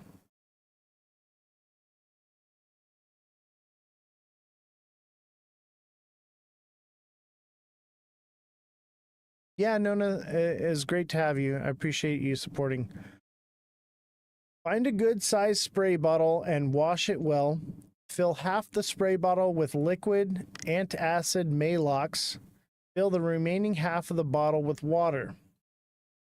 Also effective remedy for pepper spray.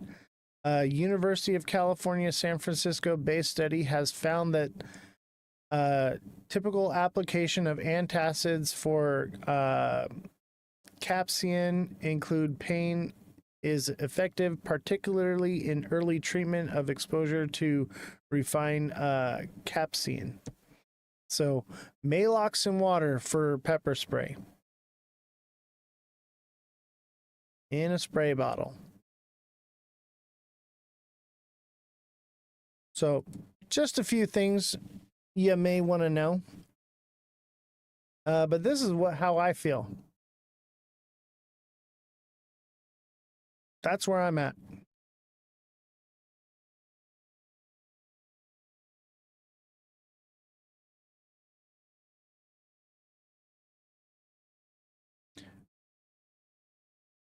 We need to really like this raw format.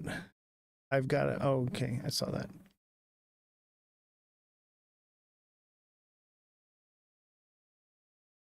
Michiki says, for what though? What was the reason for it? For what? Sending troops? We're gonna get into more of that in a minute.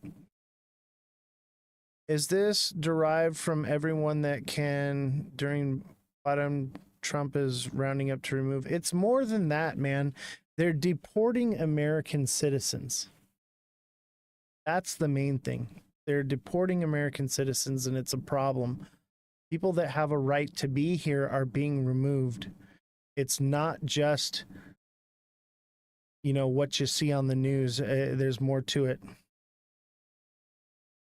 Yeah, there's no more due process. They're literally just showing up in unmarked vans, people in no uniforms, and just kidnapping people out of nowhere, removing people when they should. People who are trying to become U.S. citizens lawfully are showing up for their court dates and are being abducted before they can even go to court.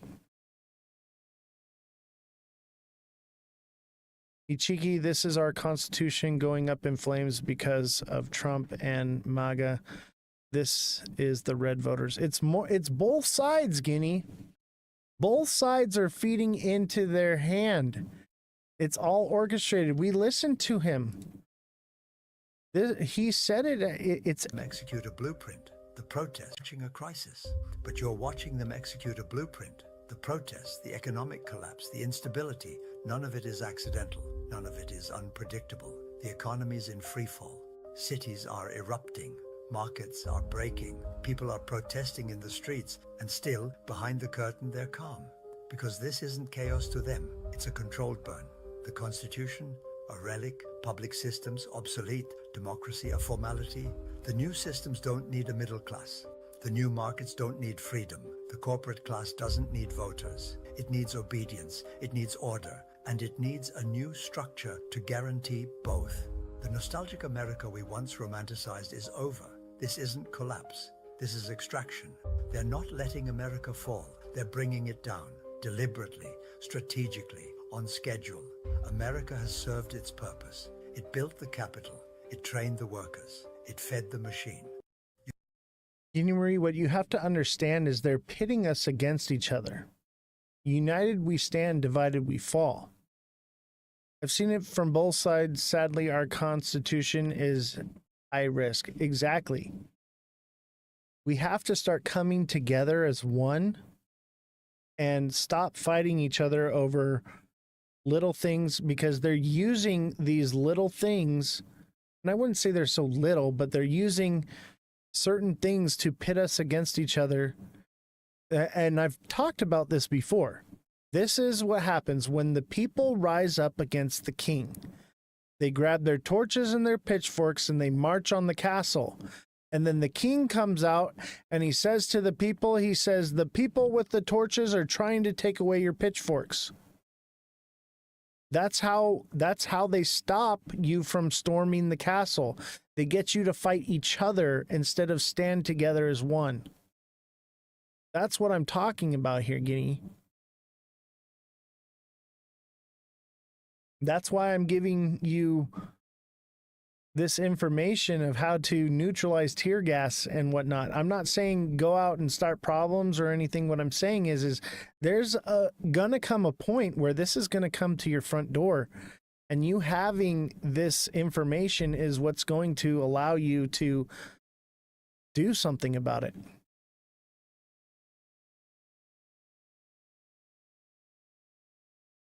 They've come into the U.S.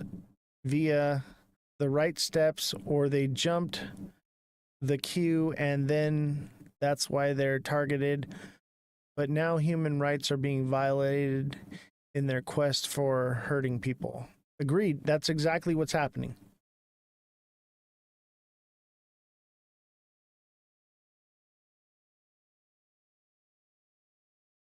So let's hear what Trump has to say. Talking about unrest in American cities, you said, quote, "We have to go by the laws. We can't call in the National Guard unless we're requested by a governor." What changed now? Why is this situation different to not consult with Governor Newsom about this? Well, the biggest change from that statement is we have an incompetent governor. So I talked about governors, but I didn't talk about he's an incompetent governor. Look at the job he's doing in California.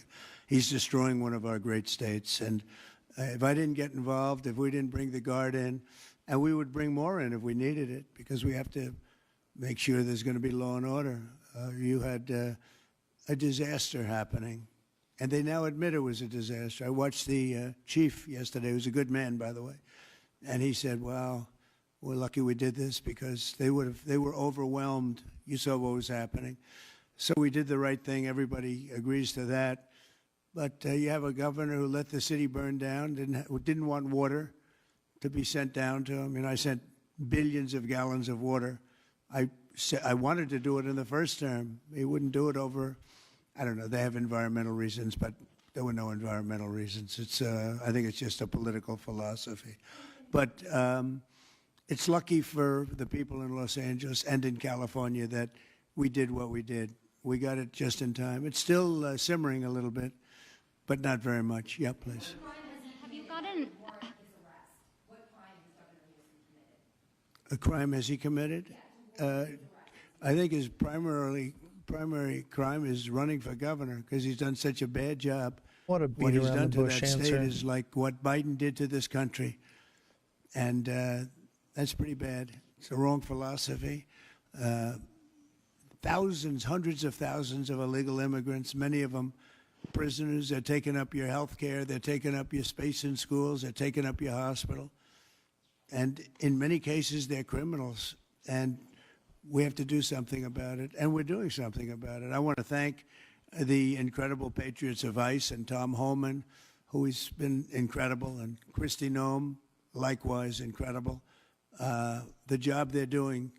And it's like an unforced error. There was no reason for this. 21 million people were allowed into our country, and many of those people were criminals. And it's a shame. It's a shame. But we're getting them out. And I will say, I think it's a 95-5 issue, just like so many other issues, 95-5. And the Democrats lost an election in a landslide because they're on the wrong side of the issues. I mean, it's not even conceivable that somebody would do the kind of things that he did. It seems like Gavin Newsom likes the attention that he's getting right now from you. Yeah, I think it seems like he does. If you look at recent history, somebody who was running for president, you, who got arrested and had a mugshot, you could make the argument that politically that wound up helping you. Are you worried at all at this moment that talking about him getting arrested could be helpful to his political prospects? Because a lot of people think he wants to be sitting right where you are. Well, in my case, it was a witch hunt, and everybody knew it. And I was able to explain that during the process. Otherwise, I wouldn't be sitting here right now. And it was a total witch hunt. It's proven to be a witch hunt, and you see what's happened. In his case, it really is very obvious. You look at what's happened between the fires, I could name 10 things right now. We talk about the trains. We talk about all of the costs in California. You talk about all of the people that are flowing in, destroying life for everyone else. So no, I don't think it's going to help him. I think it's actually very bad for him. And right around the time that we were walking in here, the governor and the state attorney general said that they're going to sue you for sending the National Guard in. They're saying there's no invasion, there's no rebellion. The president is trying to manufacture chaos and crisis on the ground for his own political ends. Federalizing the California National Guard is an abuse of the president's authority under law. Well, you know, it's interesting. You watched the same clips as I did. Cars burning all over the place, people rioting. And by the way, we stopped it. We were able to make it much better, but it still looked pretty bad. And in watching clips last night, people were saying this is really a big problem. And until we went in, if we didn't do the job, that place would be burning down just like the houses burned down. They were in big trouble last night, Peter. You know it. And the night before, and the night before that. And I feel we had no choice. I don't want to see happen what happened so many times in this country. I watched Minneapolis burn. Look at what happened in so many different parts of California. You take a look at what happened in San Diego. There's so many different places where we let it burn. We want to be politically correct. We wanted to be nice. We want to be nice to the criminal.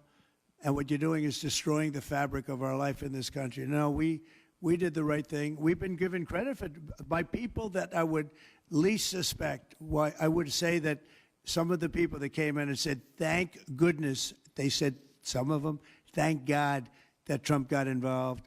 And I'm very happy I got involved. And I think Gavin, in his own way, is probably happy I got involved. In 2020, when you were talking about unrest in American cities, you said, quote, we have to go by the laws. We can't call in the National Guard unless we're requested by a governor. What changed now? Why is this situation different to not consult with Governor Newsom about this? Well, the biggest change from that statement is we have an incompetent governor. So I talked about governors, but I didn't talk about he's an incompetent governor. Look at the job he's doing in California. He's destroying one. You know, Do you think he's just mad because his wife laid a big old kiss on Governor Newsom's face and now he's just like, fuck California, all of them, I hate them? Nah, I think it's I more sent than you the speech. I have it right here. Let's see here. Let's read the chat a little bit here.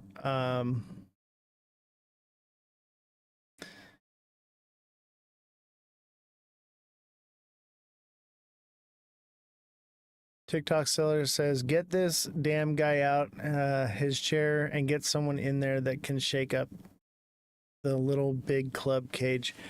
You know, the problem is the political system that is in place right now is so corrupt that even if we get someone good in there, they're corrupted by the system. And they may go in with good intentions, but by the time they get in there, they have been skewed so much that there's nothing we can do about it. And I don't know what the answer is here, but it's definitely not working.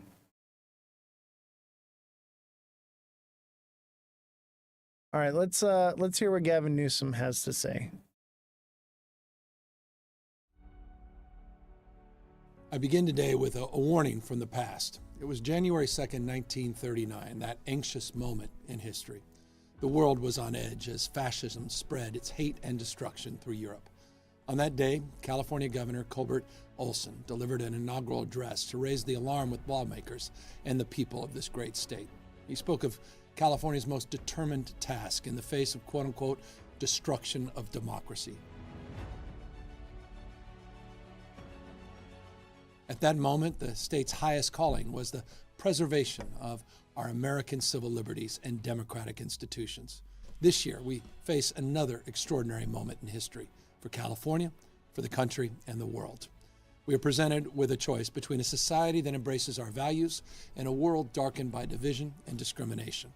The economic prosperity, health, safety, and freedom that we enjoy are under assault.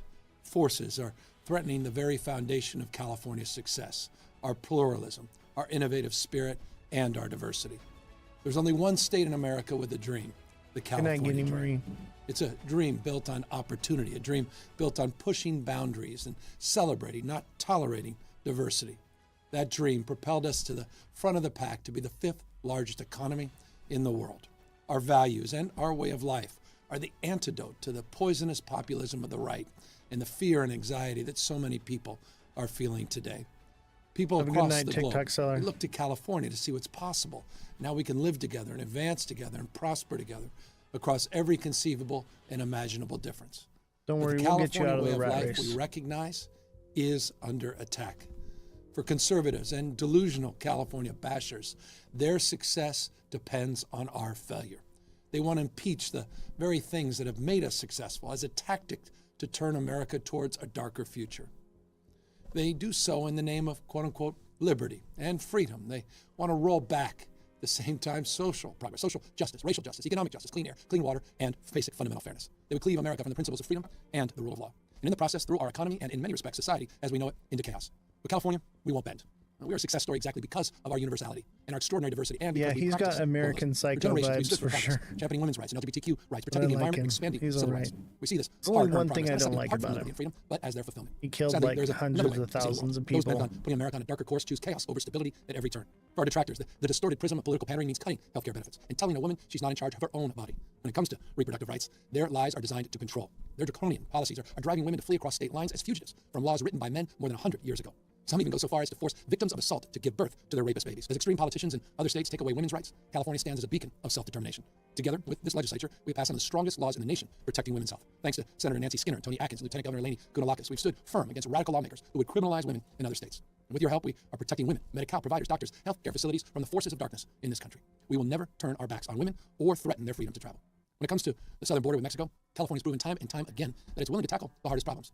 But Republicans in Congress choose cynicism and the dangerous path of chaos instead of doing their job to help us secure the border.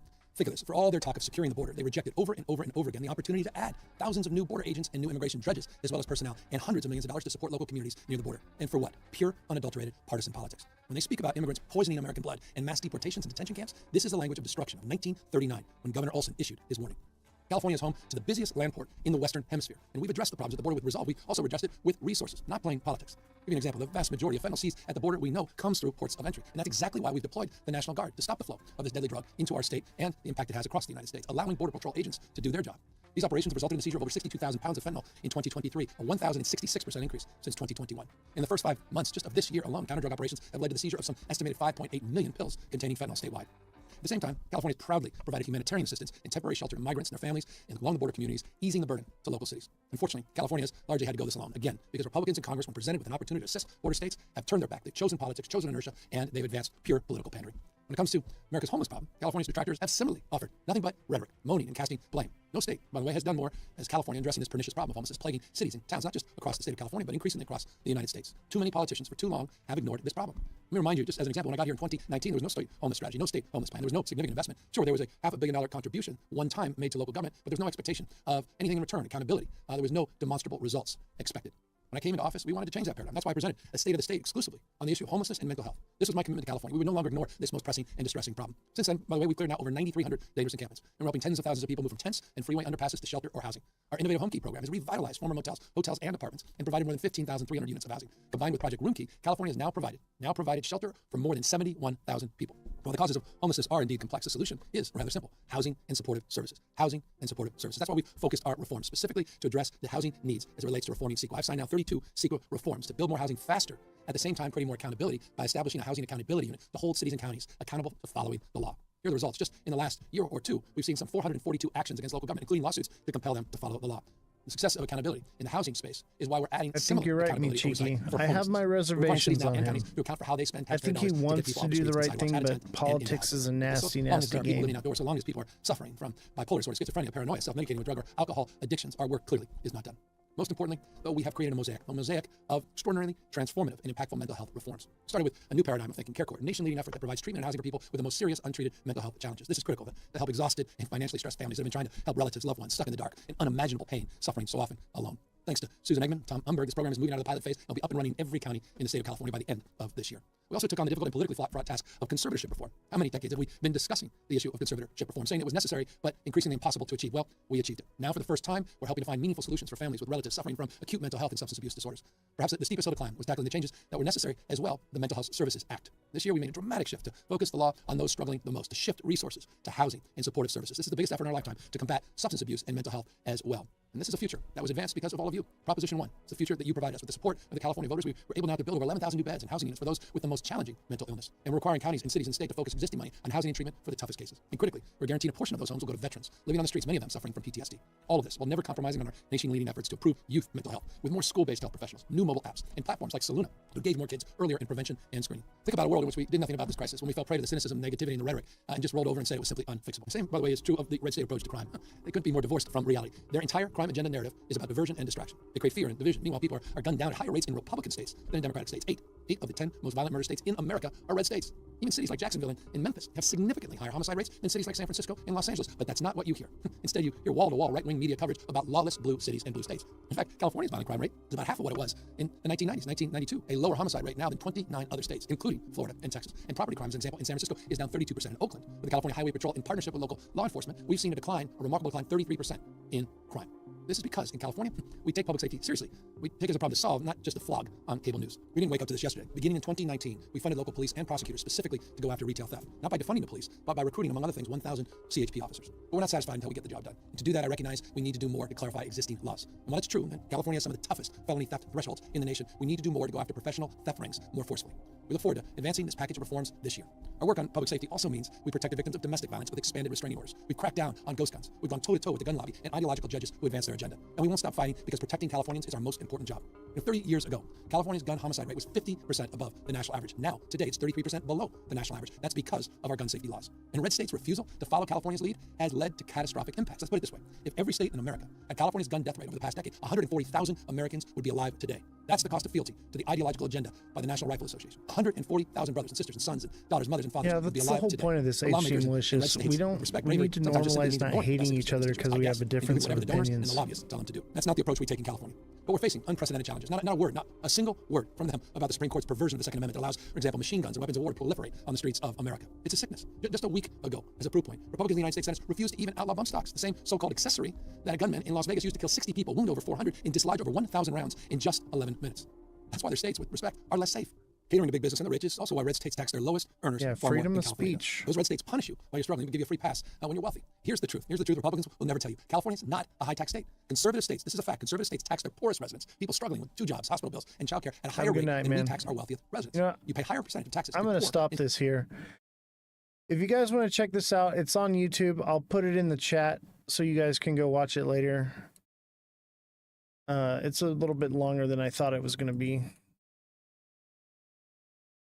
So if you want to check it out,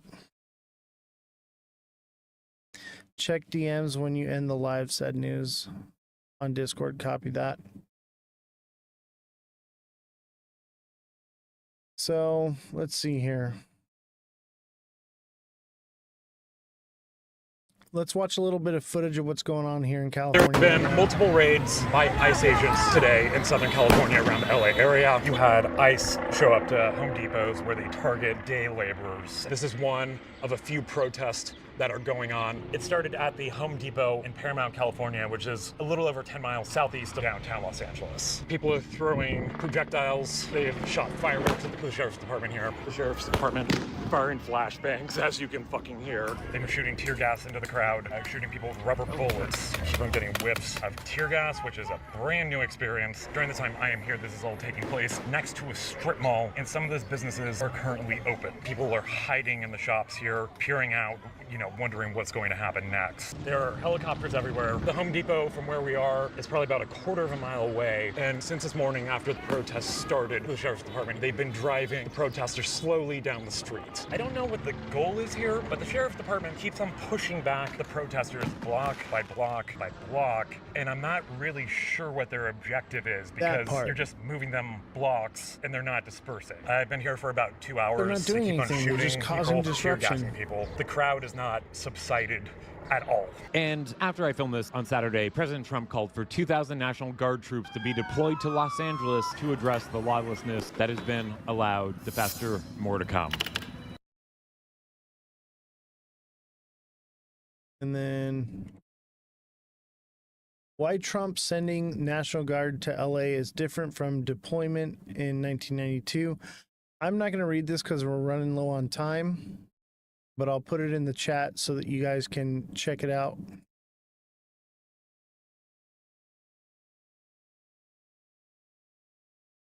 So it's right there. But basically, there's some underlying differences. Here's the video of the has now rapidly deteriorated. The LAPD moving in on horseback, firing rubber bullets at protesters, moving them on through the heart of LA. Oh! You just shut the You okay? they shot the reporter. What we're seeing in LA is chaos caused by the administration. People should exercise their right to protest. That's their First Amendment right. But people should also exercise that right peacefully. We do not want to play into the administration's hands. When you raid Home Depot and workplaces, when you tear parents and children apart, and when you run armored caravans through our streets, you cause fear and you cause panic. And deploying federalized troops is a dangerous escalation, but we need to be real about this. This is about another agenda. It's not about public safety. There's clearly no plan, and there is clearly no policy. I want the people of Los Angeles to know that we stand with all Angelenos, no matter where you were born. The First Amendment right gives you the ability, again, to protest peacefully, but it does not give you the right to be violent, to create chaos, or to vandalize property. In recent days, many protests across the city have been peaceful, and we thank the community for expressing their views and their frustration in a responsible manner. However, when peaceful demonstrations devolve into acts of vandalism or violence, especially violence directed at innocent people, law enforcement officers, and others, we must respond firmly. An act of violence, whether toward officers, demonstrators, or the public, will be met with swift and lawful action. Our goal is to maintain order without escalating conflict and to protect everybody's right to safety.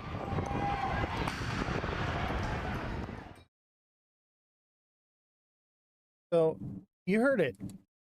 There have been peaceful protests, and there have been non-peaceful protests. It's a bit of both. President Donald Trump has mobilized more than 700 Marines.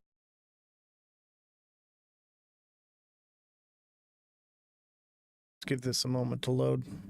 So the Marines have been deployed to California.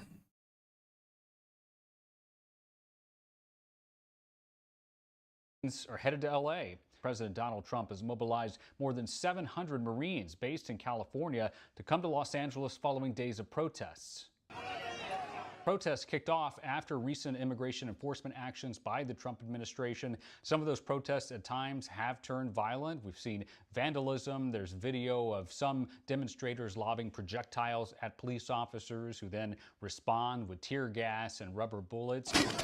This all, of course, comes after Donald Trump has called up about 2,000 National Guard members here in California without the permission of state officials. In fact, we've heard from local authorities they believe the military on the streets of LA will only serve as a provocation. If these random raids were going to happen, then there was going to be the danger of a backlash. And you add on to that the National Guard, and it felt like fuel for a fire that was unnecessary. Now, as far as what those Marines will be doing here, it's still unclear. They could augment those National Guard troops at federal buildings, serving as force protection, working perimeters, and the like. Of course, one thing we're waiting to see is whether President Donald Trump will actually invoke the Insurrection Act. That could actually give those troops additional authorities to conduct law enforcement responsibilities, including making arrests. What the world can... It's getting bad. Curfew underway for parts of downtown Los Angeles.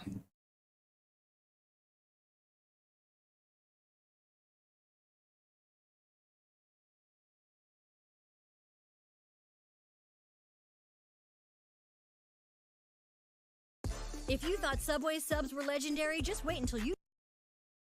Michiki says, hey man, just off topic, which is actually off the topic. We're funny enough, but about crypto. Yeah, what's up, man? We're actually done, and we're going to do a little bit of TA right now. What is your crypto question? What is your question? Let's look at the 1 hour on this. Oh, yeah. XRP is coming back down. It looked like it could have been a bull flag at first, but now what I'm seeing is an ascending. Let me see, is it broadening? Seeing an ascending channel. That's a bearish move right there. Pre-sell on what? I forget, man. Honestly, I get a lot of messages. So I do apologize. Sometimes some of them slip through the cracks. That's why you got to stay engaged with me, and because sometimes you'll turn me on to something, I'll look it up, I get distracted, I get a lot going on. So tell me which one it is, and I'll tell you if I found anything on it. Think I remember what you were talking about. Yeah, I was in Vegas. Yeah, whatever happen, what happens in Vegas stays in Vegas. So, you got to remind me, man. You got to remind me. I apologize. Basically, any messages I got while I was in Vegas, like if you didn't follow up with me after, like, I don't remember. Vegas was crazy. We had fun though. I think XRP is probably going to pump to 235 though. But it'd be done after that.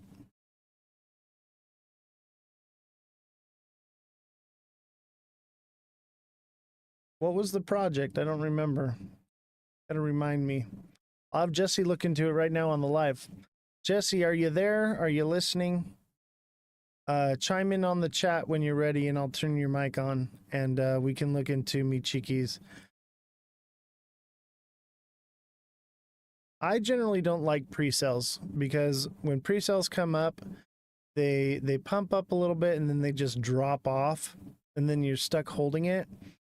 I like them to hit the market, find the bottom, and then buy into them.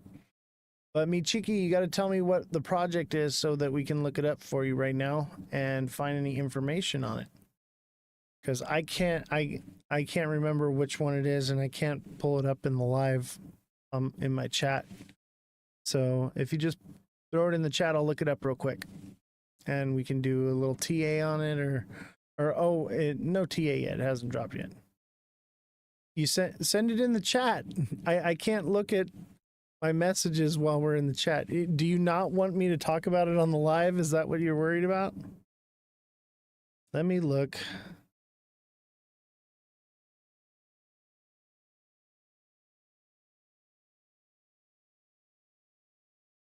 You got to remember, I get like thousands of messages. We have 80 something plus subscribers, plus all the spam coming in. You sent it in the chat. Just say which one it is, bro. I don't know. You're ruining the show. It's blocking it. Yeah, that's why.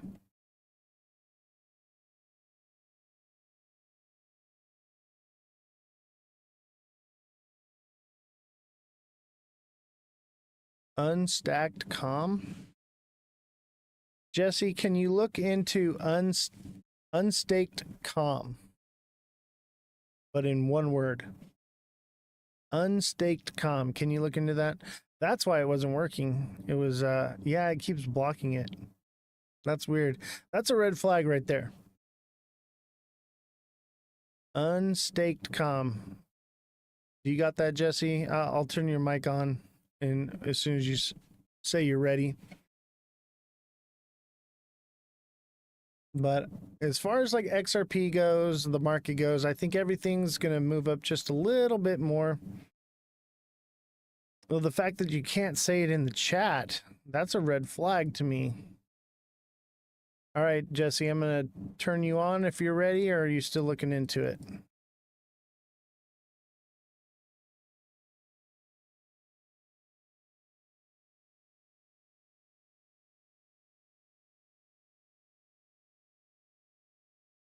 All right, you're live. Go ahead, Jesse. Okay, so it says, at Unstaked, we believe the future of social media isn't just about algorithms. It's about autonomous, community-owned AI agents that work tirelessly to grow voice, engage your audience, and provoke your visions. Social media is broken. We're here to fix it. AI accessibility, fair launches. So this is just a new company. Is there a coin or a project you can invest into? When Part of the future of DeFi, participant in the UNSD top crypto presale today, and unlock the potential of AI-powered yield optimization. When does it launch?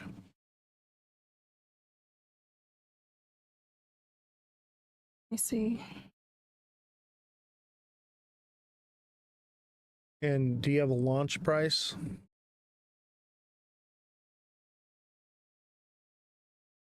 Let's see. Tokens and track presale. Total tokens sold 1 billion. 0.1. Price is 0.01. Interesting.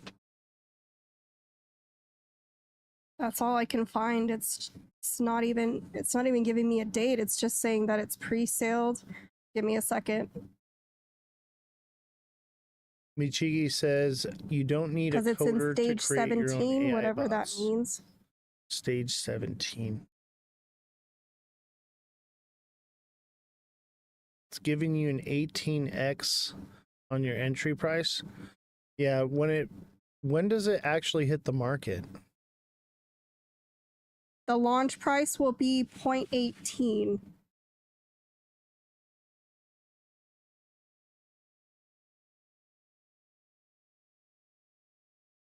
This is weird.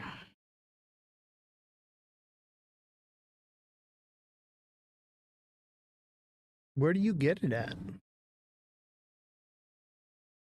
Yeah. Usually these projects though, like what'll happen is they'll hype up a bit, people will get into the pre-launch, it'll pump up, and you got to get out right away. Like as soon as it starts pumping, you got to start pulling profits because they come down rather quickly right after.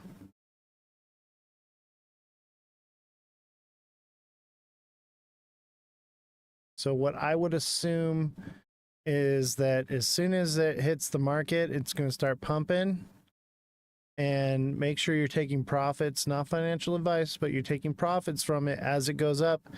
And once it seems like it's going down, maybe get out and look for a re-entry on it, because that's what those are. Those pre-launches are a pump and dump.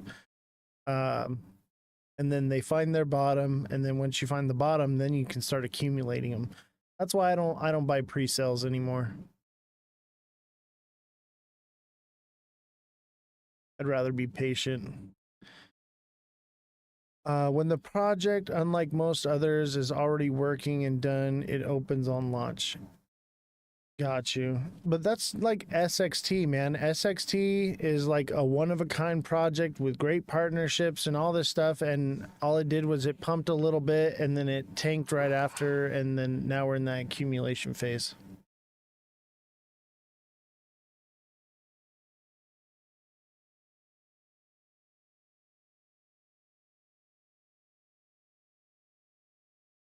Does anybody have any more TA questions?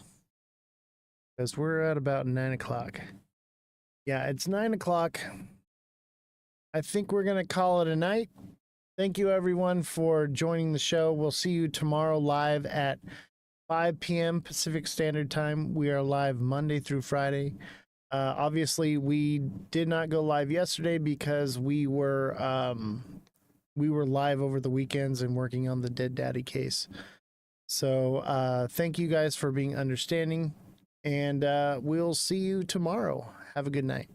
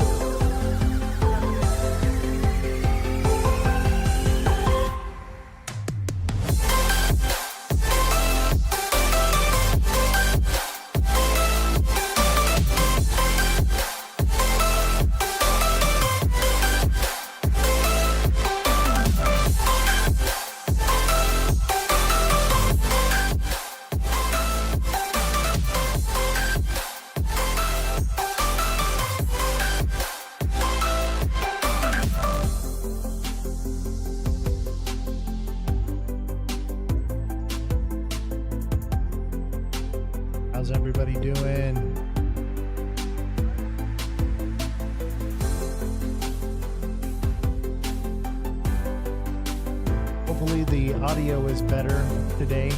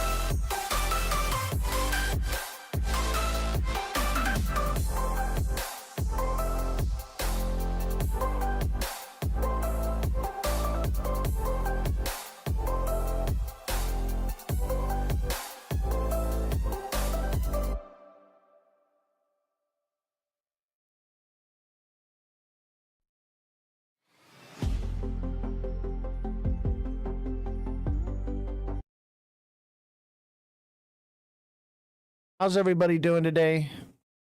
We're going to get started in just a few minutes, but in the meantime, smash the like button if you're watching on TikTok. Let's get some people into the live, because we've only got about 6 people watching right now. So let's give everybody a chance to get into the live. We got a special live show today. But if nobody's here to watch it, then I don't know why I would break any of my NDAs. So today, if we get enough likes here, I'm gonna be disclosing one of my NDAs, even though it's not up for another 3 years. I feel like it's important. I feel like it's important, and you guys need to know this information. So I'm going to be sharing it with you today. But we got to get some likes going. We got to get some likes, some gifts. Because this is, I could be sued over it. I could be sued. However, I think people need to know. People need to know what I have to say. It's nothing good. I'll tell you that right now. It's nothing good, but you need to know it. You need to hear it. I'm not here to tickle your guys and tell you that XRP is going to $1 million. I'm not here to tell you that you're going to get rich quick, but I am here to tell you the truth. So keep smashing that like button. Also, share the live. Thank you, Jonte, for sharing the live. Share the live with your friends. Let everybody know. Kodak, thank you for liking. Trump's going 3rd term. I did hear that. I did hear. What's up, Ozzy Nate? Yeah, if you're just listening, no problem. Some of you all are driving or whatever, but those of you who are, can engage. What's up, Saketh? Good to see you, buddy. Smash the like button, guys. Let's get lots of traction. Let's see if we can get to, I say when we get to 50,000 likes, then I will disclose the information. Yeah, if you're driving, please don't like, okay? Just drive. But if you're not driving, you're listening and you can like, let's get some people into the live before we get started. And no, it has nothing to do with Donald Trump. What I'm going to disclose today has nothing to do with Trump, nothing to do with politics, has everything to do with your safety and security of your family. It has everything to do with, I don't know. We'll get into it. We'll talk about it. There's a few things that I need to tell you guys. There's a few things that I need to tell you. And we have a lot of news, and you're not going to like what I have to say. I was hoping for another little pump just before, the last day of the month. I was hoping that it was going to pump. Poway's right.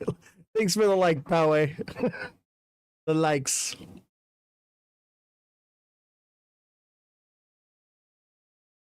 And remember, if you are watching on TikTok, we are on Twitch as well.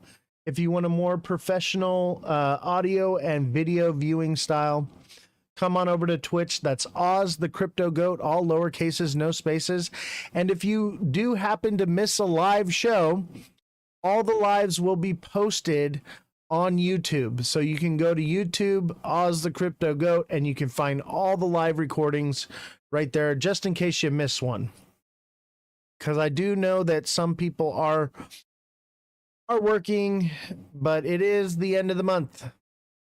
It is the end of the month. It is a Tuesday, slow Tuesday, evidently.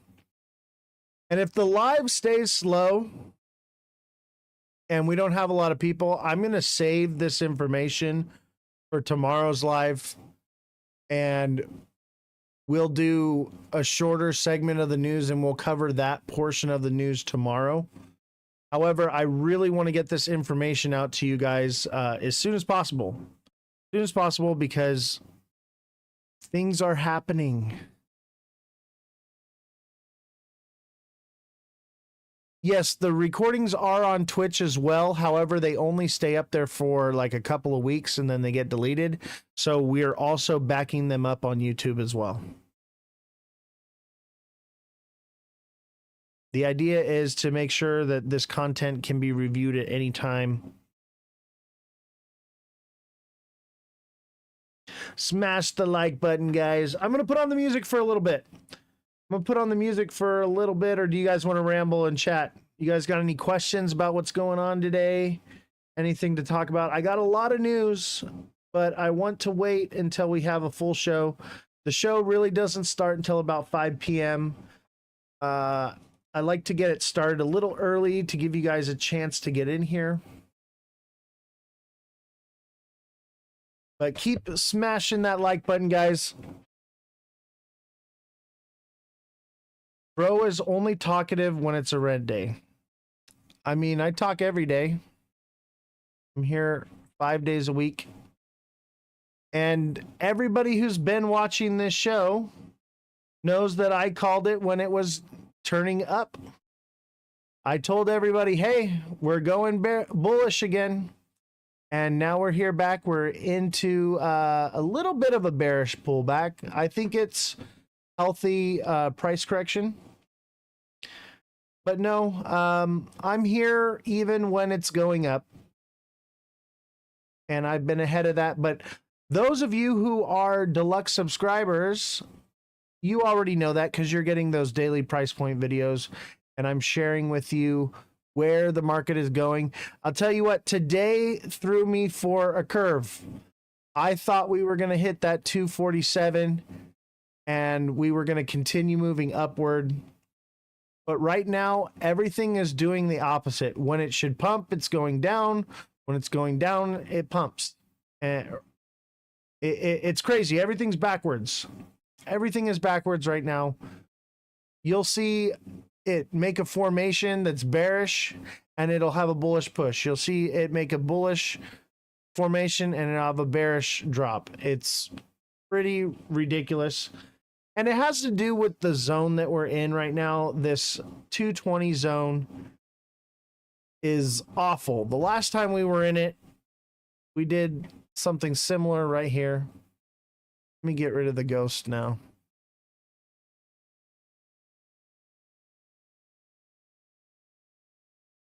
We did something similar right here. Right here it was. It's a nasty, nasty zone. And I think this is what we're doing right here. Same thing, come up, touch the top, come back down. We come up, touch the top, come back down. TikTok seller, thank you for the rose. Appreciate you. Appreciate you very much. All right. All right, we got some stuff to talk about. We got some things to look at. I have a lot of news for you guys, a lot of news. But in the meantime, smash the like button, subscribe to the channel, share the show with your friends. We need to get to at least 10,000 likes before I'm going to disclose this information. I'd like to get to 50,000 likes.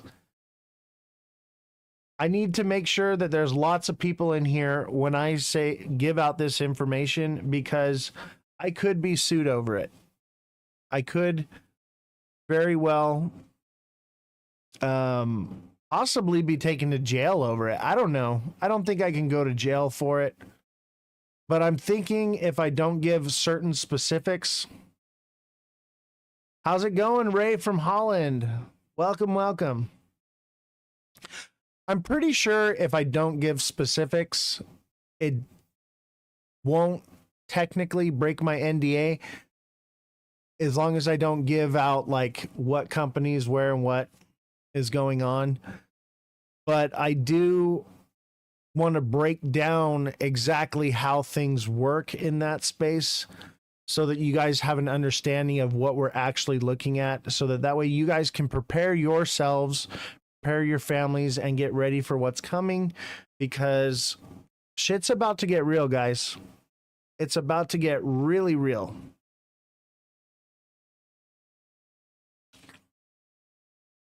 So keep smashing that like button. We're going to get started in just a moment.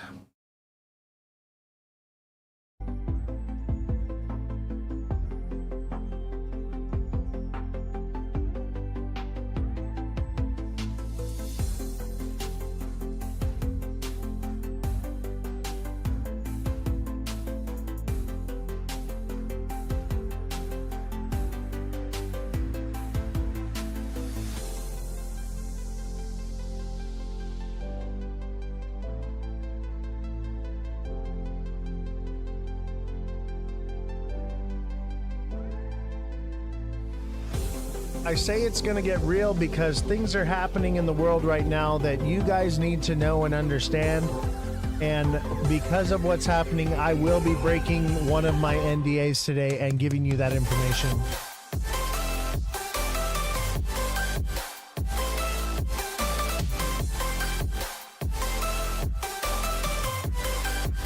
I think it's important you guys know these things, and I think it, you know, God put it on my heart to tell you guys.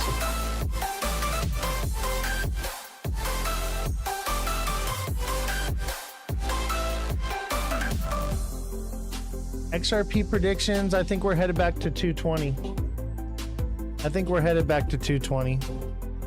Maybe it'll just be a little price correction here. But it's underneath the blue line now. We'll get to it. I'm going to tell you guys a little bit later in the show. We have some news articles to cover and some things to talk about. But we'll go over the charts, we'll go through the news, and once we get enough people watching and a lot of likes, yeah, 50K likes. We've done it. We've done 150K. It's 2 a.m. in the Netherlands. Let's have it. You know what, Ray? If you're afraid you're going to miss it, you can always come back and watch the recording of the live. It will be posted on YouTube and Twitch. So you can just look up Ozthecryptogoat, all lower cases, no spaces, and you can find the show recorded on YouTube, and you can find it on twitch.tv. What's up, B? How we doing, buddy? How's the audio on the Twitch side?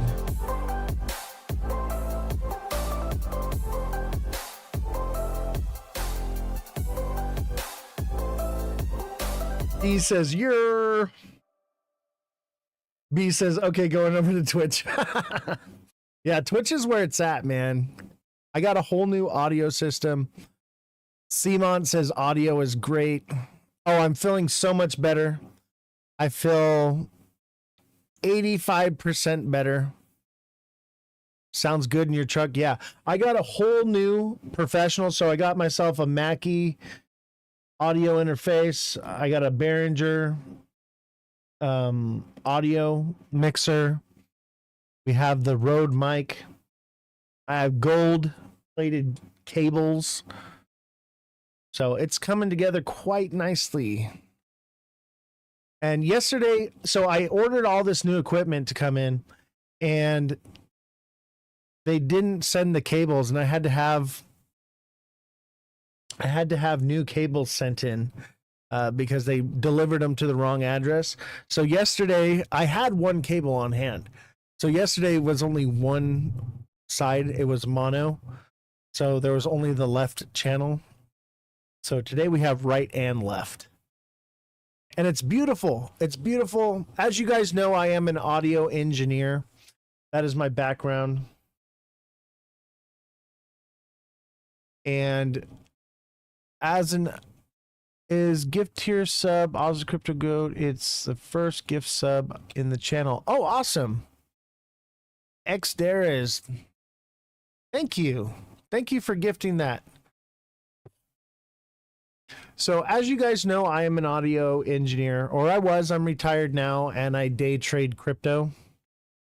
I wouldn't even say I day trade it. I long trade it. I do like weekly and monthly trades. Sometimes I do day trades. Sometimes. Oh, we are almost to that 10K mark on TikTok. Awesome. Thank you, TikTok seller. I know you're tapping away. Chris, thank you for tapping away.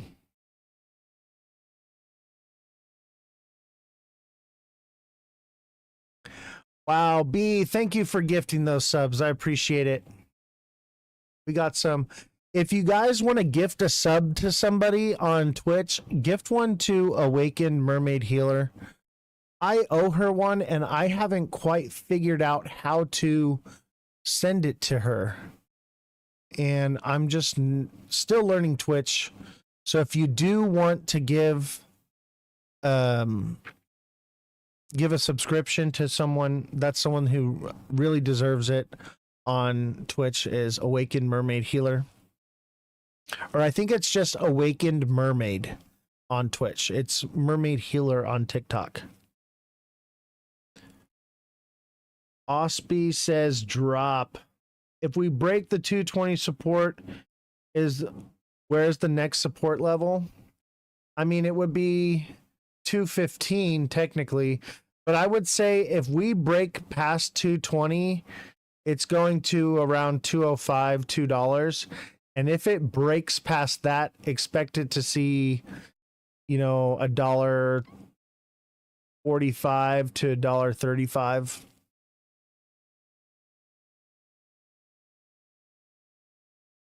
So it just depends on if it breaks, but technically it's still in an upward channel here. It still could be moving up this way. It's due for some kind of price correction. It seems to be going up now. We're at 224. So it has room for movement upward, but will it consolidate right here and head and shoulders is the question. Because this would be a nasty head and shoulders right here. That would send us back to that 205. And I have a feeling this is what we're headed for. If it consolidates, it's coming back down. We're going into the first of the month. They're going to be selling off the escrow for XRP from Ripple.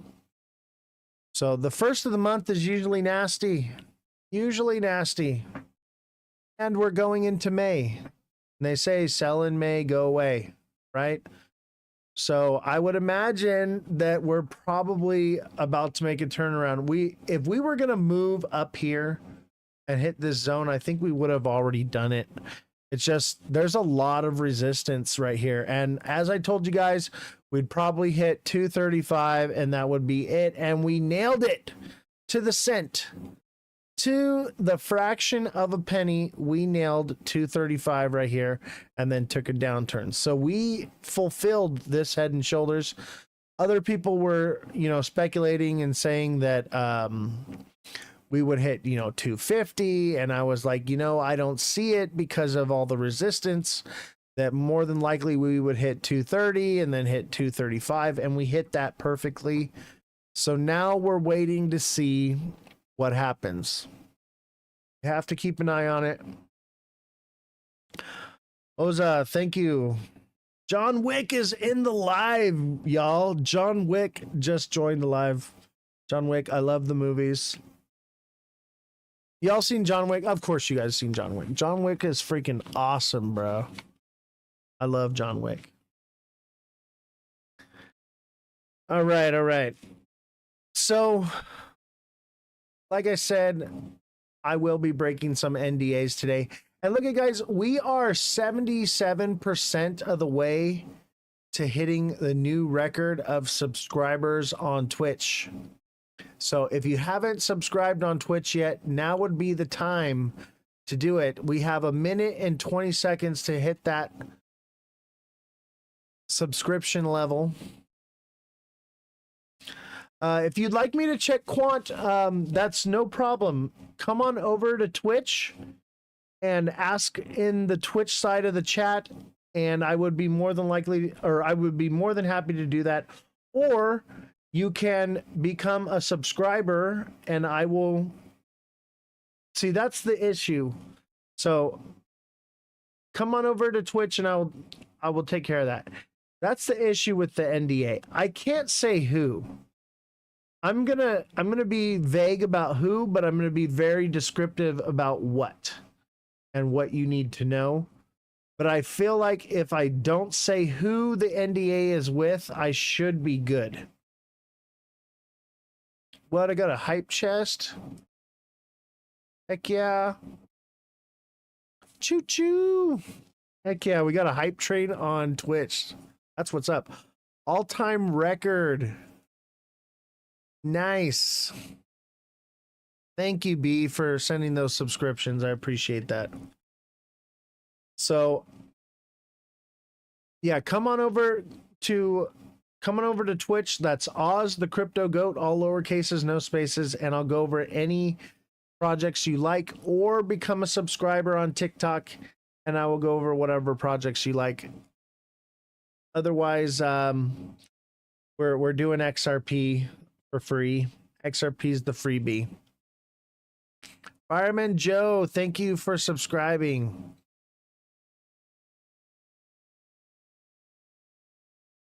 HD Malicious, thank you for liking the live.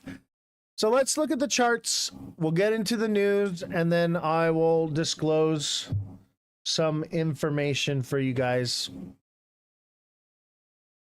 But we got to get more likes before I'm going to do it. I want to make sure that there's a lot of people watching the show. So let's see here. So the 1 hour. I've been looking a lot at the 1 hour lately, and I had a feeling we were going to do something like we did here: swing, consolidate, and pump. And we did it. We swing, we consolidated, but we dropped. It just couldn't hold the support. And technically, we're still right there on the line. We're just underneath it.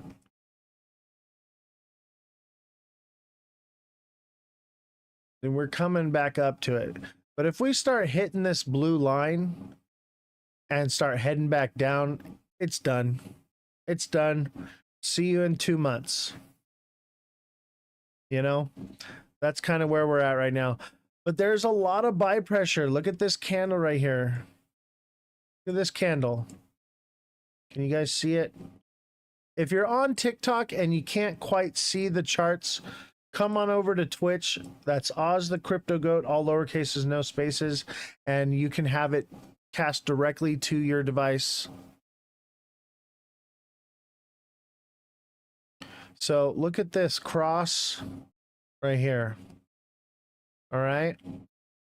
A lot of buy pressure happening right now. So it wants to go up. It wants it.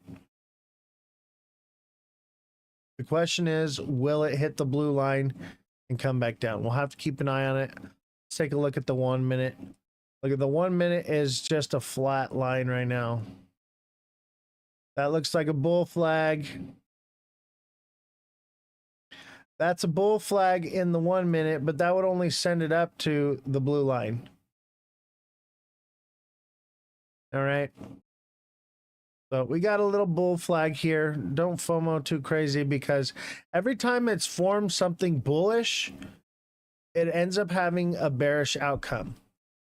I don't know why it's been doing that lately, but that seems to be the case.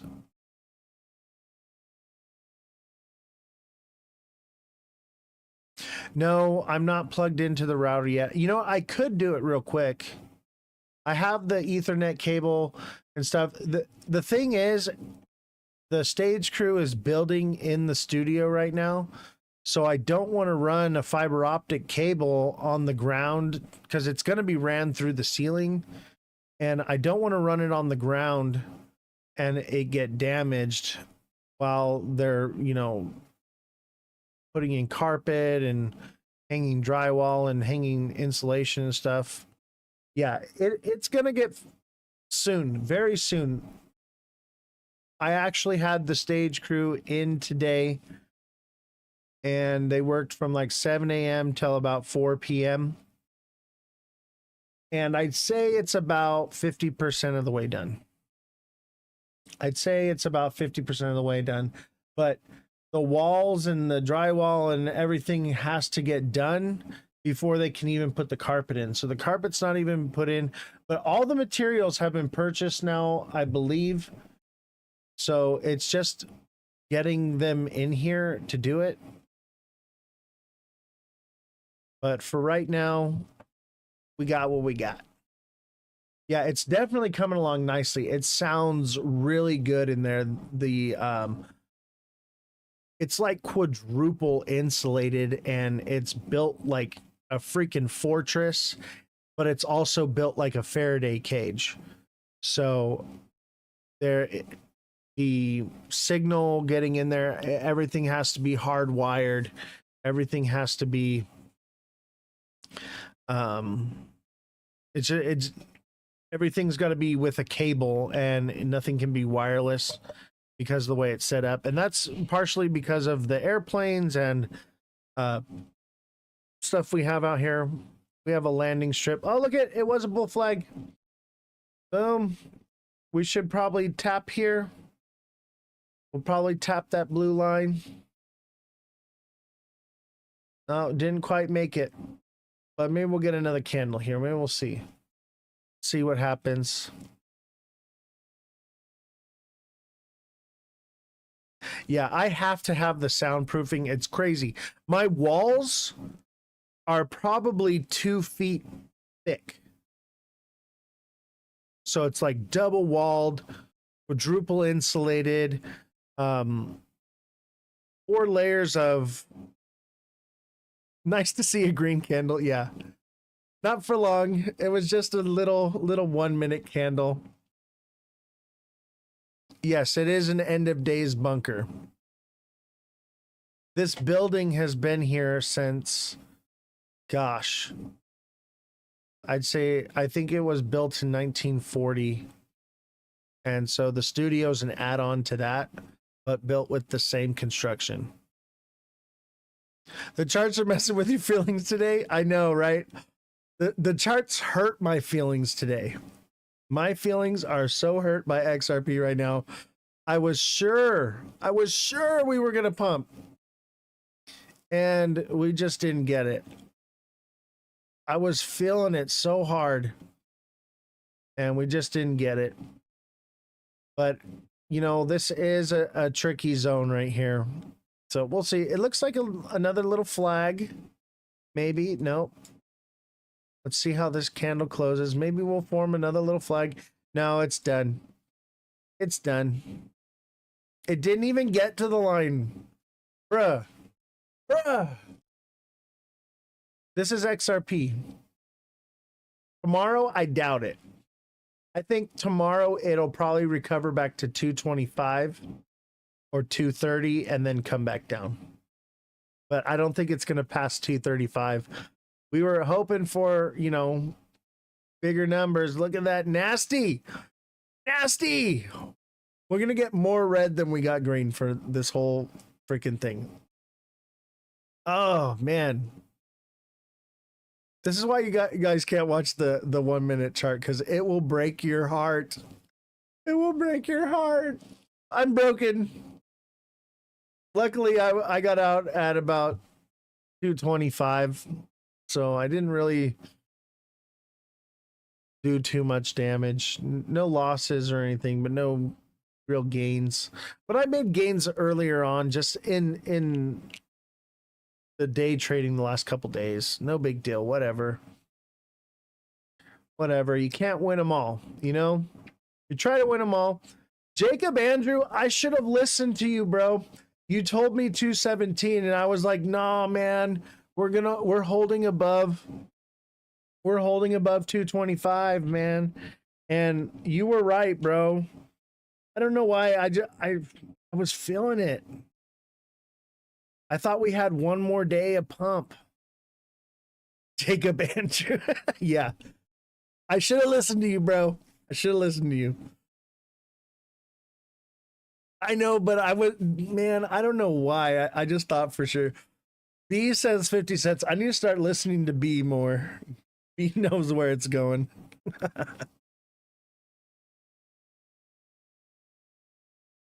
I know I'm right pretty often, but that's the thing, is you can't be right every time.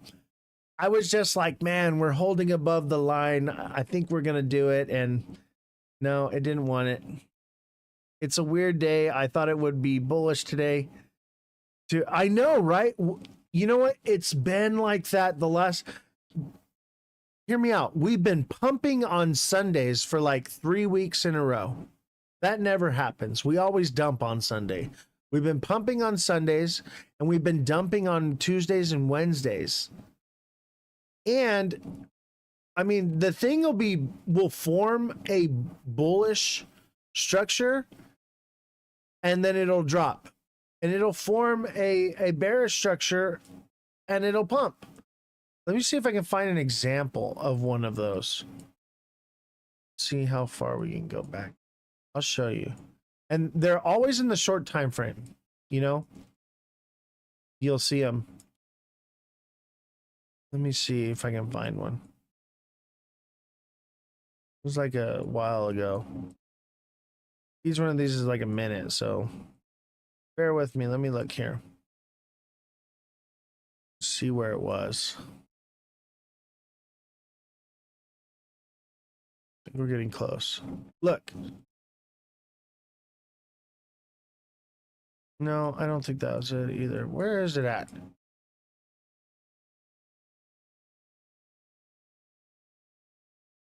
I don't know what happened to it. It was like textbook. I don't know. I'm not going to look for it. Still green? Am I still bearish on XRP? I think right now in the short term I am. I don't know. I'm conflicted. This zone that we're in right now is very tricky. So more than likely it's going to bounce between there for a little while.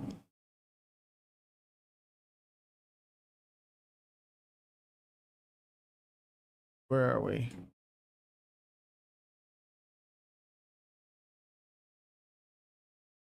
Look at the 10-minute. Jeez. So yeah, I mean, we're moving up. We got some green candles, but more than likely we're ready for a downturn. Now, do we come back and double bottom here and then come back up? I hope so. That's what I'm thinking. We'll probably hit 222 the next time around, just a little bit lower. Look at Bitcoin. Become a subscriber if you want to go over a different project, or come on over to Twitch, and it's free. So if you come put it in the chat on Twitch, then I will go over Bitcoin for you. And so come on over to Twitch. Skeptic Leo, thank you for the roses. 6 roses, thank you very much. Don't forget, guys, we are live on Twitch. That's Ozthecryptogoat, all lowercases, no spaces. So Road King, if you're on Twitch, come on over to the live on the Twitch side and put it in the chat, and I'll look at whatever project you like.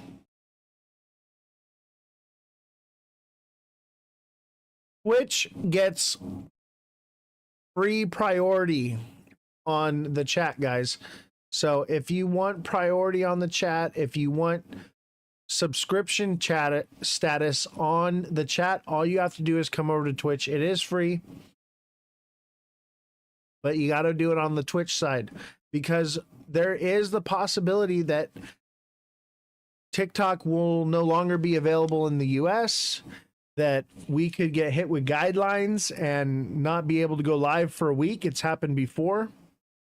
So we are mitigating that by moving over, having dual platforms. So this way, once you move over to the Twitch side, that way, if something should happen, you know where to come find the show. So that's the whole point of that. So that's why I'm offering that service that's normally for subscribers. If you move over to the Twitch side, you get it for free. Just by coming over here. You don't have to pay or anything. There are ads, but you should be able to get it in pretty quickly to where you won't even see an ad. Just got home, told my fam, all rise, the goat is live on Twitch. Oh, that's great. All rise. The great and powerful Oz has spoken. I think you're right, 50 to 70 cents. Yeah, that's what I'm thinking too. I think 75 cents. I think there's a lot of people diamond handing the shit out of this thing, man. And they are going to hold it and sink with the ship. They will sink all the way down. They think that it's going to, you know, gosh, $10,000 in XRP. And they firmly believe it, and nothing will shake them of that idea. They are being spoon-fed the moon cheese. And I'll tell you, I'm not going to say who, but one of my friends that worked with me when I was an audio engineer, he bought the top, man. He bought it like $3.15. I bought some at $3, you know, just a little bit, just because I thought we were bull flagging. We were going to take off. I bought a little bit, and then it started coming back down, and I was like, okay, I'm going to hop out, you know. And I tried to tell him, I was like, hey, man, you should probably think about taking your money out. There's a possibility that we could hit $5 to $7 at the end of the year. There's a possibility, but more than likely we'll hit $2 to $3 at the end of the year. Yo, my stock challenge ends on May 8th. Should I hold the short? I mean, you were supposed to sell the short at 163, bro. But I think you could hold it for a little longer and be all right. 163 was the price point for the big drop. However, it is going to go back down. But you weren't watching the show. You got mad greedy. Oh, you couldn't sell because you had a game, and then you got mad greedy. Bro, you can't get greedy. You can't get emotional. You can't FOMO. You have to have a game plan and stick to it. You have to have a game plan, stick to it, and if it breaks that, then you make adjustments. But if you stick to solid game plan, you will be successful. It only takes two things to become a successful trader, guys. Okay? You only need two things, and you will be successful. You will make amazing trades, and you will become wealthy. These are the only two things you need. It may go, I think it's going to go back to $2, Saketh. Maybe even lower. Probably 145. So hold it, hang in there.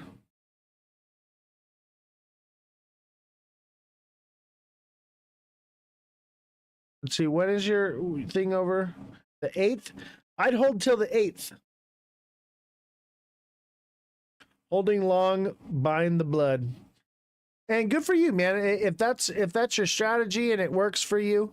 But let me tell you right now, what will get you rich in this game? The only two things that you need, okay? The only two things that you need to be successful as a trader is one, you need a game plan. You need a strategy that works, that is 75 to 80% accurate and plays out. Obviously, we can't win them all, and we can't get every wick, and we can't get, every tip, but we can get the middle. All right, we can get those candles in the middle. All right, you have a good strategy, and you stick to it, and you stick to that game plan.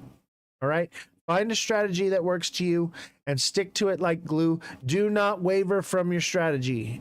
All right, the second thing that you got to do, the second thing is you got to eliminate emotion.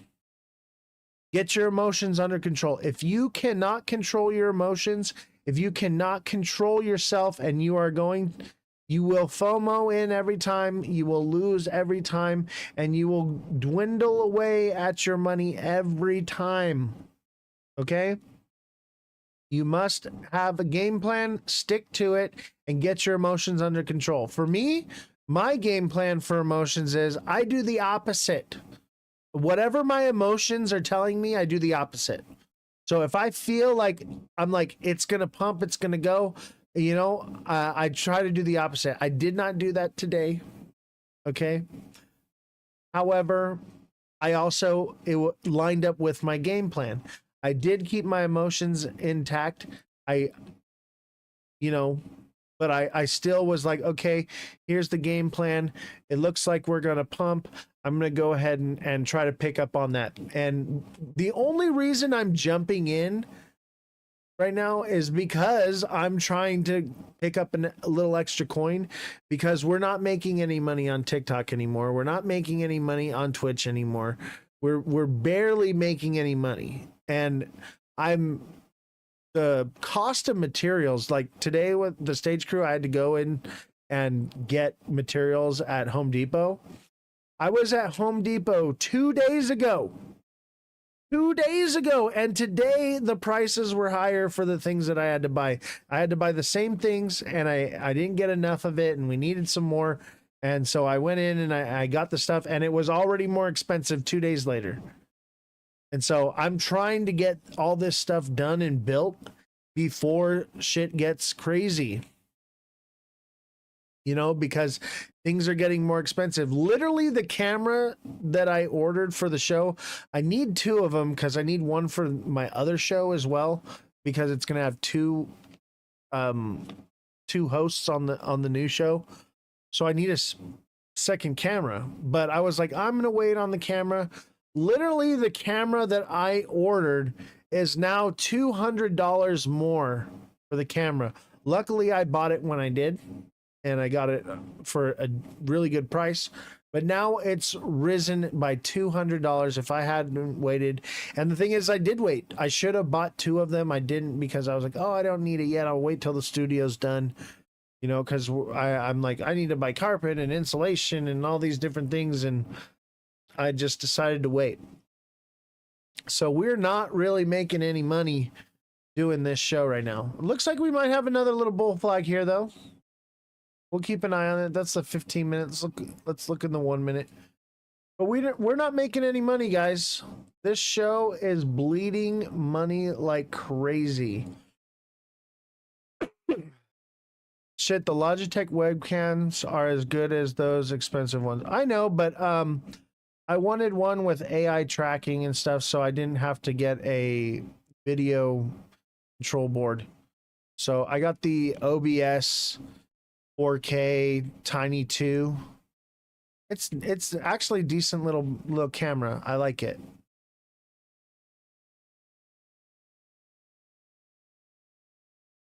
But I was gonna get a Logitech. They're not as good. I want quality stuff. I plan on doing multiple shows and possibly even renting out the studio So I want high quality equipment. Plus, this is what I did professionally, guys. So I'm like, this is something I can't half-ass because this is represents who I am and what I do, and where I'm knowledgeable. Not just with, you know, trading I'm knowledgeable, but also I'm knowledgeable with this type of equipment.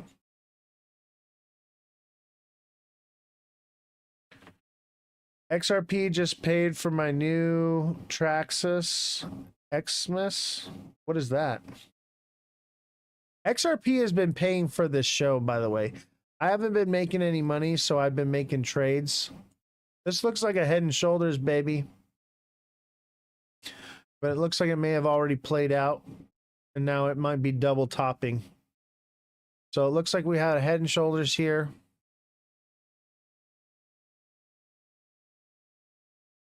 And now what I think we're looking at is a double top. Oops.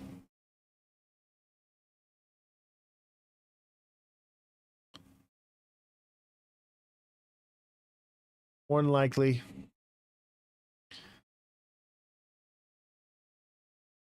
RC car goes over 60 miles an hour. That's nice. Yeah, I ended up putting a new transmission in my Doom buggy with XRP money. I got a fully built racing Volkswagen engine and transmission. So it's a 1904 cc air cooled, and it's got oil cooler, and it's all chromed out. And then I had a transmission built for it, and the transmission is spider gear and walkout plate and all kind of super high performance. It was built by More Performance. If you guys know who More Performance is, he's a guy out here in California, and he won the Baja 500 in 1974. He used to be my neighbor back in the day. The Baja 1000, nice. Yeah, I race off-road too. I got a sick Doom buggy, man. And I like old school stuff, you know. Sure, I could go get a Razor or something, but like everywhere I go, people have those, and having like that old school 4-seater sandrail, you know, built in the 70s, or actually I think it was built in 68. You just don't see that stuff anymore, and it's like being out there with a classic car. So that's why I have the one that I have, and it's sick, man. It's sick. If y'all have an off-road vehicle and you want to play show and tell, let me know. I'm down. One of these days I'll pop some pictures up during the live and stuff. You got a rock crawler? Yeah, I have a 1976 M880 military vehicle. And it's like a 1 1/4 ton, 4x4, 33-inch tires.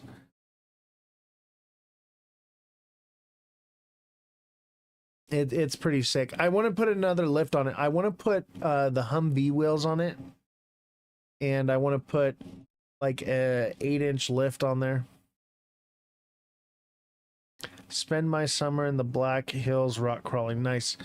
Out here, like in the Vegas area and all the way down into Lucerne Valley, they have King of the Hammers.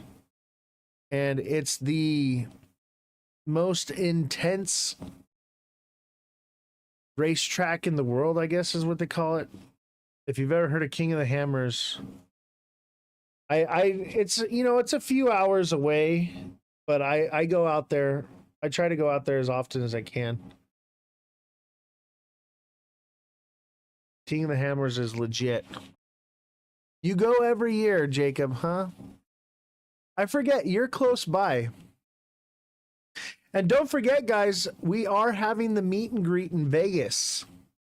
June 2nd, I will be in Vegas. We'll be having a meet and greet. I think we're going to do the Bellagio or we're going to do Caesar's Palace. I haven't decided yet which one it's going to be, but we'll be meeting there in Vegas, and we'll play some games. We'll hang out. If you want to, be on the live and talk about your crypto experience or pretty much whatever. We can't talk about certain things because of guidelines, but if you want to come out to the show or just meet and greet and hang out with me, and we can, have a little sip of something or play a couple games, we can do that. Run a group of UTV here in the Dakotas. About 700 of us went to the Hammers last year. Nice. Hey, Ghost Pepper, follow me and join our little group here. And next time you're out this way, we can meet up. We'll go ride together. That sounds like fun. Smash that like button, guys. Subscribe to the channel. Share the show with your friends. If you're not a subscriber yet, become a subscriber. When you subscribe, you get access to daily price point videos where I'm basically calling where it's going to go every single day. I think in the last month, I've probably made one mistake, and that was today. And that's because everything is going like crazy. Go check my Instagram. I will. Jacob. The thing is I'm not trying to give out my personal information to people. Let's meet at the meet and greet and see who's cool and who's not and go from there. I like to do Vegas. Still need to talk to my wife and look at the schedule. You better make it happen, bro. I expect to see you. I want to see you there, bro. TikTok seller, I don't know if you're old enough to go to Vegas, but you should come out.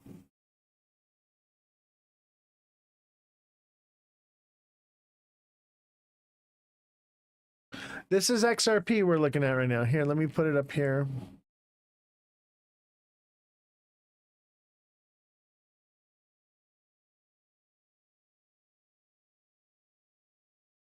There. So y'all can see it.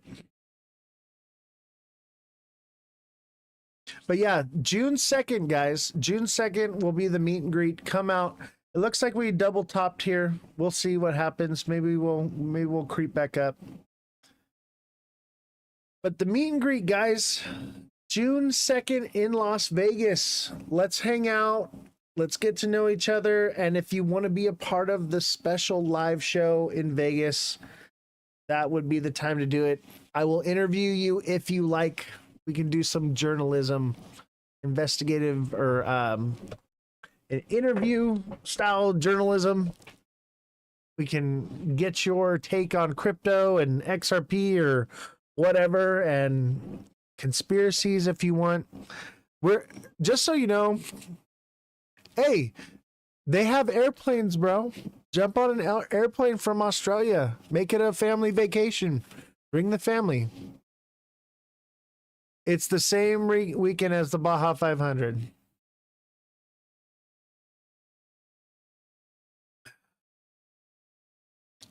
And you know what? Next year, I'm probably going to be at the crypto convention in Vegas. So if you guys can't make it out to this one, we're going to plan one for next year's crypto convention in Vegas.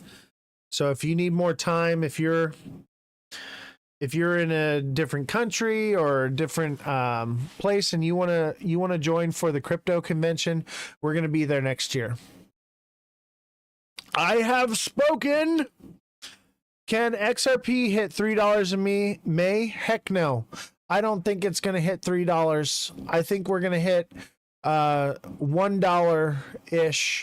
$1.20-ish, $1.30-ish, $1.40-ish. And then in July, August, September, we could possibly see $2.50 to $2.80 again. We're coming back down. And you laugh when I say that, but let me tell you something. I called 163, baby, months in advance.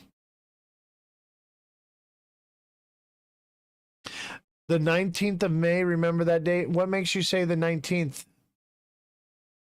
ETFs?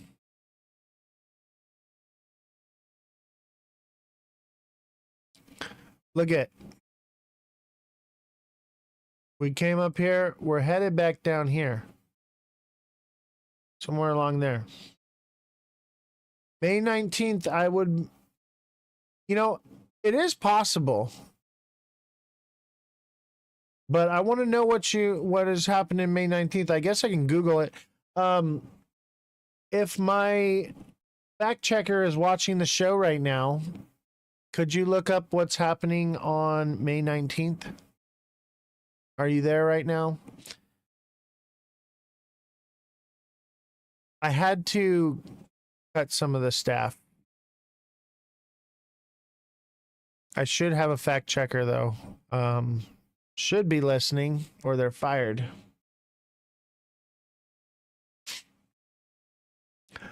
Uphold says XRP ETF approved. No, we're gonna get into that. That's actually the next news we're gonna talk about. But let's look at the charts just a little bit more. What's supposed to happen May 19th? Everything is going red because Powell said no rate cuts in May because of tariffs. Yeah, but we already knew that. We already knew no rate cuts were coming. If you've been watching this show, you knew it. Thank you for the heart, me.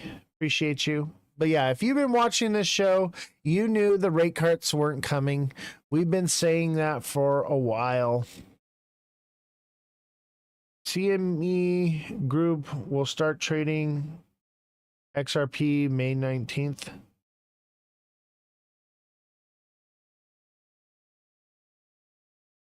Lots of feed in Twitch. Lost the feed in Twitch. Oh, shoot. I also forgot to start recording. Whoops. He just said it again today. Yep. Man, I hope I didn't lose the live because somebody said they wanted to watch it but wanted me to record it. I keep forgetting to record the live, but my IT guy has a way of recovering everything. So May 19th, XRP goes to the moon. We'll see. Let's see here. Where was May 19th here? May 19th. In the last cycle. Look at what May 19th was our last cycle. On the dot. Do you guys see it? May 19th is this big red candle in the previous cycle. And I think that's why they put that date there. Because that's what they've been doing. They've been, every time things are supposed to drop hard, they're trying to put out something that's going to make it pump. That's why in this cycle,